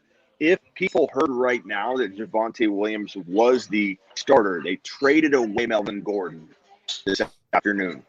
That's all anybody would need to vault him into a range right below Najee Harris, which will put Javonte Williams borderline 2nd round, or maybe even into the 2nd round. He is that good. He's Jonathan Taylor of this draft class, and he's going to do it right away. Pass protection's on point. If there's anything you take away from what I say today, Javonte Williams will win leagues for people in 2021. That is the one piece of advice I come with. And when you bring that one up, Schmidt, I want to go ahead and just highlight our boy Chris Hannon, who just contributed $4.99 going in on the raffle. And I bring this up specifically, 1, because thank you, Chris. We love that. But 2, I want to thank you, Chris, for drafting Travis Etienne in our Dynasty League rookie and leaving Javonte Williams for me to grab at the 6th overall spot. And so I just wanted to pat myself on the back, as well as thank you, Chris Hannon, after Schmitty just dropped some serious, accurate knowledge on Javonte Williams' outlook. He's going to be so good. And so good. It's crazy how far he falls. Now, this pick, I don't know what to do here. I love the Justin Herbert pick. Herbs. Herbert's my number 3/4 quarterback. Baby. Him You're and gonna Kyler, be so disappointed. I go back and forth. Oh, no, timeout here. I'm going to go back and forth on Herbs and Kyler, depending on scoring format and just how I'm feeling that day. If I've had my pasta, it all will determine which quarterback I take. But Herbert at 6.12 is going to look like ridiculously good value come week 17, and we reflect back. He's a beast. Herbert's gonna be an MVP candidate, and I think that the Chargers are going to look phenomenal, and he's gonna be insane. He's gonna be the number 3 quarterback off the board, number 3 or number 4, without question, without hesitation in 2022. Do you remember? Do you remember the last rookie that set a bunch of rookie records for touchdowns and stuff, and then switched as offensive coordinator in the offseason? Enlighten me. His name is Baker Mayfield, and and everyone was high on him the next year coming in, saying, "Oh, he's got a better offensive coordinator. He's going to be the next big thing." And what ended up happening? More people than not were so incredibly angry at Baker Mayfield because he did this, shat the bed. And I honestly think that that's what's going to happen with Herbert this year. I think a lot of people are expecting what they saw in him last year, but we have to realize that he had 5 rushing touchdowns last year. That's not going to happen with a full year of Eckler. We also saw him, pass for an ungodly amount of touchdowns that we've never seen before. And now he doesn't have the same offensive coordinator. He now gets Joe Brady, or I keep saying Joe Brady. It's Joe Lombardi coming in as his new offensive coordinator. And I just think that we are going to be very disappointed in Herbert this year. I think that it's going to, and not to say that I think he's going to be as bad as Baker was that next year. I don't want to say that, but I have Herbert as my quarterback 12. Johnny, I made a song, yes. A rap song about Herbert. Oh, well, okay. Let's hear it, dude. Drop some bars. No, I've got it. I play it on my show all the time. It's already recorded and minted. But Baker. It's like this. You could give that example. This meatball is going to taste different than this meatball. This meatball is going to be different than that meatball. Just because Baker went through something doesn't mean Herbie is going to go through it the same way and have the same result. Oh, that's not my only reason. I just threw that out as a big thing because everyone and their mother were complaining. Oh, everyone was so high on Baker Mayfield. We were fooled into believing he's the next big thing. And the storyline is where I was getting as the similarities. Well, I don't think Baker and Herbert are the same type of quarterback. I think Herbs is going to go nuts, but we'll see. We'll reflect on it. I've got you guys while writing my Rams article. Smitty one is dropping notes. Thank you. Appreciate it. Appreciate that, and the meatball reference too. Fire. Yeah, we'll see. I'll make you a rap song once Herbert drops fire in 2021. It'll be dedicated to Johnny. Okay, I'm gonna hold you to that, Smitty. We're gonna have to start keeping some prop bets listed between Johnny and Smitty. We already have DeAndre Swift from earlier this offseason. Oh yeah, I go near him. Hey Smitty, I put him on my wall for you. That was for you because I wanted you to see how much. I'm not going. That's my boy. I'm not going. Swift has got so many obstacles in front of him. Is he a good? Like, here's the problem. I probably agree with you on how talented he is. Like, you know what I mean? But when it comes down to dismantling an offense that won't move the football down the field, an offense that won't score touchdowns, that's going to have a tough time even getting Hawkinson what Hawkinson needs to get, because this is Goff, not Stafford. This offense is completely different. It doesn't have Galladay. I just feel like Swift is my number one avoid was Akers. My number 2 avoid is probably Swift. I do feel like Derrick Henry is a potential monster risk at his ADP, although I would draft him at a certain range and then trade him during the season because I believe Derrick Henry will drop fire right out of the gate and be insane. But Derrick Henry is on a track that is not imaginable that he could get cross over 1,000 carries in less than 3 seasons. His last 3 seasons, it'll be like 2.8 seasons in from 2 years ago. So he dropped 300 carries in 2019, 400 plus last year, and if they use him even remotely the same, he'll cross over another 300 carries by week 12, 13, 10, depending how they use him. And the dude's going to, I feel, break at some point during the year. So those are like my 3 cautionary tales. Miles Sanders, I stay away from. Josh Jacobs, I stay away from. Those are probably my biggest stay away from players in 2021. Nick Chubb, I worry about a little bit too, but Nick Chubb and Henry, I do like at a certain price. I just feel like they're very, very risky players though at their current ADPs. I hear those ones big time, and Derrick Henry is just a force among nature, but the bigger they are, the harder they fall. At some point, it's going to happen. Is it this year? We'll see, but we do know that right now we got to get ourselves a woo! Because we went ahead, we did shout this one earlier, but we got our $5 contribution. We got Chris Hannon. Let's get us another one here. Woo! We got another contribution going on there. And Brian from Brian. the website dropped. He got the draft kit, so he's entered in. Oh shit! We need another woo!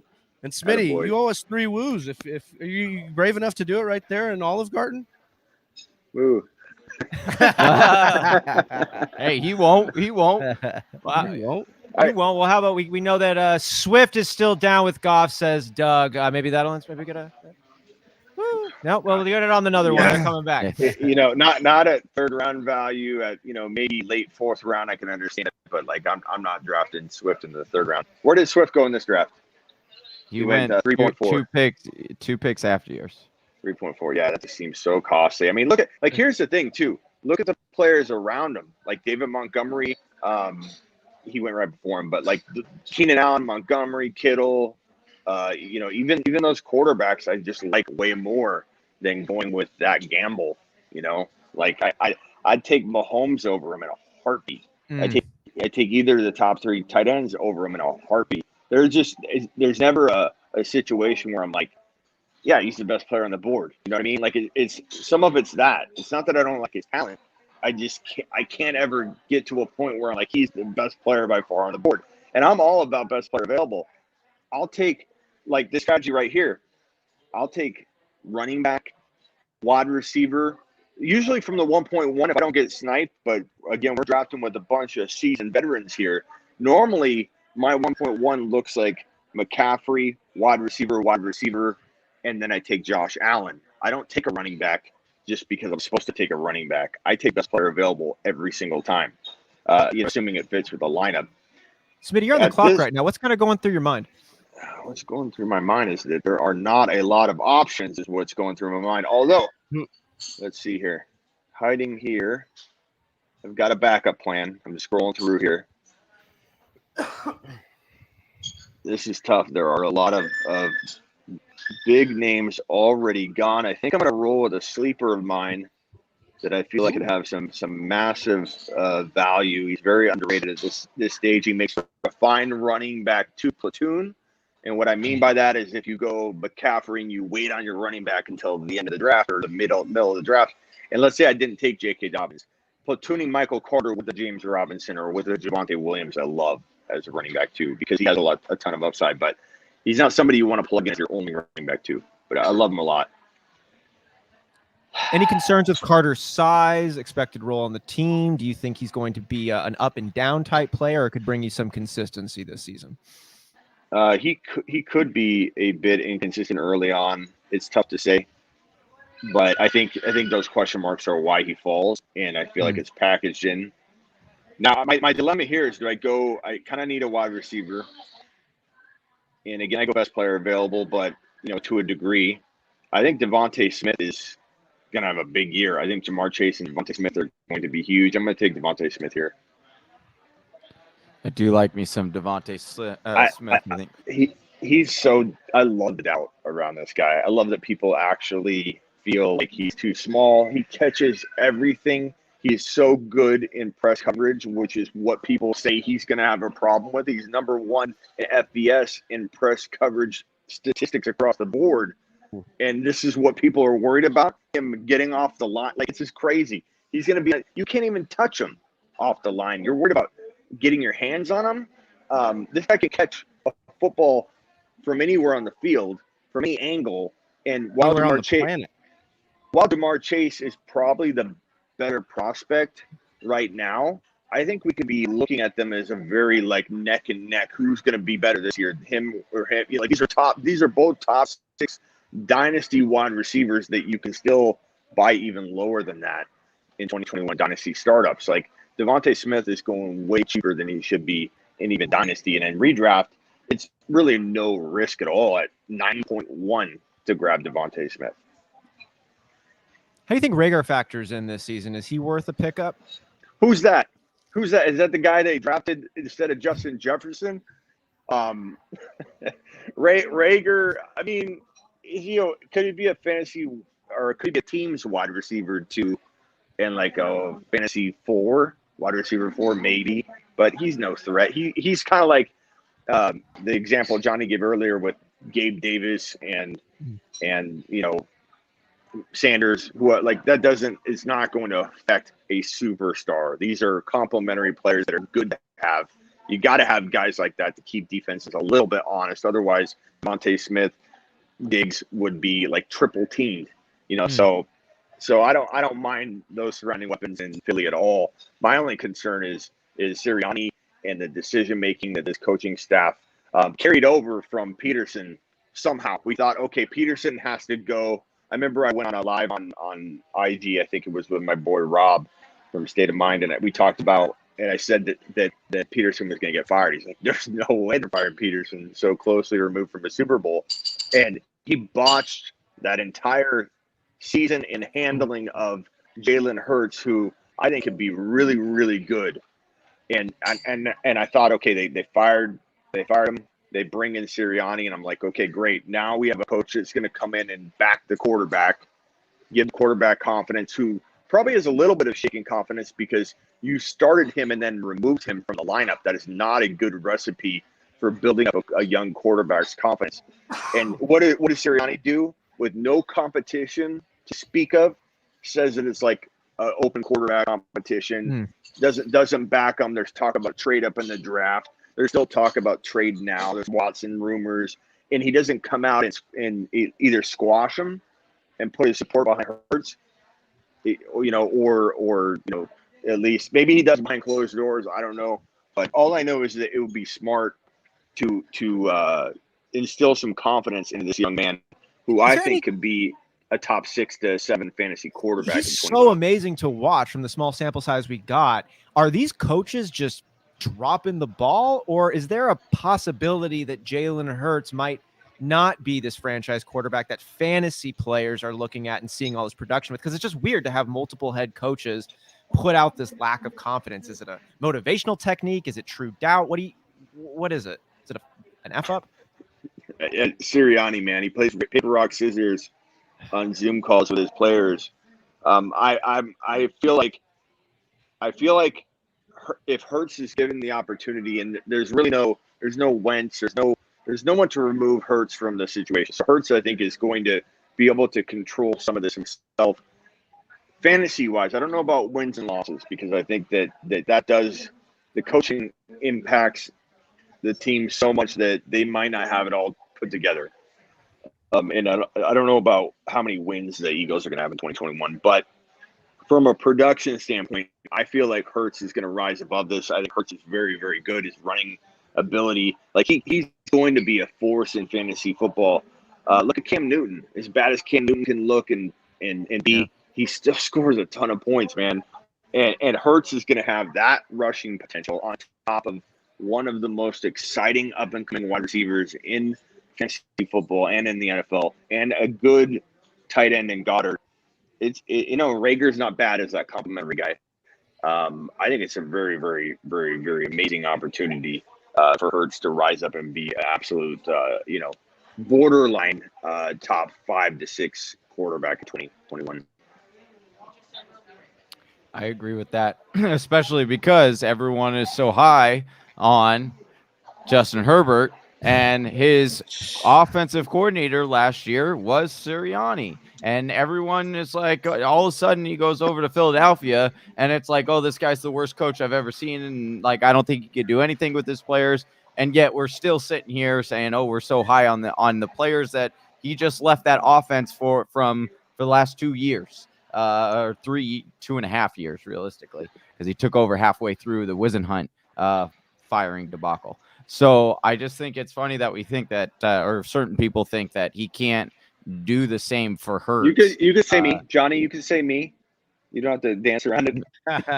No. It's not just you. There are a lot of people that are definitely not a yeah, and part of we the had a Hurts brief bandwagon. video, right, Johnny, that talked about the potential regression that Herbert could face, and that was our most disliked video of all time. So to say that people love Herbert is an understatement. Like, you know what though, over the course of my 19 years professionally, doing this, like literally scouting professionally for 19 straight years on these topics, rookies, that you can't always go off some of that. You have to trust your gut, your eyes, and no one can take away the gut instinct, the gut check.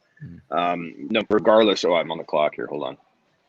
No, I definitely feel that. That's for sure. But I think I'm probably one of the few people in the industry that are saying that we're down on Herbert this year. So it's just like more of a defending that kind of stance. But I do think that Hurts, when we're talking about just from a fantasy perspective and what he brings to the table and the Konami code, like, so exciting. Yeah, this guy has, and like we've, Travis has brought this up several times. Like, the dude is a gym rat, and he loves working out. He loves being around football, and it's like, I want that guy on my team. Now, whether or not, huh? No, nothing. Excuse. I wanted to ask you here, Smitty. You took Antonio Brown, or you talked about taking Chris Godwin earlier and pairing those ones up. You went ahead and got another bit of that Tampa Bay wide receiver core. Antonio Brown, though, you think that he's going to be popping off this season? Well, I think Mike Evans is very injury prone, and he seems to play. But if he's in there, he's going to produce like a wide receiver one. So this is one of those rare wide receiver cups that I think works really well. And you rarely find a wide receiver cup in fantasy football. It's always a running back. But this situation, I feel like whether you have Godwin or Evans, but especially Evans, if Evans gets banged up and sits, Antonio Brown goes off. And so having the duo feels really, really good. And I think there's going to be times where Godwin and Evans are both banged up. That's just the nature of those two dudes. And if Antonio Brown's the wide receiver one for Tampa for 3 or 4 weeks, I'm going to have a guy to plug in that's going to take me, into the playoffs, maybe at the right time or something, So I love Antonio Brown as a double-digit round wide receiver. He's still got a lot left. He just needs volume, and if he doesn't get volume, well, then Evans is popping off, and I'm fine. Antonio Brown's kind of got that psycho edge to him, almost like an Adrian Peterson does, got that old school football mindset about it, where I'm not concerned about the age. That dude is just a psycho when it comes to preparation, working out. Smitty, I did want to ask you, though, you mentioned your 19 years as a professional analyst and watching the evolution and the change in the game and reflecting on your gut takes as well. We had Ashley on the show just before you, who talked about being a big fan of rookie wide receivers. And in my take on it, I remember Mike Evans's rookie season busting out for 1,000 yards. And I think he was like the 6th or 7th rookie wide receiver to ever break out for 1,000 yards. And then we had OBJ just go crazy his rookie season. And now it's almost like every year we get a rookie wide receiver. Justin Jefferson last year, it's going to be someone again, but it feels like there has been a major change in the tide where you couldn't rely on rookie wide receivers. But now it's almost like there's going to be a couple that are going to be they're going to be studs and they're going to be big bargains. Do you think that's the trend? Are we in a fluky period right now? What's kind of your take on the evolution of the viability of a rookie wide receiver? Well, the game's evolved. The rules have evolved. Players are getting bigger, stronger, training earlier. It takes time for that stuff to evolve through, the population of young kids growing up and learning the game. And so when you start playing a position younger, and this is what's going to happen with Kyle Pitts. Kyle Pitts is going to make the tight end position exciting. You're going to have people actually training and trying to become, DK Metcalf size in a tight end position earlier on. And so it makes for, it takes years for it to have a, cascading effect. But I think it's an evolution of a lot of things. But the one thing I know for a fact is that these wide receivers and quarterbacks and running backs have always kind of been this way, but soon tight ends are going to come out of college completely ready to rumble and produce like seasoned veterans. It's just the nature of the college game now. And so I have no doubt that we're going to have 1 or 2 wide receivers each year that could really crack into like the wide receiver 2 category and play like potential top 8 to 12 wide receivers and Smith and Chase. Yeah. I'm not as big on Waddle. I think the situation is pretty tough as well. So Smith and Chase both could flirt with easily top 10 wide receiver numbers. I think Chase will be more of like a 7 to 10. 6 to 10. Devontae might finish more around the later range of that because of maybe some growing pains, some inconsistencies in Philly. But I think he'll have flashes of like, oh my God, this dude is going to be elite. He is so elite on every level aside from his weight that I think he's going to prove everybody wrong right away. And there's going to be a lot of haters for a little while. They're going to keep, saying he's going to get hurt. A lot of people dig their heels in. That's one thing I always tell people they got to do in this game we play here is be able to adjust and adapt and kind of retreat on some of your hardline stances. That's one thing if I had to pick a weakness I had early on, let's say in the first 5-6 years in the industry when I was in it, was digging my heels into a call. Not changing directions and worrying about what it would look like to have been high on a player and not be high on a player.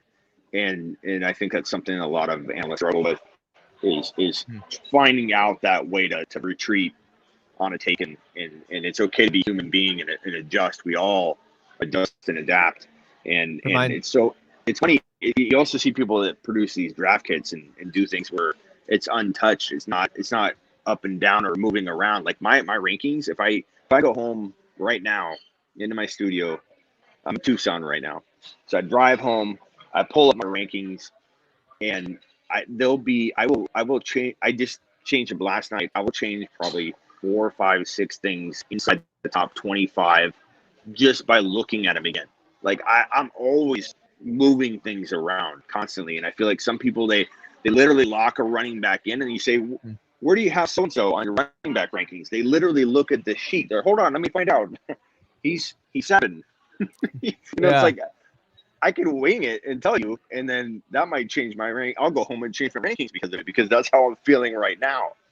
And I think that's such a smart and elevated take. And it does remind me of a line Jerry Jones had shared that you can only be right 50% of the time. As much as how smart as we think we are and as good as we are going to project or predict, you can only be right 50% of the time. The true standouts come from those who can admit that they were wrong and can get onto the right answer more quickly than somebody who's going to just hold on to that previous take, just how you alluded to. Not to say Jerry Jones is the bastion of all that is wisdom, but I think that's a smart way to look at it. I don't like that 50% number, but I do like. Maybe that's his own personal take on this one. Yeah, that might be his bar.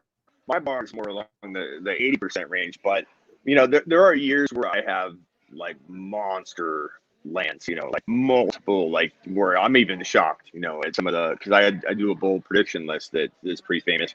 That every year is about 12 guys that I put on it. Waller was on it last year. Hopkinson was on it, and I only picked 12.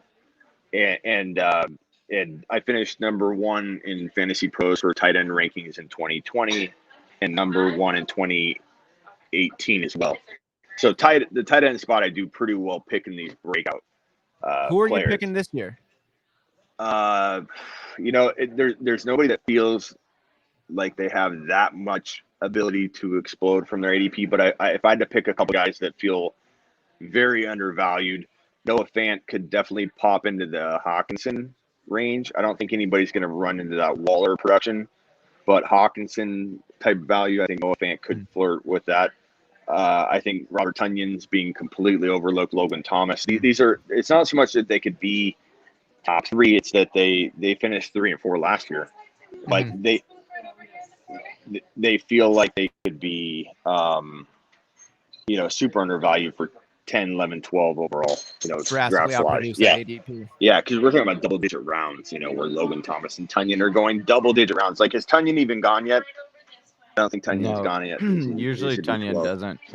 But yeah. Oh, yeah, he has actually. He went there. By the way, they 12. Just moved because I was too loud. They should just join the show. They should just jump in here.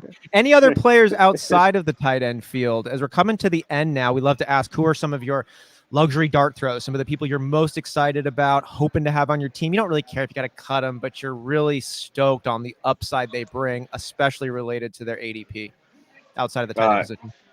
Outside of the tight end position, I'd have to say that, like, looking at the draft board right now, Chuba Hubbard, who I took, we saw what happened with Mike Davis when McCaffrey went down. That volume alone, mixed with Hubbard's talent, who I had as like a quietly top four running back, talent wise in this draft class.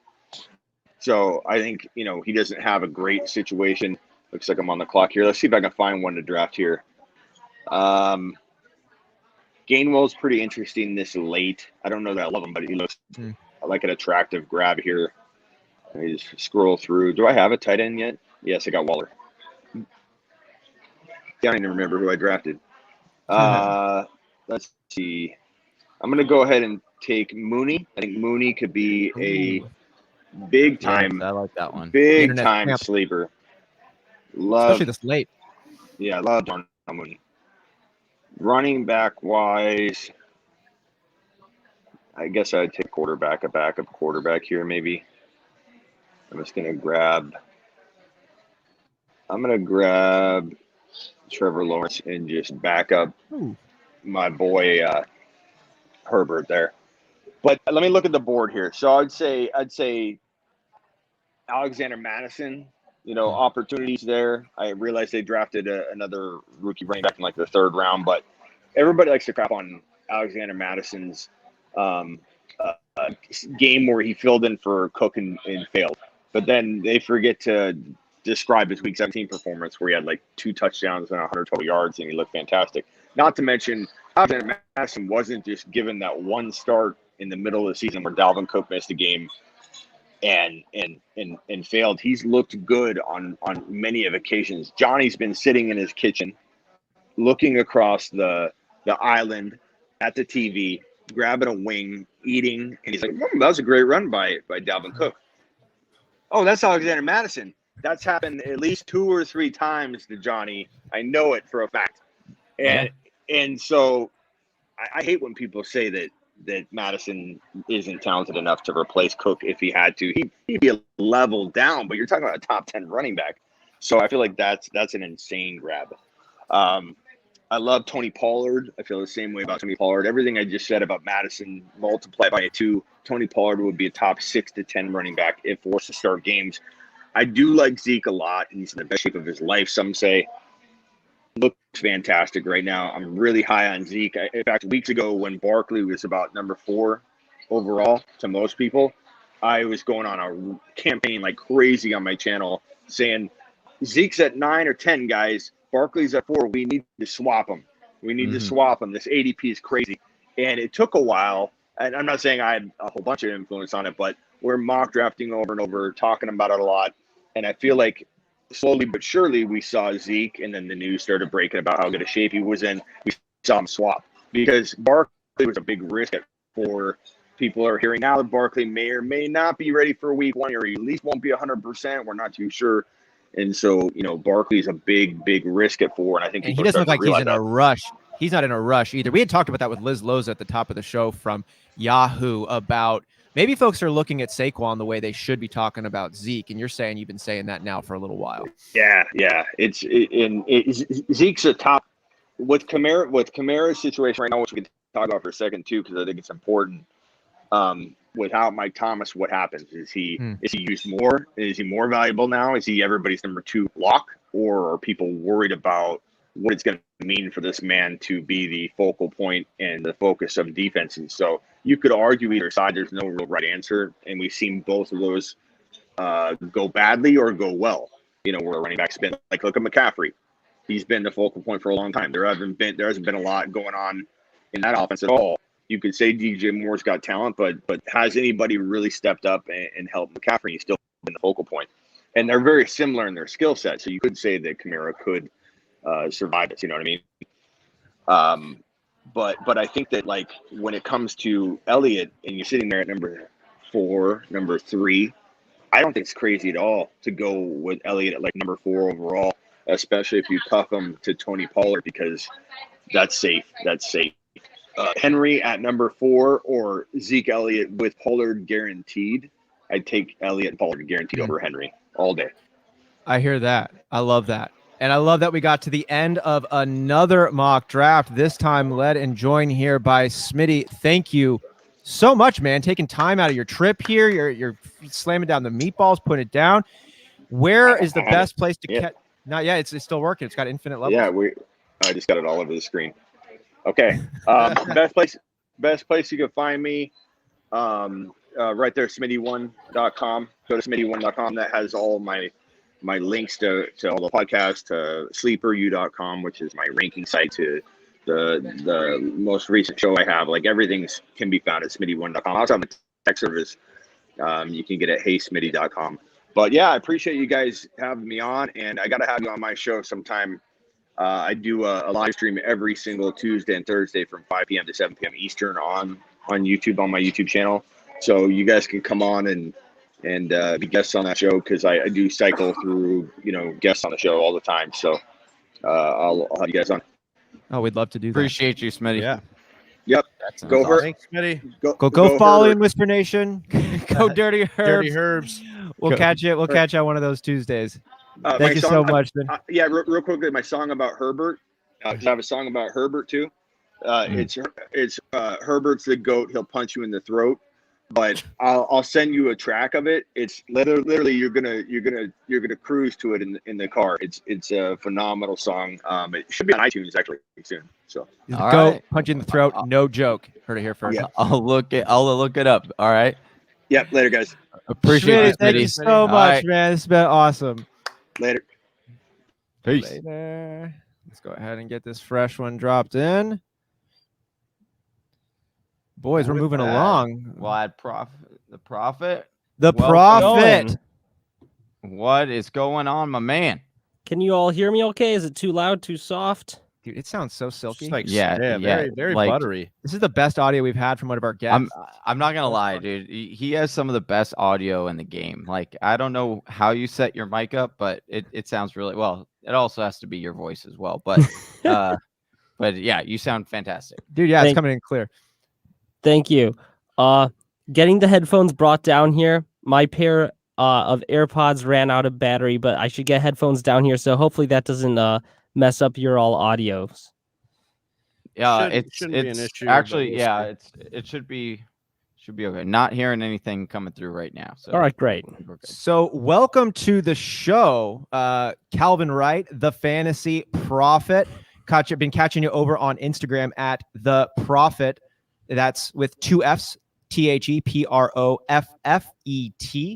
Loving the content. Can you go ahead and just say a couple of words to Whisper Nation? Let them know who you are. I mean, we'd love to take it away for you, but we'd love to just hear you introduce yourself to Whisper Nation. And welcome to the show. Thanks for having me on. I've got one word for you, or 2 words actually. Draft Travis Etienne. That was actually like 3 words, 4 words. Anyways, draft Travis Etienne. He's my number 1 running back sleeper this year. If you follow me anywhere, you know I'm super high on him. But if you take one thing away from me being on this with them all, it's that. That's it. I watched your take on this one, and you talked about my boy James Robinson, but that's okay. You know, we've got a lot of boys out here, but you're looking at him. He's just a guy, right? You're saying no elite abilities. And we can go ahead and get this draft here started pretty soon. We'll start moving it along. So just a heads up, we started. But I saw this one. You saw James Robinson. You said he just got a ton of opportunity.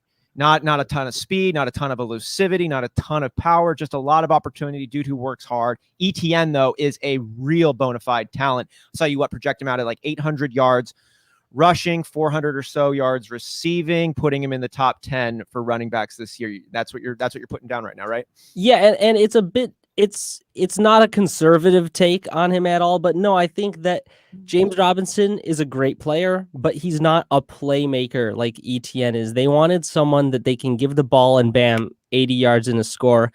And James Robinson, he'll give you some ground and pound. He'll give you the goal line, but I think ETN, there's a reason they took him in that first round when they already had a running back. I think they have special things for him in mind.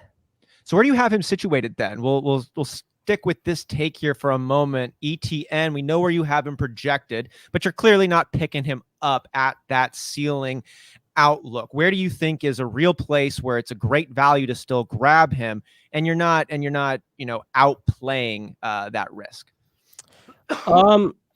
Probably third round to fourth round is where I'm usually drafting him.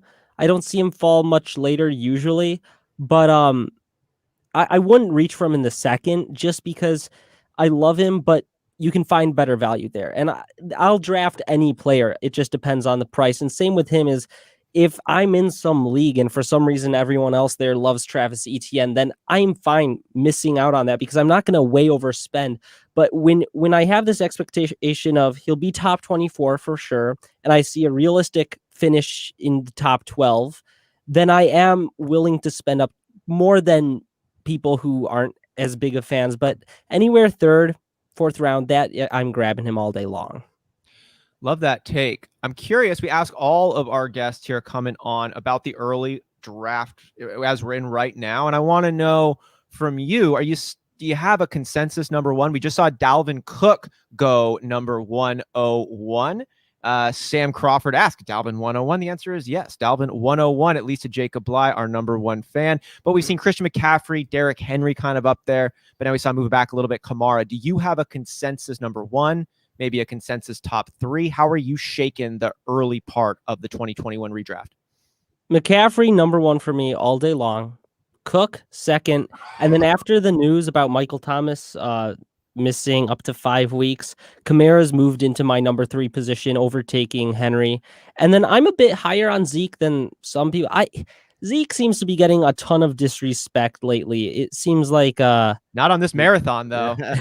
Are people drafting him high in here? Well, yeah.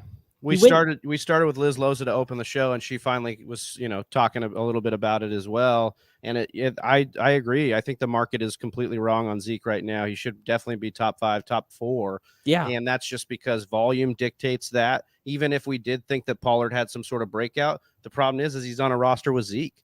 So it doesn't really matter. Like, you could be as good as you want, but you're on the roster with $100 million running back that they love. And I love the way that Liz spun the narrative on Zeke there. It's a business decision when he laid off the gas last season. And I don't think that's even a far-fetched take at all. No, he did. He made a business decision, and it might end up paying off. That's the much better way to put it, because I've been talking about that a little bit in the take for him.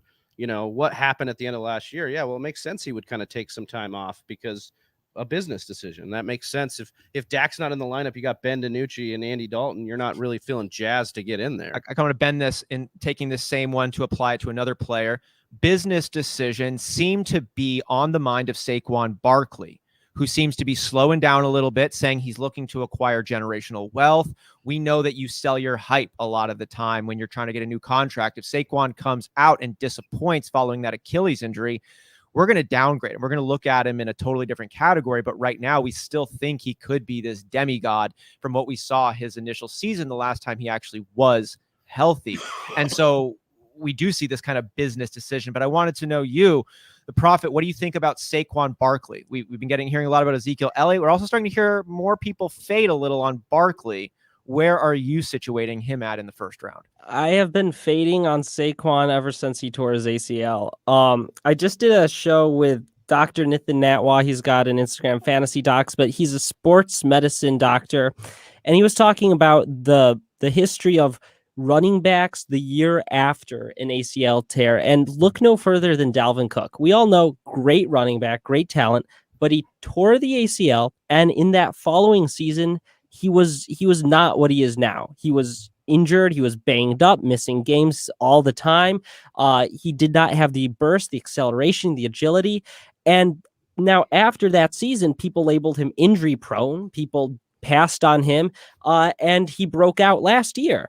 And I think it could be similar with Saquon. Just after that ACL tear, it's very hard for running backs to be 100% or playing 100% that following season.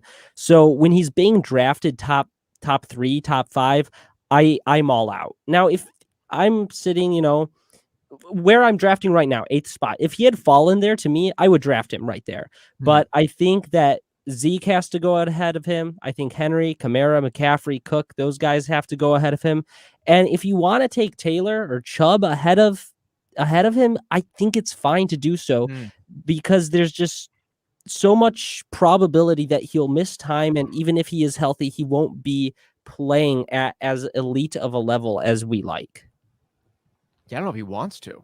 I'm like really nervous on Saquon right now. And I don't even mean that in like a besmirching type of way. It's just like, it's not in his best interest to go ham. It's not in his best interest to get 300 plus touches. Like, so then you've got another issue that you have to worry about. And then, I mean, it could provide an interesting value if there's so many concerns that he suddenly falls to the end of the first or early second, then I would take the risk.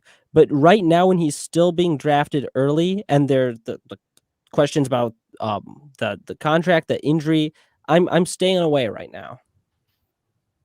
I appreciate that take. So you've taken Tyreek Hill and Devontae Adams. You're on the clock now in the third.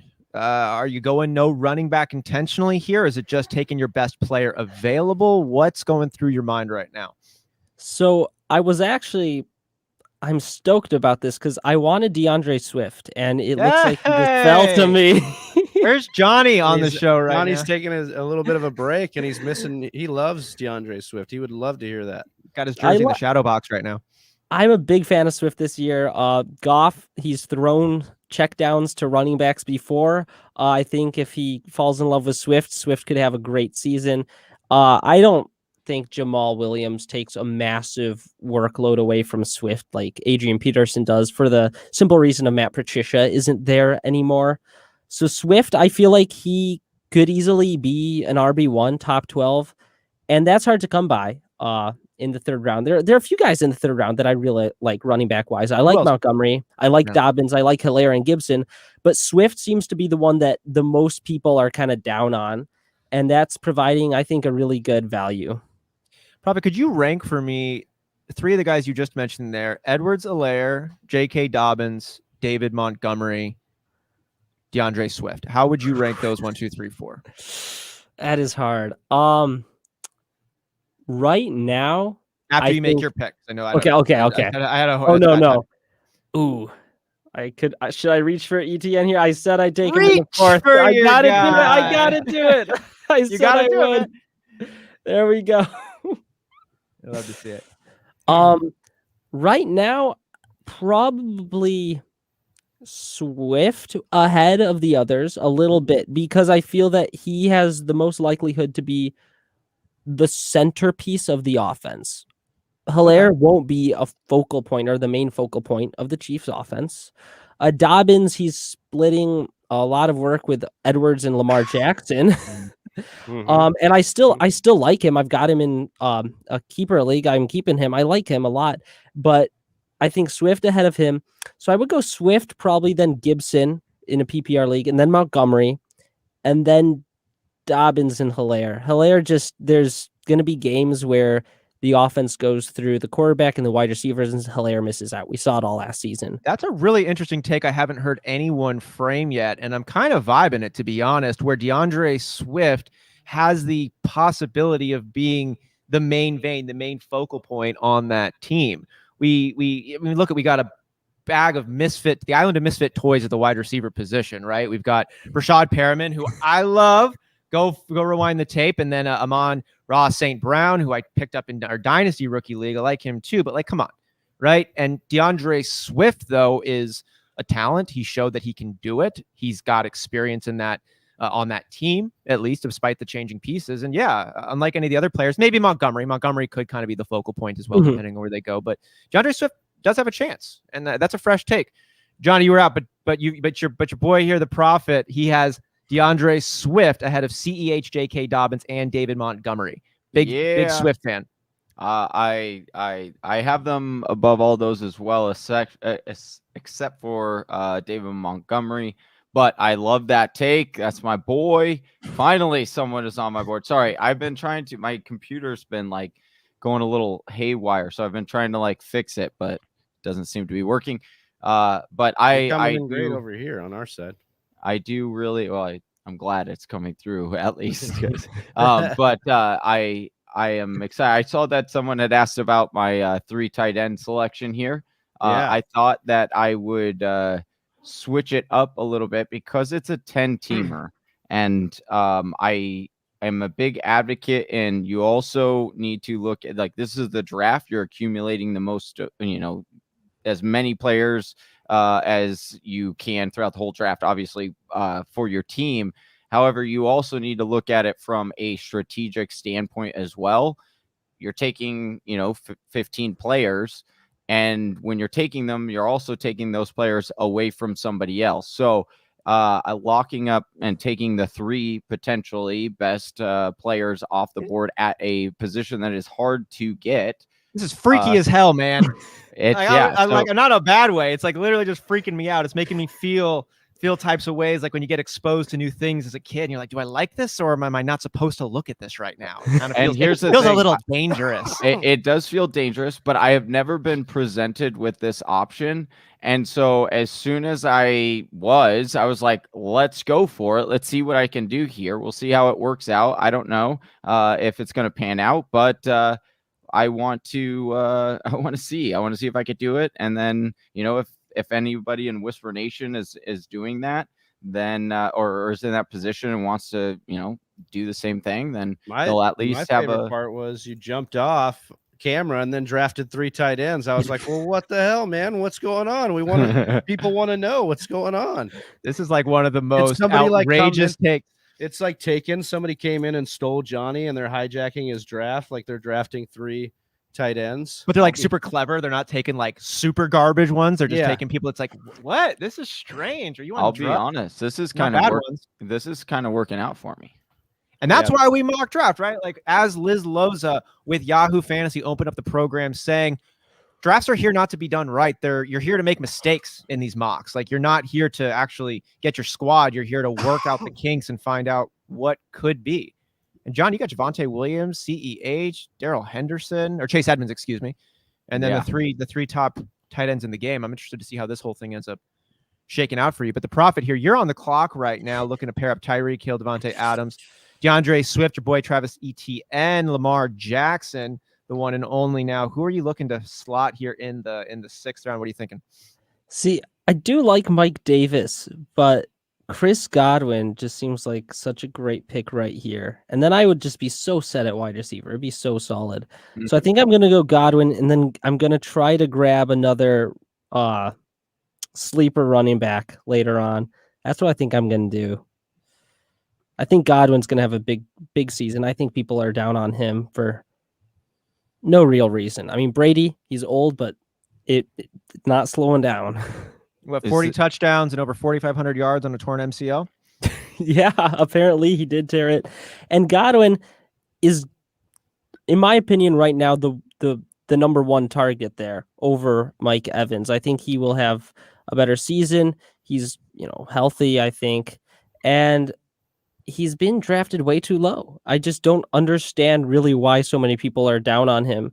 So if he falls to me in the 5th, 6th round, even if I've got, Hill and Adams, I'm going to take him all day long there. And why would you not?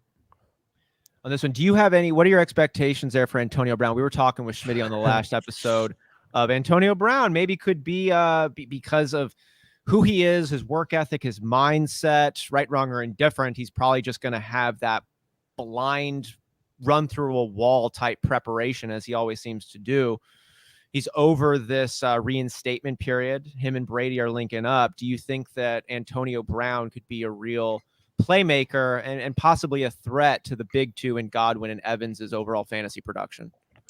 I don't think he'll be a threat. I think he'll be the 3rd option, but I think there is a lot of value in that 3rd option. It's a very high-powered offense. He came in basically off the street last season and started producing. I mean, week 9 against New Orleans, he didn't really play yet. But then after that, week 10, 69 yards, 57 yards. He finished the season strong with 138 yards and 2 touchdowns. I just feel that there's enough talent there and enough volume and passing yards and passing touchdowns for him to have value at in fantasy, and he's being drafted late enough that there really doesn't seem to be any risk to it. If it doesn't work out, fine.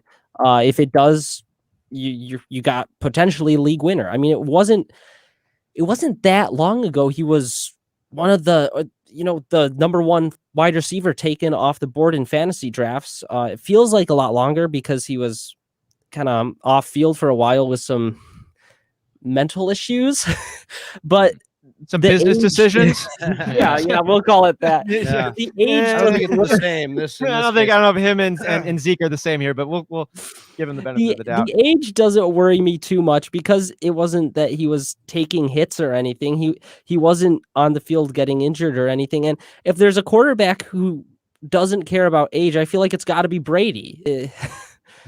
So I don't know. I think he's going to surprise some people. I love that take, and apparently so does Whisper Nation and our fellow panelists and people jumping in here because Josh Hudson, big shout out there. Thrilled to be a part of this, guys. Keep up the great work. The $10 donation level here. That's a woo! We got to get the Ric Flair in there for it. Josh, thank you. Thank you. Two tickets for Josh. Two tickets, and that's a good refresher. Big Travie, what's going on with the raffle? How can Whisper Nation get so in you on guys this, saw please? Josh donate right there. 100% of the super chat proceeds go to the Women's Sports Foundation. So we're linking up with a great cause this year. Club Fantasy FFL is helping us out with that. So the super chat is that $sign right next to your live chat if you're watching on YouTube. Not watching on YouTube, but want to know how you can enter the raffle and win some of the prizes. We'll be giving away a prize at the end of this hour as well. 2 jerseys by the end of this stream. So just remember that. You will be getting entered into. You can purchase the draft kit. Are they autographed jerseys? They are signed. Oh, they are signed. Are they signed by you and Johnny? No, they are signed by the player in which no the jersey shit is way. The actual NFL superstar signed his own jersey, and we're giving it away for a low raffle ticket cost of $5, and it's going to charity. Yes. I think not only is it important that we're doing that, but it's the players as well. We're doing Deontay Johnson and Alvin Kamara, right, Johnny? Yep. That's right. So we've got 2 great studs. I drafted Deontay Johnson in this draft as well, and we'll be able to give those jerseys away. And by you entering into that raffle, we'll be doing a drawing for those, I believe, at the 12 and 24-hour marks to give that away to Whisper Nation. But just to continue on, purchase a draft kit. That'll enter you in with 1 ticket as well. Or if you go to Patreon and sub at the $5 or $10 levels, that is a 1 or 2 ticket purchase as well, plus all the bonus fantasy content you get from us on those platforms. Dang. Prophet over here with the deep sigh of stress. Oh, another one, boys. Oh, snap. Hey-o. Marty. Thank you, Marty. Marty, man. Getting added to the raffle, baby. Just got yourself a ticket. All right. Just say Marty's from California. Did that give us the... Yeah. Or is that some sort of... Is that Bitcoin? No, that's not Bitcoin. I know. That's California. Fellow California, good to see you here, man. Where are you linking in here from, Prophet? I'm in Kentucky right now. Oh. How's the air in Kentucky right now? It's a little bit hazy from some of those fires out west, I guess, is what I was told it is. But it's kind of bizarre. There's just kind of a little bit of smoke in the air. A little smoke in the air. It is that time of year when we get smoke screens coming up. Right. And Canada. Marty comes in.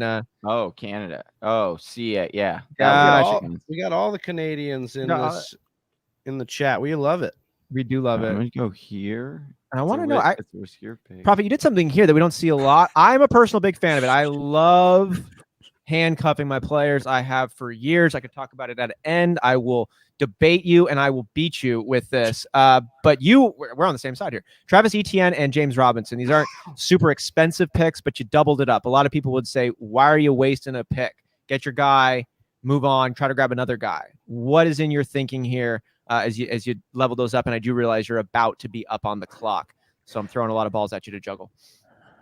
I love Etienne, but there's a possibility, like anyone else, that I'm wrong about it. And at least early on, James Robinson sees a much bigger timeshare or workload than I predict or want. And if that does happen, I don't want to lose to the guy with James Robinson. I don't want to start Etienne, go against someone with James Robinson, and James Robinson outscore him for the first 5 weeks.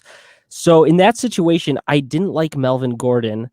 The other guy that I'm going to draft, Trey Sermon, I felt that it was a little too early for him. So I'm going to take him right now because I think he has big breakout potential. And that gives me just some more stability in my backfield, I think. Just having the second half of that backfield makes me feel more comfortable. It's not that I doubt ETN, but if something goes wrong, ETN gets hurt, then I've got the other half. I didn't just lose my 4th round pick. I love that take with it there. And we say here on the show, be like water. We heard Smitty say yesterday, you got to be able to adjust your predictions when there's new reasons to adjust your predictions. Don't just die on the hill with it. So I like the way you positioned it there. And just to plug this strategy just for a second, because we get folks a lot of times like, no, you shouldn't get a handcuff of your own running back. You should get a handcuff of another team's running back, hoping that other starting running back tears his ACL or something. Not really. We don't want any of that. But if you play fantasy, you know what I'm talking about. Come on now. So you're hoping that you end up cashing in on a handcuff. But I look at it saying you can only start 9 players on your fantasy roster. And we all love to have added value. But at the end of the day, you're trying to win games. You're not trying to acquire value. And if you can have a starting running back who's poised for opportunity to be on your roster, that's really what you want. And so if you have a good system, I like to invest in systems where you get a strong running back that leads the way and then a good backup running back. So Ezekiel Elliott and Tony Pollard or Dalvin Cook and Alexander Madison would be perfect examples where the handcuff is good, but they're not as good as the lead dog. But if anything happened to that lead dog, you'd have an RB1 plug and play right away. And if it's a 50-50 shot of your dude, the lead dog going down, and another person's lead dog going down, well, you have a 50-50 shot, but I get to cover myself then, and I never lose an asset. I always have that RB1 versus the other strategy. Yeah, you might get 2 RB1s, but if you have a full roster, you can only start 1. And on the other side, if you lose that guy, you're out a lead dog, and that can really destroy your entire season. So, and I did that take, especially knowing that there are people who would try to take my handcuff potentially. It didn't feel good drafting him, but I felt that it covers my bases. And yeah, I'm not usually a fan of drafting someone with the intention of trading them, like a handcuff, or drafting in case someone gets injured. I'm not usually a fan of that unless they also happen to be, one of the better players when I'm drafting. I'm not going to reach for someone just so I can get Tony Pollard ahead of the guy who has Zeke. Do you remember, Travis, when I took Carlos Hyde when you had Frank Gore back in the day when he was with San Francisco, and you were so pissed off at me that the next round you took my handcuff or my RB1 in that spot. You start rooting against your other people's teams. Yeah. Not a good spot to be in.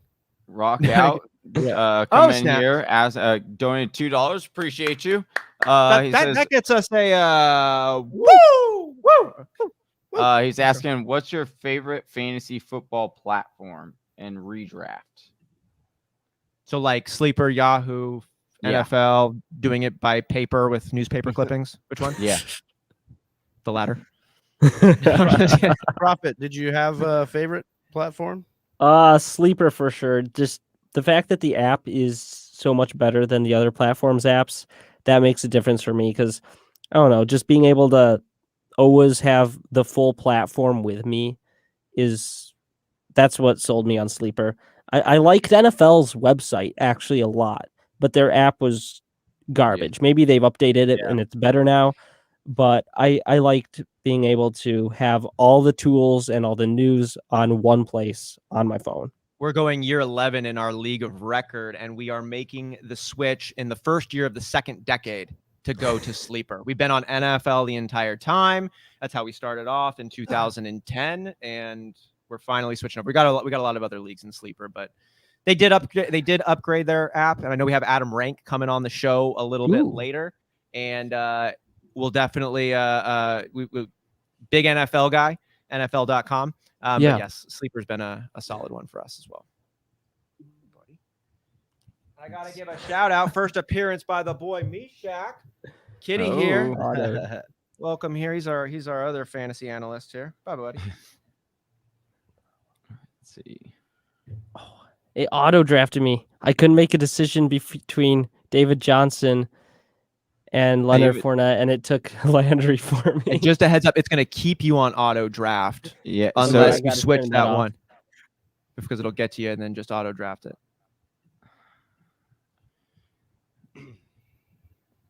I do like the David Johnson call there because I think a lot of people are definitely sleeping on him. But I need wide receivers. So I'm going to go with high upside here, and I'm going to get Will Fuller, and I'm going to grab Brandon Cooks. Brandon Cooks, man, Mr. 1,000 yards after Mike Evans right there. If he plays 15 or more games, he gets you 1,000 yards. He's 27. I'm a big Brandon Cooks guy. He feels older than that. Doesn't He does. He feels so much older He than that. feels older. He's been with so many teams too, right? Like he had New Orleans. It's like he a new had- team every year. Yeah. and he just keeps doing well. There's never any complaints. He's almost like hits me like a poor man's Chris Paul in the NBA, where it's like he keeps bouncing around to a ton of teams, but he just keeps doing pretty good work. He's not as good as a Chris Paul, but yeah, Brandon Cooks, man, that's a guy who has ADP. I expect to see climb up a little bit. There we He go. does Got feel Johnson. There you go. He just feels David like Johnson, I think, dismissed. Nobody even thinks about him. Yeah. You know, Big Travie talked about on the first hour with Liz Losa, talking about, you know, everyone wanting a shiny new car, and instead of going with old reliable. That's exactly how I feel about David Johnson. The dude's just like he's just like a Honda. Like he just produces, and he's not flashy, but he's going to give you RB2 production with some high upside RB1. The problem was he wasn't always a Honda. He was a he was a Lambo. He was the best running back in the league, and so now he's not. Expectations. Yeah, I guess he's still getting you to your destination. Bro, you realize that was just a kit car, bro. If you kept, if you kept the shiny new car for long enough, it would not be the shiny new car anymore. Yeah. Oh, NYG Noah takes Goddard. I gotta ask you, ProFFet, is that a Buda Baker jersey or is that a Josh Rosen jersey? So when I heard he changed his number to 3, I went on NFL Shop and I went to jerseys sort by cheap, and it is a Josh Rosen jersey. Yes. Hey, I appreciate you coming on here with the Cardinals jersey and from the front. It looks like it could be someone else, which is why I wear it. I mean, technically, you could have just lied and said, "Yeah, it's a Baker or a Buda Baker jersey," and I would have been like, "Hey." But I also like being able to wear a Josh Rosen jersey. It's just kind of funny to me. Yeah. Right. Well, especially if you would be laughing if you had seen me that draft night. I was beyond excited. We got Josh Rosen, and boy, was I wrong on that one. But I still have a screenshot of the tweet from like Cliff Kingsbury coming on and saying Rosen is our guy, like 2 days before the draft. Oh yeah, no, that's great. The biggest lie that everyone knew was a lie. Hey, it worked out. It's okay. It ended up working out for us, and that's all that matters. Who got Kyler in this? Oh, see, Jacob Bley got him in the 5th. Fan. Yeah. I thought about it instead of taking Edmonds. I was like, hey, Henderson. But then I was like, I cannot wait another round. I didn't know if Edmonds would make it to me this next round, so I thought I was already going to be, having to take some dart throw running backs. So that's why I ended up skipping on him. But I think I've already said it multiple times. I think Kyler's the number 1 quarterback this year. Oh yeah. I think he runs away with it, and man, that he's so good. He's my number 1 quarterback as well. So glad we agree on that one. He's so we're just good. agreeing on everything on the show. Love it. He's so good, and I don't know. I feel like he's not getting as much of the hype. He's just kind of everyone thinks he's going to be great, but no one's hyping him up like they are Josh Allen this year or anything. Yeah, the shoulder injury. He was actually on pace to smash Lamar Jackson's top regular season ever, and then he had the shoulder injury, and his points per game severely dipped because he was obviously doing what he had to do to get through the rest of the season. But that's what people fail to realize. We were checking that out in the matchup show, and I remember clearly before that shoulder injury looking at the pace and bringing it up and saying, look, Kyler Murray is about to step into his own. Now you bring AJ Green into the lineup, Rondale Moore. Like, I just think, the running backs that they're going to be deploying, there's a lot on the plate or on the table there for Kyler Murray this season. Yeah, it's going to be a fantastic year for him.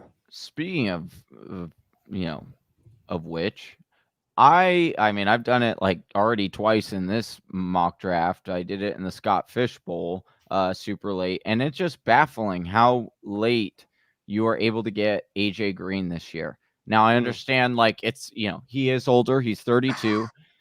He's been, injury prone for a significant part of the second half of his career. But what I will say is, like, you're getting him literally for free. And he's been working with Kyler all offseason, trying to get on the same page. And I think he really wants to prove it. I mean, we're still giving faith and hope into Julio Jones. And Julio has had his injury battles over the last couple of years, and we're barely fading him. So it's just like, I think that, AJ Green is going to be definitely a guy that we'll be talking, come week 1 or week 2 on the waiver wire episodes and saying, hey, this guy's getting, 18 to 20% market share for his team, and he's getting the deep routes, and him and Kyler seem to have a connection. He's got massive touchdown upside too. I think he could easily, like, AJ Green could wind up with 10 touchdowns and nobody would bat an eye in my mind. Yeah, that would not be surprising. He's still a massive target down there at jump ball. If he stays healthy, he'll be fantastic. And check it out. If DeAndre Hopkins actually does retire because of the vaccine, you'll have wide receiver one. Yeah. That'd be such a bizarre storyline. Yeah. That would be great. I would love that. Oh my goodness. I would just I would probably cry first, but then I would definitely tune into sports radio, because it would be like, all the headline would be how did the Cardinals end up trading David Johnson and a number 2 or second round pick for a guy that only played for him for a year? And that would be, very, very Phoenix and very Arizona sports talk luck for us. So I do just want to take this moment to say we've got 30 people watching across all platforms. We are on Facebook, YouTube, Periscope, via Twitter and Twitch. And we've got everybody in here watching. Please hit us with a like or a subscribe on whatever platform you are. It really helps us grow the channel. And we just want to say thank you for watching. And as we creep into hour 5 of the mock draft marathon, ProFFet, we tried to get you on last year. I'm really glad. We've been fans watching you from kind of afar. Haven't had the pleasure to be able to, collab just yet. But I'm glad we made the inaugural collab here on the mock draft marathon. Yeah, this has been fun. So you're doing this for 24 hours, you said? That's right. Yeah, that's right. We're creeping up on hour 5. We've been going 4.5 hours so far. So how are you feeling? Is it getting to you yet? Yeah. Sorry, somebody was asking me something off camera, because I'll just say, behind the scenes, we got to have people like Philly Chelsea behind the scenes, or Austin bringing me little steak bites, just things to fill with protein and energy. But right now I feel great. But we'll see. We're still very early in the whole thing. We're not even halfway through. You know what I mean? So what, we started at what, 10 a.m. Pacific. 10 a.m. Pacific. Yeah. Wow. So you got to go through the whole night. Yeah. Oh, don't. Yeah. I love how he's like rubbing that in. Yeah, he's like rubbing it in. Like, I think he is just a little bit. Most people are like, "Oh, you guys should do it. You got this. You got it." But ProFFet just over here, he's just like, he's just like, no, that sounds brutal. That sounds pretty terrible. See, I've done an all-nighter before because I had like a school project that I forgot to do, and I can't imagine voluntarily doing another. That's how much we love. So credit to you. That is intense. I mean, intense. I'm sure it's gonna be fun. I'm sure it's gonna be fun. You're all gonna be so tired. You're just like drafting Tim Tebow by the end. Oh yeah. Well, Johnny might do that already. He loves Tim Tebow. So. I do need a tight end. Maybe I'll take a shot on him. Is he listed in Sleeper? Oh yeah. Oh yeah. You think anybody would let? Tim there Tebow he is. Just go all the way to the very last player on the Sleeper, and he's there. He is. Yeah. Sort low to high. Yeah. No, it definitely, like, one thing. You just can't focus on the time, because if you focus on the time, then you'll be like, oh my goodness, this is going to, how am I ever going to make it? So you just don't focus on the time. You just enjoy the moment until the prophet asks us about it. Yeah. And tells us how fun it's going to be. It's always like a refreshing thing no matter what, though. Like, Travis, you had told me before, it's getting a little meta with it, but the guests bring a lot of energy. And it ends up, absolutely. We're talking about the same set of 200 players, over and over and over again, and it never gets old. Like, it's crazy. It never does, because the conversations are always unique. They're always custom tailored to the moment, and everybody has a fresh take. I mean, coming in saying Travis Etienne, if there's one thing you walk away from, it's get him on your team. Just, maybe not before the third round, but or from the last one, Schmitty's. Oh, yeah. Go ahead. Sorry. Yeah. I was going to say Antonio Gibson in the first. From Z, and Liz Loza's take on Ezekiel Elliott and Saquon Barkley, which we've then heard from all of our panelists as well. It's just like, it actually is so interesting, and getting to stitch all the different stories together gives you a perk. Like, someone just says one thing that doesn't sound interesting, but it's counter to what you've heard for the last 9 hours straight. So you're like, oh no. So it actually goes a lot faster and smoother than one might expect. How many energy drinks are you down? You got one in front of you. Half. Half. And I spilled it. So technically I'm down one, but I didn't drink any of it. one cup of cold coffee.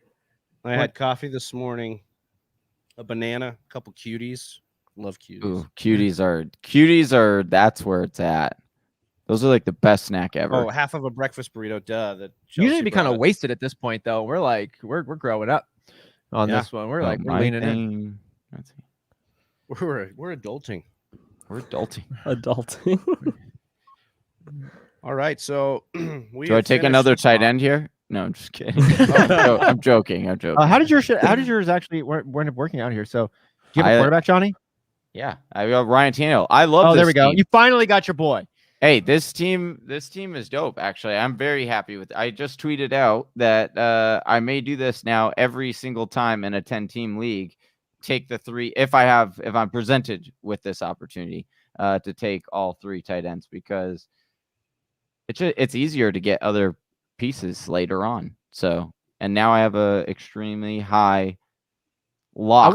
I want to ask you about this one. Like, we've got a little bit of time on this one, and you are the first one, Johnny, that we've seen go with this heavy tight end pickup. We heard Evan Silva on last year's mock draft marathon, who kicked off the show, talk about getting multiple players on the same team. At that time, it was Tyler Lockett, DK Metcalf. He also talked about doubling up on the top tight ends. At the time, it was George Kittle, Travis Kelce. Darren Waller's now inserted himself into that conversation. But my question here for you is, if it's not a super flex, or it's not a tight end premium, you're going to have to start that tight end in your flex spot, which isn't a bad deal necessarily. Like, Darren Waller in your flex is a really good one. We're looking at over 1,000 yards, pushing 10 touchdowns.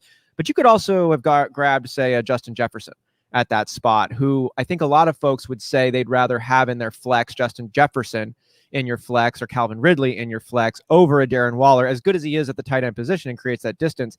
You now, though, you don't have that option. You've got to stuff one of these guys in your flex, unless you're planning on trading them. And is that what you had done here, or are you comfortable playing a Darren Waller or a George Kittle in your flex over a Calvin Ridley or another one of these guys who was available at that time? I'm glad you brought that point up, because Justin Jefferson's a perfect example of why I would 100% do this, even more so if you're going to give me the option between this or Justin Jefferson, because the reality is Justin Jefferson, although he finished as the wide receiver 6 last year in most scoring formats, he only was a wide receiver 1 4 times out of the entire season. He was only a wide receiver 2 or better 7 times out of the entire season. Whereas you look at a guy like Travis Kelce, he was the tight end 1 on almost nearly every single week. And you look at Darren Waller, he has a more hit rate as well. And so when you're talking about positional players, we have to remember that it's a week by week game that you play. You want to play matchups. You want to play, certain lineups. And so now I have that ability paired with the wide receivers that I have to either go with the matchup or I could take my positional advantage. But at the same time, I know that no matter who I face on a weekly basis, they aren't going to match my tight end production. So I automatically have, a bonus point up there. Now, of course, with this kind of strategy, there is more risk as far as your running backs go, and you have to hit on those. And that this could go real haywire real fast. But certainly I like having an advantage at a certain position that's hard to get. Whereas like I can stream a wide receiver any given week him be a top 10 wide receiver because I feel confident in my matchup breakdowns. So, I like that take. That's actually kind of a nice one, especially if you say I'm not gunning up to trade him, but I'm gunning up to have the value and create options for myself. You start off week 1, Darren Waller in your flex, and by week 3 or 4, maybe you want to make a move. You've only sacrificed a little bit of points, if any, maybe at all. And actually, that's a refreshing take, Johnny. I appreciate that one. Also, I know we appreciate the ProFFet joining us here, and I was hoping, ProFFet, that we could get a breakdown from you on your squad to kind of give us the rundown on what you were thinking, who you took, how you think it all panned out, any changes you would have made, or if this is, certifiably perfect. What's your kind of take now that we're all the way through? So I went with Hill first. He's one of my favorite receivers this year. Obvious reasons. He's explosive. He's been pretty consistent, stayed moderately healthy. He's tied to Patrick Mahomes. So I felt that was just the best player I could get in that pick. And then Devontae Adams, I was hoping Eckler would fall, but he didn't. So Devontae Adams, I drafted with it in mind that he's going to play with Aaron Rodgers. Now, if it comes out before I do like other drafts that Rodgers is actually gone, then I'm not taking Adams in that second round. But when I took Adams, I'm going to just go with what we know right now, which is who knows, but expecting Adams and Rodgers in Green Bay this year. And then Swift and ETN. Swift, I'm a big fan of this year. RB1 potential. He's going to be peppered targets from Jared Goff. He only has to fend off Jamal Williams, who I don't think is that good. Maybe he'll steal some touchdowns. In the end of the day, I think Swift will have a great season. And I think in the third round, it's a great value. And then ETN is one of my favorite players in the draft.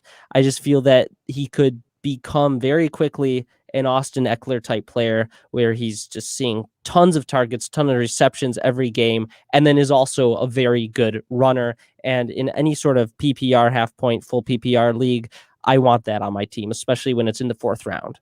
And then Lamar Jackson, I went with because I got a sense that the quarterbacks were going somewhat early. I mean, Mahomes, Allen, and Murray were already gone. And I wasn't a massive fan of anyone else in that area, so I felt that was a good pick. I think Lamar Jackson has a big rebound this year. The back half of last season, he was phenomenal. Some people are like saying, "Oh, they are not going to give him the." I'm not down on Lamar Jackson like some people are. I think that narrative is probably mostly on TikTok where I see it, but some people are really out on Lamar Jackson. I still think he's a great quarterback in real life and an elite one in fantasy with the rushing ability. And then Chris Godwin, I wanted one more wide receiver before I went on another run of running backs. I think Godwin is going to have a good season with Brady once again. I think another year together in that offense, Bruce Arians, I think it's going to be a dynamic, high-powered offense, and Godwin's going to help lead the way. And then James Robinson, I got just to be a safety net for ETN. If anything happens to ETN, I don't want to have to go to the James Robinson owner and try to make a trade. I want that on my bench. And then Trey Sermon, if there's one running back who can't seem to stay healthy, it's Raheem Mostert. As talented as Mostert is, I don't have confidence he's going to be playing a full season. And Trey Sermon, I think, is very talented. And I think if he gets the opportunity, which I believe he will, because I don't think anyone on that offense can stay healthy, I think he will run away with the lead role. And it may not be for the whole season. It may not be for half the season. But if he can give me 5-6 weeks of solid production, I'm going to be happy with that in the mid-8th round. And then Jarvis Landry was an auto pick because I couldn't decide who to take. It's a fine depth piece for Baker. He's a good wide receiver still. And then David Johnson it comes down to he's still got a little left in the tank, very little. But there are not many other pieces on that offense that I think are gonna be doing anything, especially if Deshaun Watson's suspended early on. I think that a lot of the offense is gonna have to go through David Johnson, and it might be ugly. It might be 1.5 yards per carry, but the volume will be there. So yeah. And then Jalen Waddle, he's a speedster, a lot of explosive ability. We saw Henry Ruggs, it didn't pan out, but Jalen Waddle, he doesn't have a lot to compete with. Yes, that's important to say. I like Ruggs this year. Waddle doesn't have a lot to compete with there, and I think Tua could start to lean on him. And he's the type of guy who he doesn't need that many targets or that many receptions to have a good game. So having that on the bench, I think is a good pick, especially late in the draft. And then Devin Singletary, just another running back. He's kind of in this split backfield with Zach Moss. Zach Moss, I think, has a slight edge over him right now. Devin Singletary should still see some touches. And if Zach Moss goes down, I think Singletary could have a pretty good season. I think he's a better running back than people think. I've watched a lot of his plays because I was a big fan of him when he was a rookie, and I'm a big fan of the vision and the balance, and I think he could have a sneaky good season. And then I just went with Tebow just for the heck of it. And really I probably would have drafted I think Adam Troutman, I think, is who I would have gone with from the Saints. I think that as tight ends go, he has a lot of upside. I usually just stream the tight end position based on matchups. A few years ago, I think it was whoever was playing the Cardinals was like guaranteed 15 points at the tight end spot. Yeah, at the tight end spot. So I usually just kind of stream tight ends, but I think Adam Troutman, if I had to take a shot on one to have a breakout year, would be him. Love that take. Love the breakdown here as well, ProFFet. Nicely done. Nice draft. Nice explanation on the other side. We're going to ask one more thing of you, and that is to take a look at the board and pick who you think won this draft. Not with Johnny or Travis or yourself included, but of the remaining 7 fantasy managers, who do you think did the best? And while you're taking a look at who you believe did the best, we're going to be giving a giveaway. Is that right, Big Travi? Yeah, only we can't do it just yet because we need the wheel. And Johnny is going to fix that right now. So we'll just take a look at what ProFFet's got to say here. I don't know if he's can do a speed round here on this and find a player. We got to fix the wheel. The wheel fell apart. Maybe the wheel broke. I mean, it's digital, but in so many ways, isn't it all just a part of us? It is. Yeah. And with Don Cheadle out this there, is all bigger than us, you know? It absolutely is. So Johnny's fixing the wheel. He's on this one. The ProFFet right now is taking a look at the rest of the draft. I think I'm ready. I think I found the team. Big Sam 38. That is a really good roster, I think. Alvin Kamara locked in as an elite running back. And then DK Metcalf and Justin Jefferson. I love that stack. And then Allen Robinson, if we get some competent quarterback play, he's going to have an amazing season. Mark Andrews, one of the better tight ends. And then Mike Davis, I like that selection. He went later than I was expecting, actually. But Mike Davis in Atlanta, we saw Todd Gurley was not good last year, but he put up pretty good fantasy numbers with all the touchdowns and with Julio out. I know Julio didn't get a lot of touchdowns. That was one of the problems were in the red zone, but I think Mike Davis will be leaned on in the red zone given his quad size. And then T Higgins, I know T Higgins is kind of dead because of Jamar Chase, but I think there's still a role for him. And especially behind Metcalf, Jefferson, and Robinson, to have T Higgins and Michael Gallup as your bench wide receivers, I think that's really solid. And then Michael Carter, he's presumably going to be the lead back on the Jets, but still a starting running back is nice to have in your flex. And then Melvin Gordon, Gus Edwards, not too excited about them, but there's a path for them to be very good. I mean, if Javonte Williams isn't ready to be the lead back, Melvin Gordon will be good. If J.K. Dobbins goes down and gets hurt, then Gus Edwards will be very good. So there is a path to those two players being very fantasy relevant, and to get them 9th and 10th round, I think that was a pretty good draft. And then Cam Newton, not my favorite option. That's the one thing I would change on this team. But that's the quarterback position, and that's the most replaceable position. So there's going to be rushing upside. I'm just not a believer in Newton this year. And then Jonnu Smith, I think, will be a fine tight end. So if you get a different quarterback, I think that team could have a really, really solid season. All right. That's awesome. Appreciate that breakdown there, Prophet. You want to remind the people where they can find you and kind of what you've been working on the most recently? Yeah, so I try to keep the username the same everywhere. So on TikTok, Instagram, and YouTube, those are my 3 main platforms. You can just type in The Prophet and you'll find me. It's 2 F's, that stands for fantasy football. And yeah, I'm most prominent on TikTok. That's kind of where I thrive. But I've also got the podcast and the YouTube that I'm just really getting going on this season, doing a lot of live streams on their live streaming podcast. So the Prophet podcast is where I do like my longer content, and that's on every single podcast service. And then the TikTok and Instagram is where you can just find very quick snippets of basically what I say on the podcast, because I understand not everyone has time to sit down and listen to a 45-minute fantasy football thing. So if you follow the TikTok or the Instagram, you're going to get basically the highlights from the podcast in just much shorter form. All right.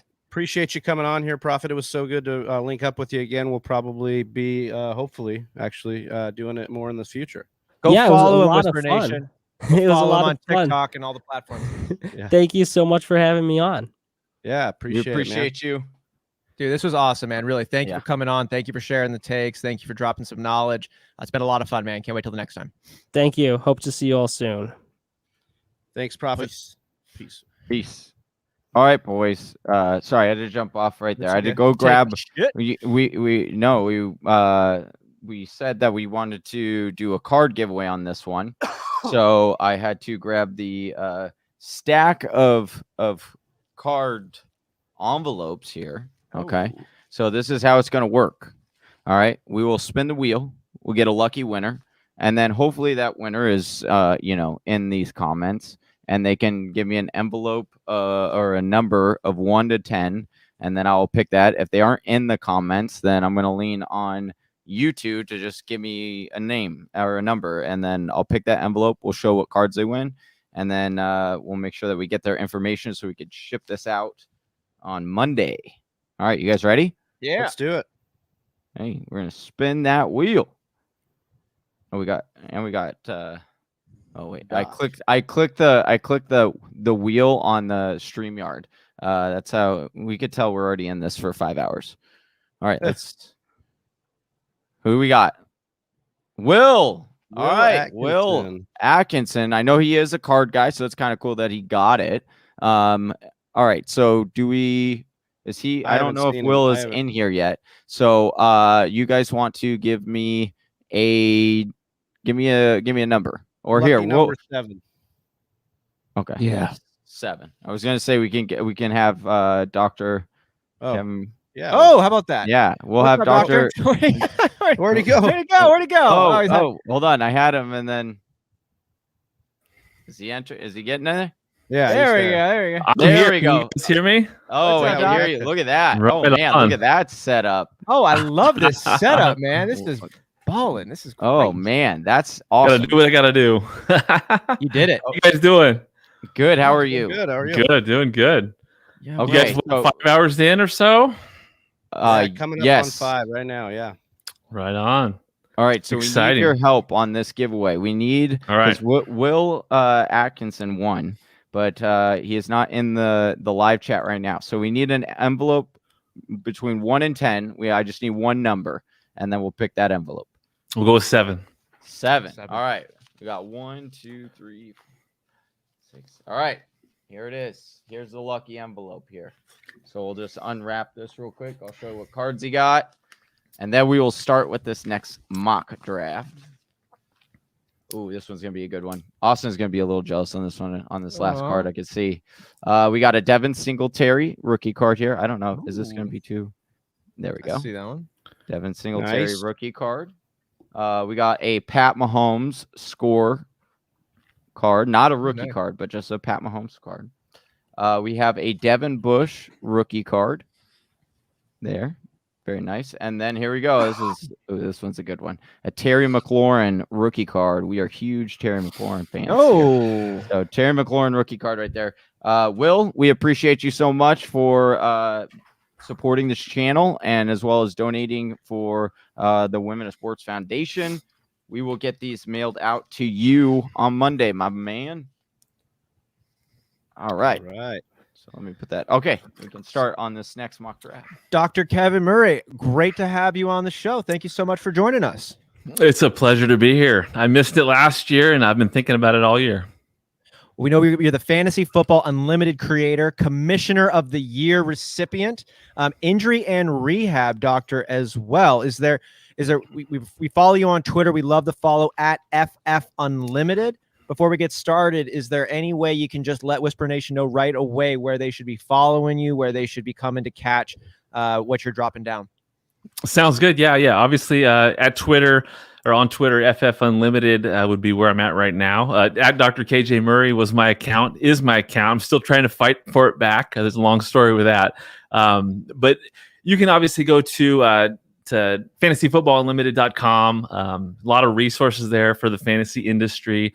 All my social links are on there, and you can definitely follow us on Instagram, on YouTube, Facebook, Fantasy Football Unlimited. Hell yeah, we absolutely will. And Whisper Nation, do yourself a favor and go follow that along as well. Love the take that we're going to be getting here on some of these different players in different situations, but this is a 12-team PPR mock draft. John, are we getting this thing started? Yeah, let's do it. Well, I think we owe John credit here. We owe donating to our cause, Women of Sports. Doc, just to let you in on what we're doing here, each time we get a donation, we are giving them the old Ric Flair woo. So if you would be so honored. Oh, it'll be my pleasure. Woo! There we go. That was a good one. And John Credit's got his abolish kickers, as is his mantra, basically, in a couple of leagues with him. We appreciate Johnny, the donation. I did start it, so don't get caught on auto draft here. Appreciate you. I will. No kickers in this draft, Credit. So we at least abolish them through the mocks. I like that. Yeah, we got rid of the defense. We got rid of the kickers. It just helps the mocks flow on this one. I would imagine. And we gotta just give a shout out to the Snap. They were the ones that kind of brought it to our attention, because we were big advocates when we would do our mocks that at first we started and they had the kickers and the defenses, but we'd always skip on drafting them, and we just tell people, like, you're better off taking dart throws than drafting your defense and kicker at this point. And we got some feedback from them and some other people in Whisper Nation that are like, well, if you're not going to draft kickers, why even have them in there? And so we're like, hey, that's actually a really great idea. And so here we are. I love it. Yeah. All right, I'm going with Derrick Henry here. Pretty obvious choice. Obvious choice when you got the top 4 there. Can't go wrong with an anchor like that. How are you shaking out the top of the draft? It's a question we're asking all of our guests here. We kind of see Dalvin Cook, Christian McCaffrey, Derrick Henry, Alvin Kamara is kind of working his way into that early conversation. Do you have a hands-down number 1 pick or a top tier before it falls off? How are you looking at the early start of this 2021 in redrafts?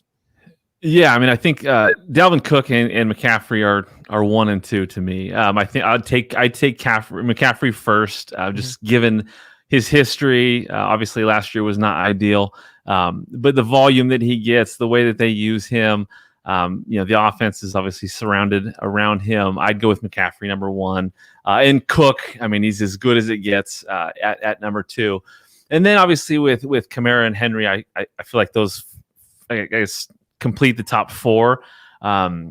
Kamara, you can't miss with him. I mean, he's so consistent every year. But Henry, the volume there, such a safe play.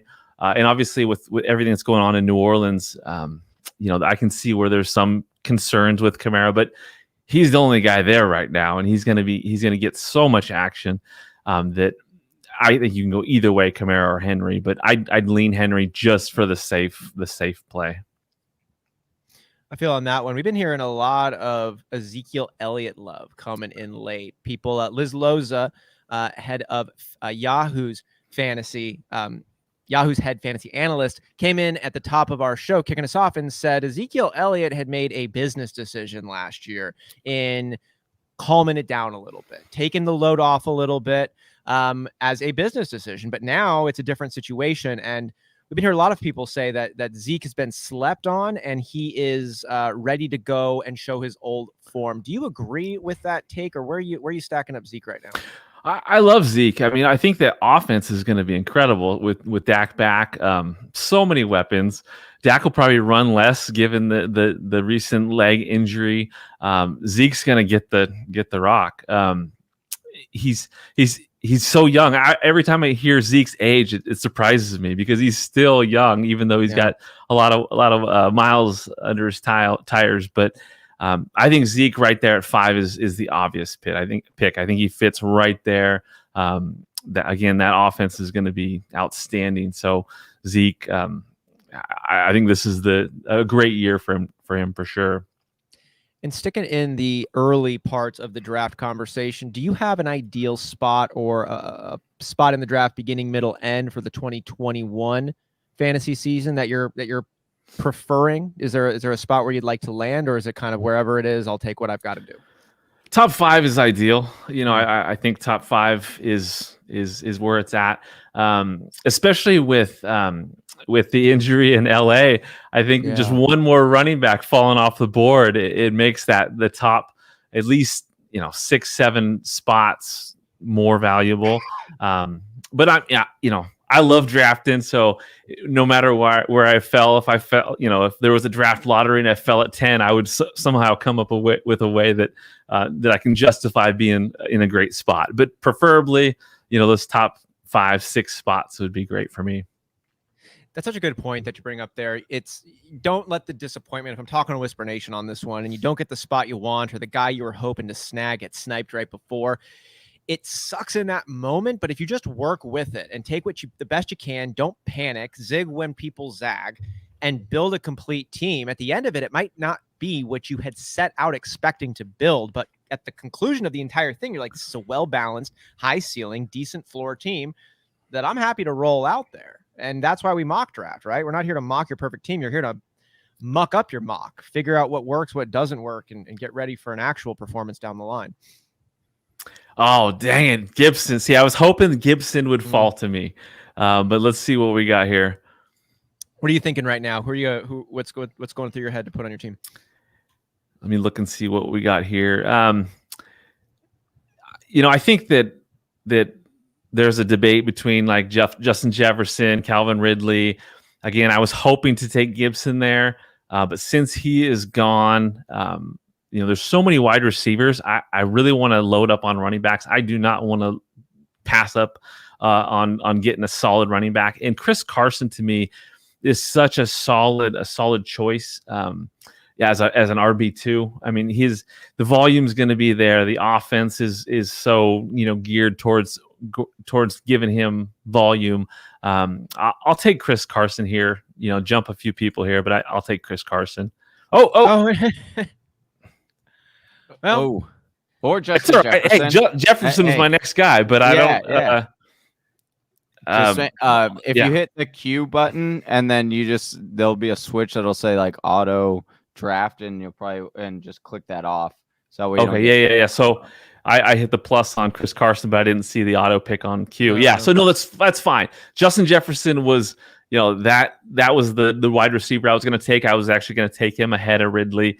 I just love the talent. I think that Ridley's going to have such a great season. He's got all the volume in the world. But to me, starting out with Justin Jefferson is great. I can definitely work with that. But I hope no one takes Carson on the way back, because that's who I want.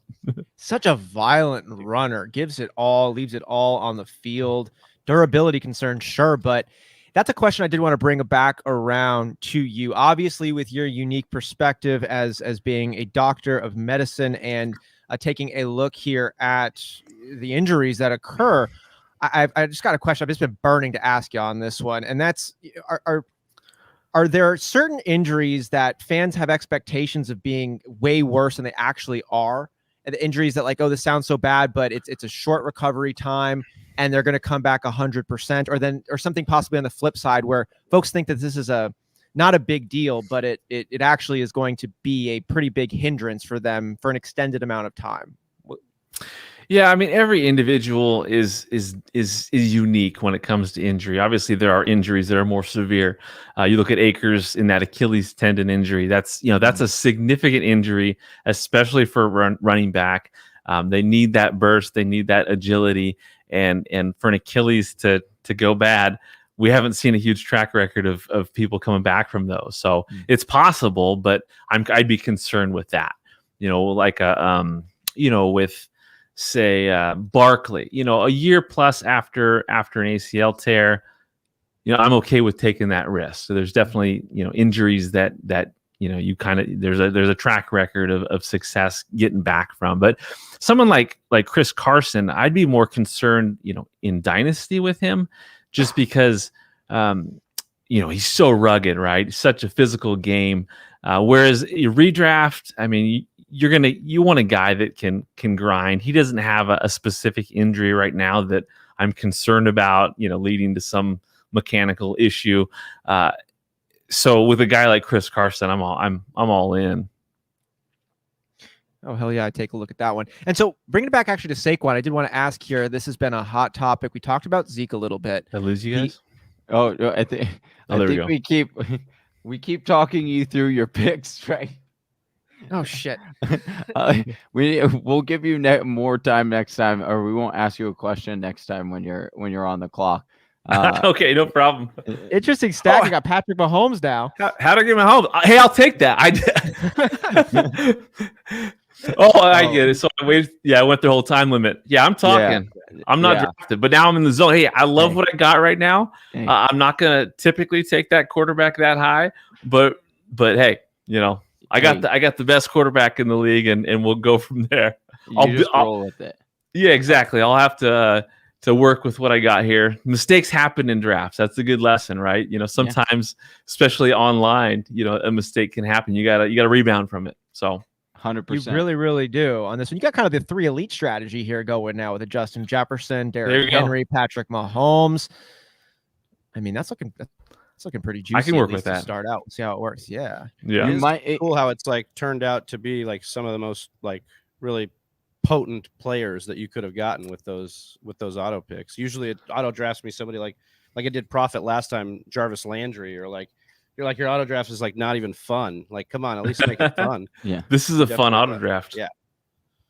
Absolutely. We bring this up again, but Whisper Nation, when you're drafting, we love to do live drafts, in-person drafts, our league of record. The winner selects the location. We all go meet at that location. We bounce around. We go somewhere different every year. It's one of the best weekends of the year. But a lot of the times you don't have that ability. You got to draft digitally. And what we really encourage is, one, know the rules of your draft ahead of time.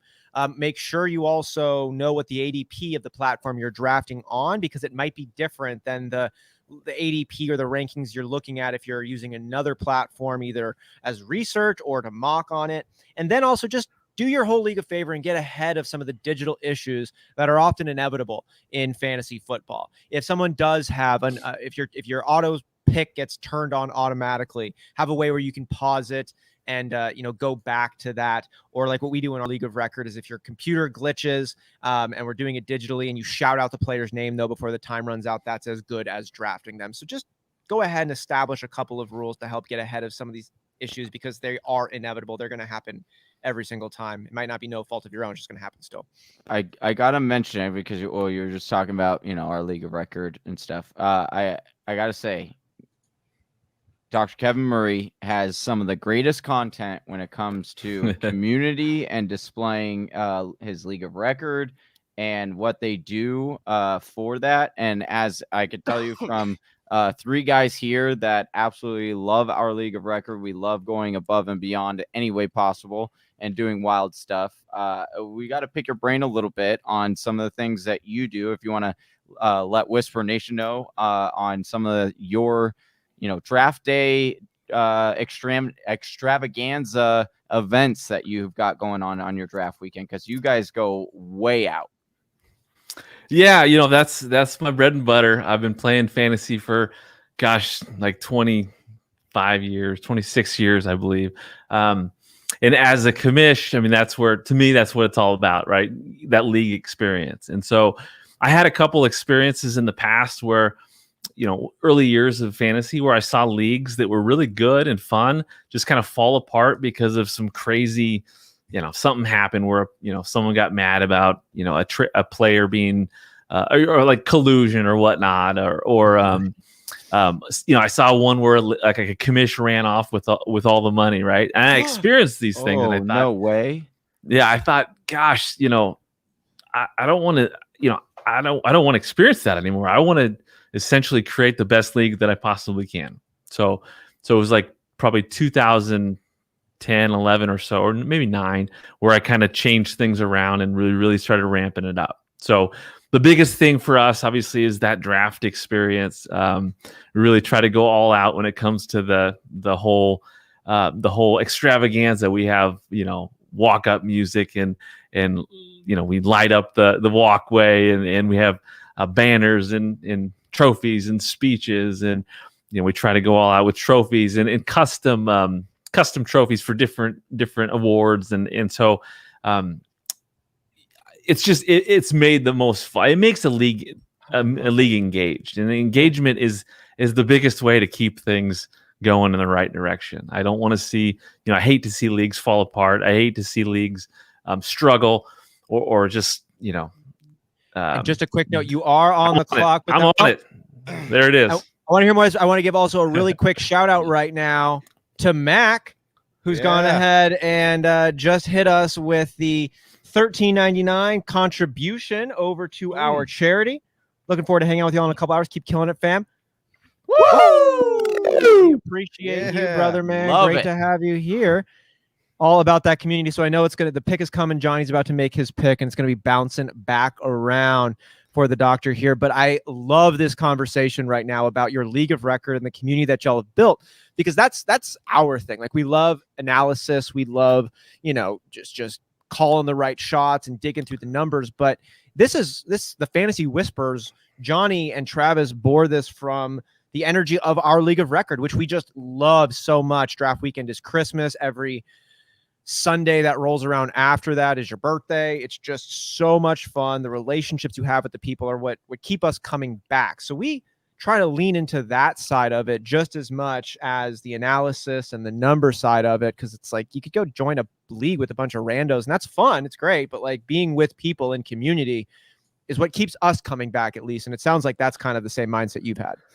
Yeah. I mean, obviously, every single league, 90% plus is going to lose at the end of the year, right? So you got to make it fun. You got to make the experience enjoyable. I try to make, just keep everybody engaged every week with videos and power rankings and just fun stuff like that. Just to keep the talk going, keep everybody engaged. It's all the difference when it comes to a league that thrives and people enjoy each other's time together, and in leagues that just go by the wayside. How do people comment on your league's power rankings? Because ours, what we do is we have everybody vote on everybody. They vote on the power rankings. Here's how it would be. And then we do the average of what those are weekly. And then we show what we rank them from internally. And if there's an outlier pick, like if one pick is 5 spots further than the second close, well, then we know someone's just having a bad day and wants to like slam someone. So we cut those outlier picks so we can kind of do it. But how has your league response been to the power rankings? Does it change as the season goes on? How do people kind of feel about that one? Good question. Yeah. So I used to, as a commish, I used to do power rankings, for several years.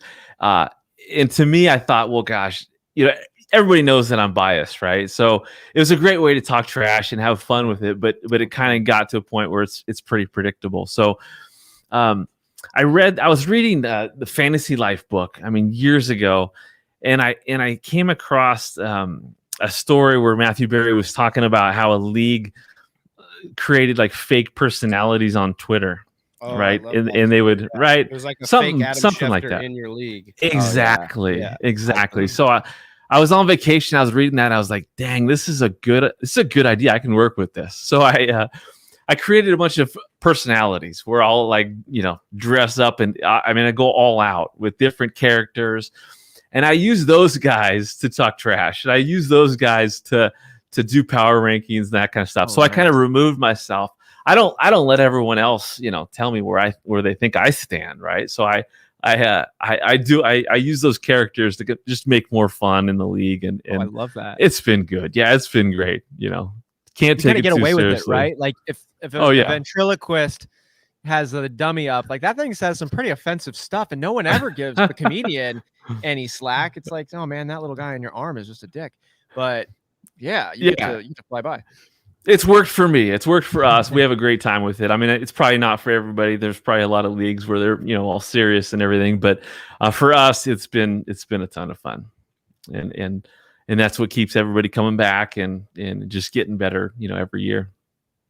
Really, that. And do you have any punishments that your main league or leagues enjoy? Yeah, I created, my daughter and I, she's 8 now. I think she was 5. We created a trophy, a last place trophy that's like I don't know, almost 6 feet tall, probably. Oh, wow. It's quite the it's quite the presentation. It's pink and purple and glittery and it's pretty wild. If you guys haven't seen it, I'll make sure you guys get a little video clip on it, because it's a pretty wild trophy, and the loser has to obviously host that trophy during the next season and enjoy that. But we don't do any. We haven't done any severe punishments aside from hosting that trophy, which is pretty good. Yeah. And what about on the flip side? What about for the champion? Gosh, we make it quite a spectacle. The prior season, right? So the draft that we have, that's pretty much 3/4 a celebration for the previous season. Mm-hmm. So it's all about having a new banner unveiled for the champion. We usually kind of decorate the setup in kind of a theme for them.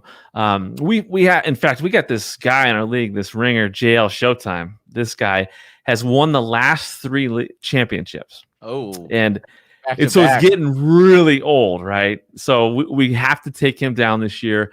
But yeah, speeches, we'll get him up there for speeches and just make it a ton of fun and quite a spectacle around them. We celebrate our champions instead of beat them down. We try to beat them down in the game, but it hasn't been so lucky the last few years. And how many are in your league of record? 12. 12. Us as well. We've got we got Will in here. I've never seen Will in here yet, so welcome to Whisper Nation. Welcome, Will. Want to hit that like and subscribe? We greatly appreciate it. Helps us grow a channel. He asked, or he said, I've been seeing Antonio Gibson going higher and higher. Absolutely love him this year and beyond. We had one guest on today to take Gibson in the first round. That's how high he was on Gibson. I do think Gibson is, and we all agree, Gibson is very, very intriguing this year. And then we also have another question here. Dynasty, would you trade Devontae, Debo, Miles, Julio, Tua, and Gabe Davis, that's a lot, for Mike Evans, Dak, and Lamb? Yes, I would. I would smash this. I would definitely take this. So that's Devontae Adams, I'm assuming. Oh, is it? Or is it Devontae Smith? Oh, that's different spelling. It could, yeah. If it's Devontae Adams, if it's Devontae Adams, I think you're giving up way too much here, because you're getting up Devontae Adams and Miles Sanders, and then and Julio on his tail end. It also depends on who you have as a quarterback, I would guess, but that's a lot. That's a lot. You'd be giving up a lot. Do you have a take on that one, Doc? Do you think you would? I'm on the clock here. I'm trying to figure out what to do. What are you thinking about, at least, with your pick on the clock here? Oh, dang. Obviously it's a good example of not taking those running backs earlier, not getting Carson where I wanted. So I'm kind of in a bind when it comes to finding another running back. Instead of settling for somebody that I'm not too high on, I'm going to load up on some wide receivers, and I'll take Tyler Lockett. Okay. Obviously last year was wild with him, being all over the place. Consistency was not his thing, but I'll take some big weeks from him. And I really think that Russ is going to go bananas this year. I think that he's, it's kind of a prove it year, with concerns in Seattle. I think Russell Wilson is going to just go all out. I'm not too concerned with the, concern with the thought of them just running. I think he's going to do quite a bit through the air, and I think Lockett and DK are going to have outstanding years. So I'll take that. The pick here, you also, I saw, took Darrell Henderson. We haven't talked a lot about it, actually, kind of surprising. We talk a lot about Cam Akers going down. Darrell Henderson is next in line, we're all presuming. I see you taking him there. We're in the 4th round. It looks, I know his ADP is going to keep creeping up. I like that. I like him right probably around that spot. I think it's going to keep climbing.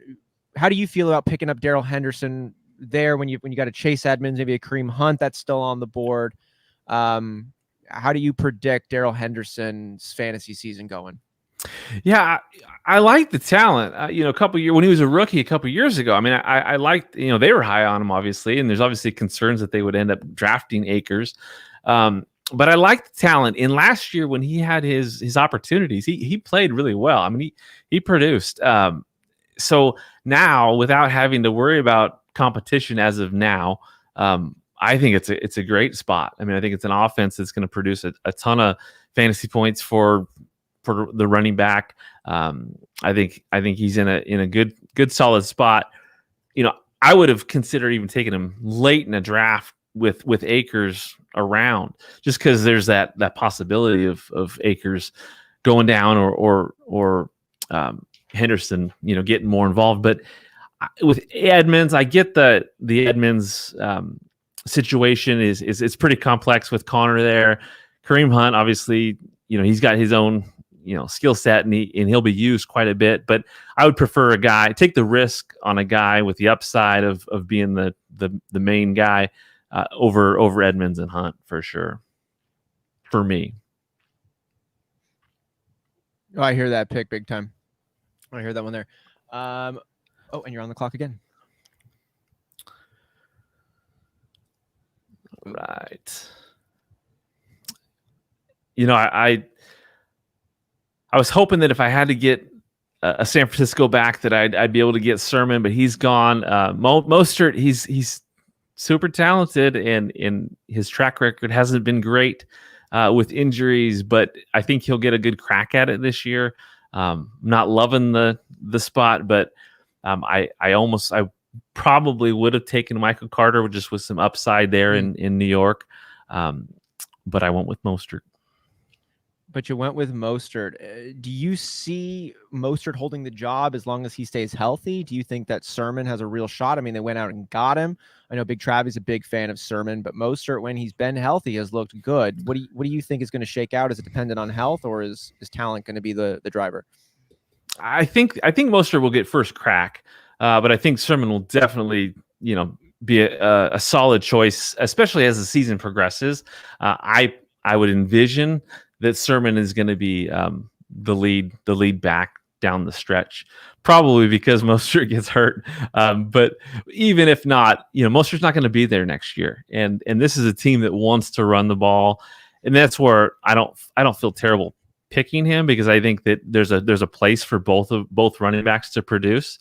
It's not my favorite spot, but again, because I passed up on or I missed out on a earlier running back, I just wanted to get some more depth there. But I'd take a chance on Mostert. I mean, he's super talented, and he'll have some opportunity. Hopefully, for this roster, hopefully it works out. It's similar to the take on what you were saying about James Robinson, Austin, earlier. Is like now that Mostert's falling in so many drafts because of the hype of Sermon, like now Mostert's going to be worth it in a lot of spots to kind of diversify and grab yourself Mostert, because let's say in an outlier season he actually puts a lot more than just like 5-6 games together. Maybe he's in 12 or so. You're going to be looking at productivity out of that backfield that you're going to want to have for cheaper than you could have before. Yeah, right. We don't hate players. We hate ADPs on where it is. And we're seeing a lot of shifts. Doc, I want to ask you, do you think what other players' ADP do you think is just criminal right now? Obviously, with injury news, folks like Darrell Henderson, they're going to skyrocket up. I think we're going to keep seeing David Montgomery's name climb up. We just saw him ahead of J.K. Dobbins. I think we'll see more folks leaning that direction as well. Any names right now that stand out to you of just criminally low drafted guys right now, or ADPs where they're going to be up as the season gets actually closer? Yeah, that's hard to predict. I was just an example I was looking at earlier. I took Cooper, whereas I want Lamb. When I look forward to 2022, I'm thinking Lamb is going to be the lead guy, and the narrative that completes that would be him having great success this year. So I like Lamb, but the fact that like a guy like Cooper, who's gonna get volume, he's got a track record of success. He's not as flashy as Lamb, but if I can get Cooper behind, Lamb going ahead of him, I'll take that. And that's the same kind of thing with like a Tyler Lockett. It's concerning that he's had inconsistencies, but every year the guy's got production, and guys in the middle rounds like this, I think are just great assets for your fantasy squad. Hopefully you early on pick players that are more dependable each and every week, but to get those high points and to get those big weeks and to really finish on top towards the end, you need those guys that can hit big weeks, and passing up a guy like Cooper or Lockett for me would have been rough in this spot. I love that thinking. I think we've got a lot of opportunities at the wide receiver position, especially. And if I was going to throw a name out there that I think is gonna rise as the season gets closer and little news tidbits come out, is Antonio Brown. Antonio Brown, I think, is freaky in the sense I don't think he's hit, without comments on his mental side or his mentality, or if he's at a healthy place in his overall life, existentially speaking. I think he funnels everything into working out, preparing, doing crazy stuff for his body. And Tom Brady loves the dude. Like, he loves him. He goes out, he vouches for him in periods when it's like you're gambling a lot to vouch for this guy. He came on the team, we're totally distanced from that. He was reinstated fully ahead of schedule. He seems to be under wraps. And I think that he's going to be able to compete even with Chris Godwin and Mike Evans from a skill perspective if he wants to, just because he's psycho like that. And because of the rapport he has with Tom Brady. I mean, he's the only receiver. He's played with him on 2 different teams. He was over there shortly as it was. But I'm not surprised if Antonio Brown ends up being a lot more involved than people are drafting him right now. And he's almost free at this point. Yeah, that's a good example. Another one that I just, that I'm looking at here, like T. Higgins. I think Chase is going to have, the flash, right? And people might not remember how good he was last year. I mean, he was solid. He got injured a little bit towards the end, but T. Higgins is a great player to have, mid draft on your roster. I love T. Higgins. I think T. Higgins is going to be one of those big breakout wide receivers. I think. Fortunately for us, the fact that Jamar Chase went there, it has caused T. Higgins' ADP to massively dip. And as a result, I think that, people are going to be very disappointed when they start comparing at the end of the season Jamar Chase to T. Higgins. I think T. Higgins is going to have the better season. And I think everyone is so enamored with the fact that, Jamar Chase is tagging back up with Joe Burrow, but we also have to look at like T. Higgins hasn't played any football in like almost 2 years, and excuse me. Chase, Jamar Chase hasn't played football in almost 2 years. And, he's been training. I get that, but not playing football, not being in game action for that long, and then expecting him to come right in and then be like a wide receiver 6, because we saw it from Justin Jefferson, I think is a big mistake. And I think that that's where we're all drafting him, because here's the other thing is last year, the first wide receiver that was off the board as far as rookies was CeeDee Lamb. He was going in the 9th round. And then all of a sudden, just because Justin Jefferson has this mega year, it's causing all of this stuff for these other rookie wide receivers coming in to, really affect their ADP. Now, again, are we saying that there's no way Jamar Chase can finish as a top 15 wide receiver like he's being drafted? I'd say no, it's probably right about where he could end up, but you're more so you're like having to pay for that up front and then hope you enjoy that movie, because if you don't enjoy the movie, it's going to be hard to get your refund on that ticket. And that's the problem that I have. Yeah, I would agree. Yeah, that's a great point. I see you took Chenault here, Doc. You big Chenault believer? Again, it's just, to me, it's very similar to Lamb and Cooper. I lean towards Chark, but someone's going to produce in that offense. I mean, I think they're going to. I think Lawrence is going to put up a ton of yards, and Chenault's got talent. So why not take the lower your ranked player ADP and get that value? I think Chenault's definitely in a good place to break out. Receivers seem to be. Oh, sorry, what? I was just saying we talk about that quite a bit on the show. Like, take the second guy. Go ahead and get some more value up ahead in the draft, and then take the second guy in that duo. You take CeeDee Lamb, like Johnny was just talking about, T. Higgins, and then obviously you're talking about Laviska Shenault over Chark here. Look, Shenault was coming out of college, was one of my favorite prospects that year, and that was a loaded wide receiver draft class that included guys like A.J. Brown and other guys that are dominant. So Shenault is a guy that we just, very raw, but could be the alpha in this offense, and we wouldn't be surprised by that at all. They're starting to talk about him too in camp too. Yeah, no, I think that'll be a fun team to watch this season, just to see how it shakes out. Yeah.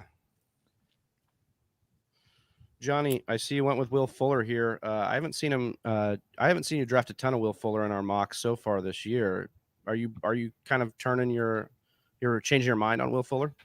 Yeah, I've taken him now in the last 2 mock drafts on here, and I was doing a little bit more research into him, and I didn't make those points. I saw the points being made, and that just really solidified for me that he's worth the gamble again, because over the last 2 years, we have been so excited about Will Fuller because of his production on the field when he's on the field, right?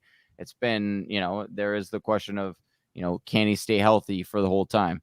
Well, last year he did stay healthy the whole time. He just didn't make the whole season because he got suspended because he was, taking a couple of extra, shots, I guess. I don't know if it was shots or pills, but he was getting something from Brian Cushion. And as a result, he had to miss some times for PEDs. But when he is on the field, once again, he produces. And what I do like is the fact that Tua, he actually, and this is actually a really interesting stat that I found, that Tua was actually more aggressive with his playthrough or with his throwing than Justin Herbert was last year. And that includes, pushing the ball down the field as well. And so when you get a guy like Will Fuller, who is basically, a down the field specialist, I think that'll do wonders for this offense. I think that, Will Fuller is an amazing wide receiver. I think we knocked him because of the injury stuff, but it could, we knocked Keenan Allen in the beginning of his career for, the injury things. And so do I think he's completely out of the woods as far as the Doc? I mean, do you believe in the injury prone tag for players, or do you just think that it's just something where like we play this game and injuries are common? Yeah, I mean, I think injuries are definitely common. It's a very physical sport, and every injury is different. So there are some injuries that will definitely impact body mechanics. It might change, how muscles fire above or below that injury. So some injuries are definitely going to be more significant than others. But I hate to label you can't label a player injury prone if they have injuries in 3 different areas of their body, right, fluke in their flukes, over a few years, right? So so everybody's gonna be a little different. For is repeat injury in the same body part, then you'd be like, okay, this guy maybe just can't cut it. Yeah, or in areas that are just adjacent to that, that Okay. injured area that might have been impacted by just a change in mechanics or whatnot. Yeah. I just, when it comes to Will Fuller, I mean, it is concerning because it's been multiple like hamstring injuries. So there is a little bit more concern, I would say, for Will Fuller than maybe another player.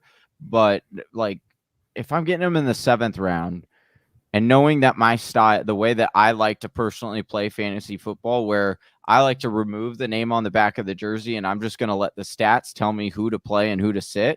And when I do that, like, I have no problem throwing a 7th rounder out there. I got him in the 8th round, the end of the 8th. I have no problem getting him there because I know that like he's just a plug and play player. But when I do plug him in, he has that number 1 wide receiver upside, and that's why I'm okay with taking him. And coming around with taking him. Yeah, you definitely have to take risks in the back half of your draft. I mean, you want players that can hit high ceilings, otherwise, because these aren't the players that are going to be, getting you that floor, right? You want your studs in the beginning of the draft to be the ones that get you that consistent score. Whereas these players down here, I mean, we want upside, we want breakouts. Dr. Murray, you've been in this game a long time, and I love asking this question. If we could go down a little stroll down your memory lane when we talk about these end of drafts luxury dart throws and you hit one, they stick with you for a long time. My top one, and I can't even take full credit from it, it's Philly Chelsea, the one behind the glass, love of my life, who's sitting over here helping us produce it years ago, maybe 6 or 7 years ago. Round 14, I'm looking at, she goes, no Sean Moreno. I'm like, what? She's like, no Sean Moreno. They really haven't established the lead dog in Denver now that Peyton Manning's over there. He pass blocks really well. I know he's not as quick or elusive, but he might get that shot. It's like, okay. And then he was a back end RB1 that year, the year that he's crying with the anthem. It was amazing, and I never forget it. Players that stand out to you, do you have any ones in your repertoire that you're like, I was ahead on him, I got him at the end of a draft, and he really helped me dominate that season?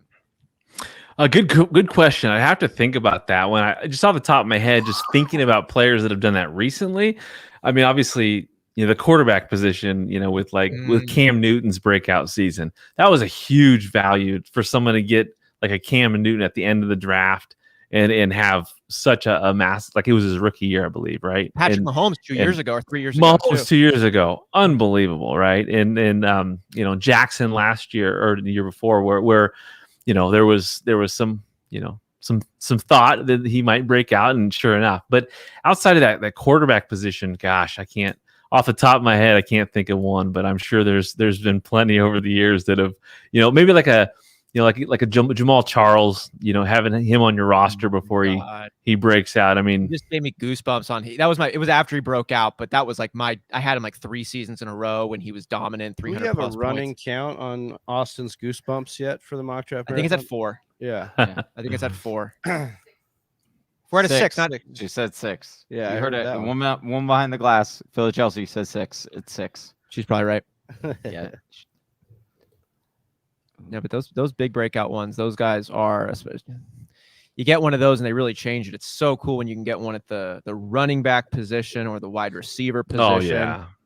Talk about Tyler Lockett. That's what it's all about. Yeah. Oh yeah, for sure. Yeah, that's what it's. I mean, that's one of the major reasons why fantasy is so fun is taking risks and finding players like that and patting yourself on the back, right? I feel like that's been Game Time's MO for a long time, trying to reach into the future and predict the ones and get that hit. Reach for your guy, dude. Reach for your guy. That's what we say here. Got to pick him up. I want to ask you, I know you're coming up, your pick is kind of getting close, but on the flip side then, have there been any players that you were just so excited, so confident that you had a sneaky sleeper, it was going to change the outcome of your season, and it really just didn't pan out. Give Johnny a hard time. We poked some fun about the Rashad Penny pickup a few years back. My big one was in 11 years ago.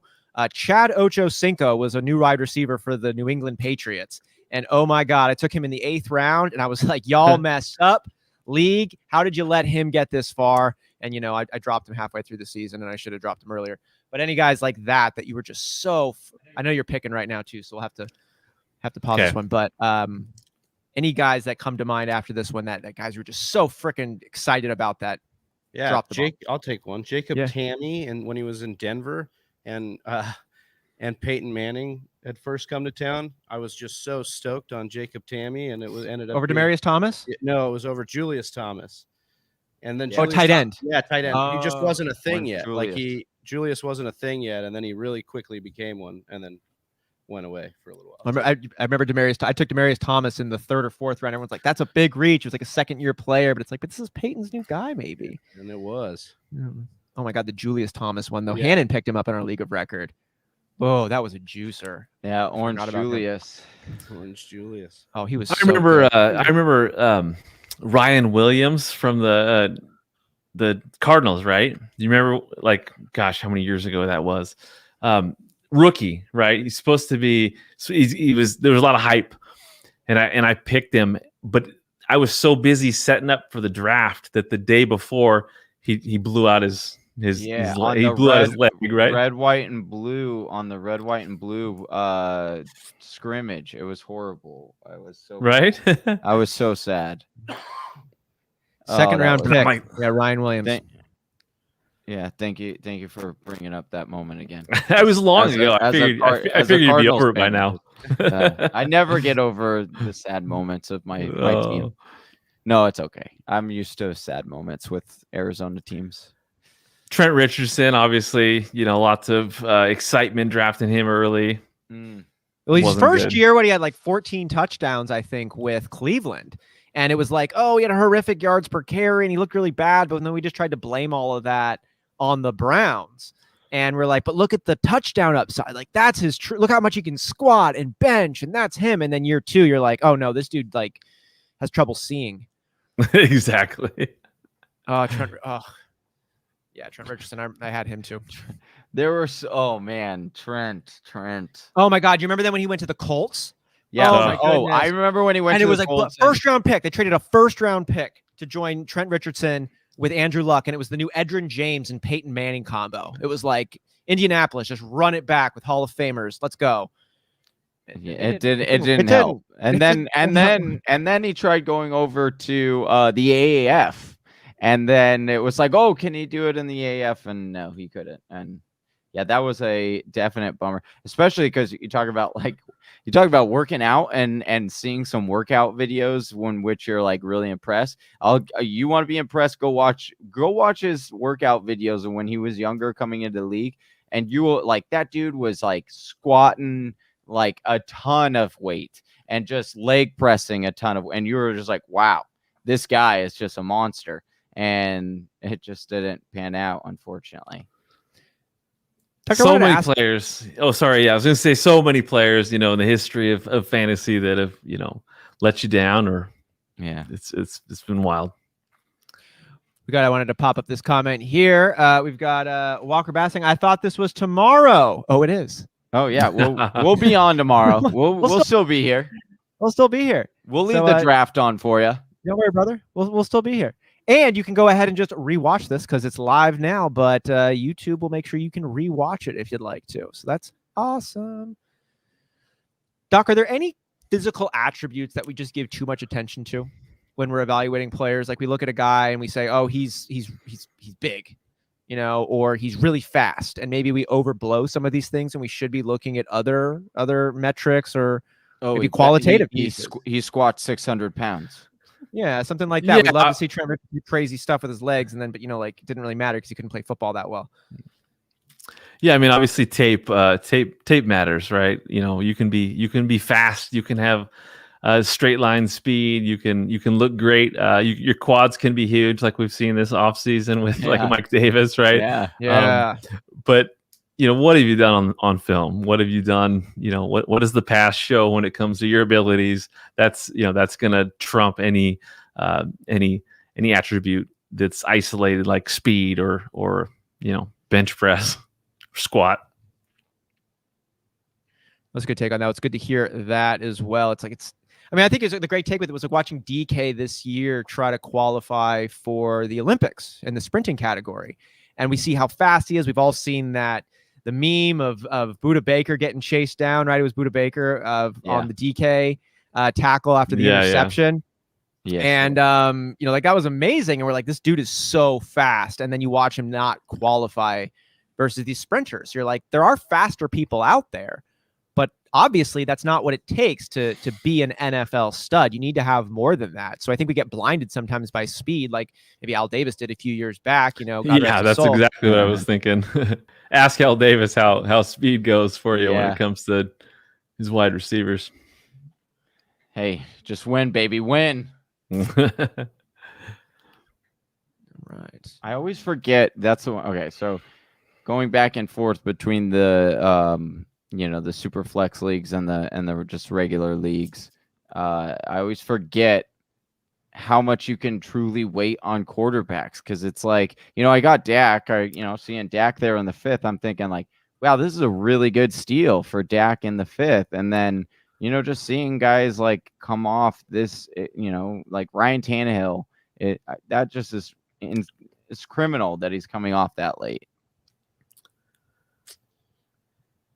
I agree. I mean, it's wild. It's again, looking at this draft, I'm sure you'll probably recap this when we're done, but the good example of this mistake with the Mahomes pick, it just shows you how much you should wait on quarterback, because I got myself in a bind with the without having the running backs, and I've been trying to play catch up ever since. I'm fine with wide receiver. I got a lot of depth there. But just getting that quarterback on my roster early really threw things off. Are you a type of player that likes to, have set players? Are you, like lock them in? So like, oh, I need to, I get my wide receiver 1, I get my wide receiver 2, my RB1, my RB2, and you're like more so like a, rankings kind of guy, or are you more of a matchup style? Like, give me depth, give me guys that I know are all, solid at their position, and then I'm just going to change them out due to the, the weekly matchup. Yeah, good question. My roster's always turning, right? I usually lead the league in transactions, right? So nice. I'm definitely open to playing matchups and playing spots, but just naturally you're going to have certain guys that fit that those one spots in at wide receiver and running back that you might not pull out for any given reason. But in a traditional, just a redraft league, I think it kind of writes itself when it comes to who you should be having it, or who should be in that lineup. And then obviously flex spots, and if huge matchups are there on your bench and your starters are going against some rough matchups, it's definitely something I'll consider for sure. I like it. So want to set the tone as we're coming to the last couple of rounds here. We're coming to the end. Ooh, I like that one. We will be switching our streams here, Whisper Nation, just because we're coming to hour 6. Mm-hmm. And so we'll be switching over. So if you're watching on YouTube, you stay on our same channel. Switch over to the next one that'll be popping up here shortly. If you like and subscribe to the channel, that should be pretty easy to identify coming your way. That's going to happen here soon. Would be great after the end with this, Doc, if we could get you to just do a quick rundown of your team, talk about how it worked out. I know there were some of the shifts that happened from the Jefferson and Patrick Mahomes auto picks, and then maybe how that influenced what went on and what would have kind of been differently. We'd just love to get your take on this squad after here we're through the end of this one. And Whisper Nation, man, it is awesome to have you along with us on our 24-hour mock draft marathon, where we're doing raffle giveaways. We're supporting our charity this year. Travis, want to let the folks know a little bit how they can join the raffles and help support the charity? Yeah, so I'll speak on that charity. We've partnered with Club Fantasy FFL, and we're going to basically donate proceeds to the Women's Sports Foundation. So they're our charity of choice, doing a lot of good things over there at WSF. You can enter in the raffle one of 3 different ways. You can use the super chat if you're watching on YouTube. Hit that number that's right next to your name there and donate. 100% of those proceeds will go to WSF. You can go get a draft kit, and a portion of that will go towards WSF. And you can go over to Patreon and sub at the $5 or $10 levels, and that will get you a raffle ticket as well, depending on what level you come in at. So $5 a ticket is basically the metric you want to look at. $5 being 1 ticket, 10 being 2, or heck, you could get 50. Just got to learn how to donate, and that's with that super chat right there. So go ahead and hit the super chat if you'd like, and help support a good cause. Doc, we saw you finish out your team. You want to go ahead and give us a little bit of a rundown of what you got going? Yeah, sure. Obviously, there was a couple issues early on, but you got to adapt in fantasy, right? So, yeah, I love Henry at the top again. Getting his top 4 or 5 picks, you get that bell cow that you want. And of all running backs, this guy's going to get his volume. He's going to get his touchdowns. So, a great place to start. Again, Jefferson fell into my lap. I would have wanted Antonio Gibson, so I was hoping he would have fell right there, but missed out on him. I was going to take Carson, but a little issue with the Q. But I was happy with Jefferson. But it's a good example in this spot specifically. I don't, it kind of got me behind the 8 ball when it comes to running backs. I would have loved to have Carson there, and then round 3, I probably would have taken a Keenan Allen or an Allen Robinson instead of, or obviously if Jefferson fell there. But because of that issue, I got the auto drafts on the Mahomes, which really threw things off, which I think is a great example of people are playing redraft and looking at this lineup ahead of drafts in August. Don't pick a quarterback early. I mean, Mahomes is the best of the best. Obviously, Kyler Murray and Dak are going to be putting up a lot of numbers this year too, but don't pick a quarterback early, because Mahomes is extremely valuable there. But at that 80 or at that spot, no way. I would prefer to have Tannehill in the 11th rather than Mahomes in the 3rd, because it really threw off ability to get, I guess, my makeup pick of Carson or Etienne. And so because of that, I was desperate, went for the upside with Henderson, which I like in the 4th round. But from there on out, running back depth, I don't love having Mostert and Pollard. I'm hoping for injuries with Zeke, which I obviously don't want to see that. But I like the wide receivers that I was able to get. But I think that's a great example. There are so many wide receivers that are usable, that you really want to load up on running backs early in 2021. I just think that got me behind. And tight end wise, another thing with missing out on some of the top few tight ends, you can wait till the end, because there's a lot of guys that whether it's Troutman or Everett, Ingram, Thomas, Irv Smith, Higbee, these guys, they're all going to produce similar seasons. You might be able to catch lightning in a bottle with one of them or 2 of them. But streaming those tight ends or getting just a couple usable guys at the end of the draft, as opposed to reaching for a Goddard or a Fant or a Gesicki in the middle of the draft is what I would prefer. So overall, looking at the roster, obviously I took a couple hits, but I could work with this, because the draft, the seasons aren't won by the draft, right? We got to compete, and you never know what's going to happen on the waiver wire. And if you're aggressive and on top of things, you can definitely make things work transaction wise with waivers or trades, and get yourself in the tournament at the end of the year.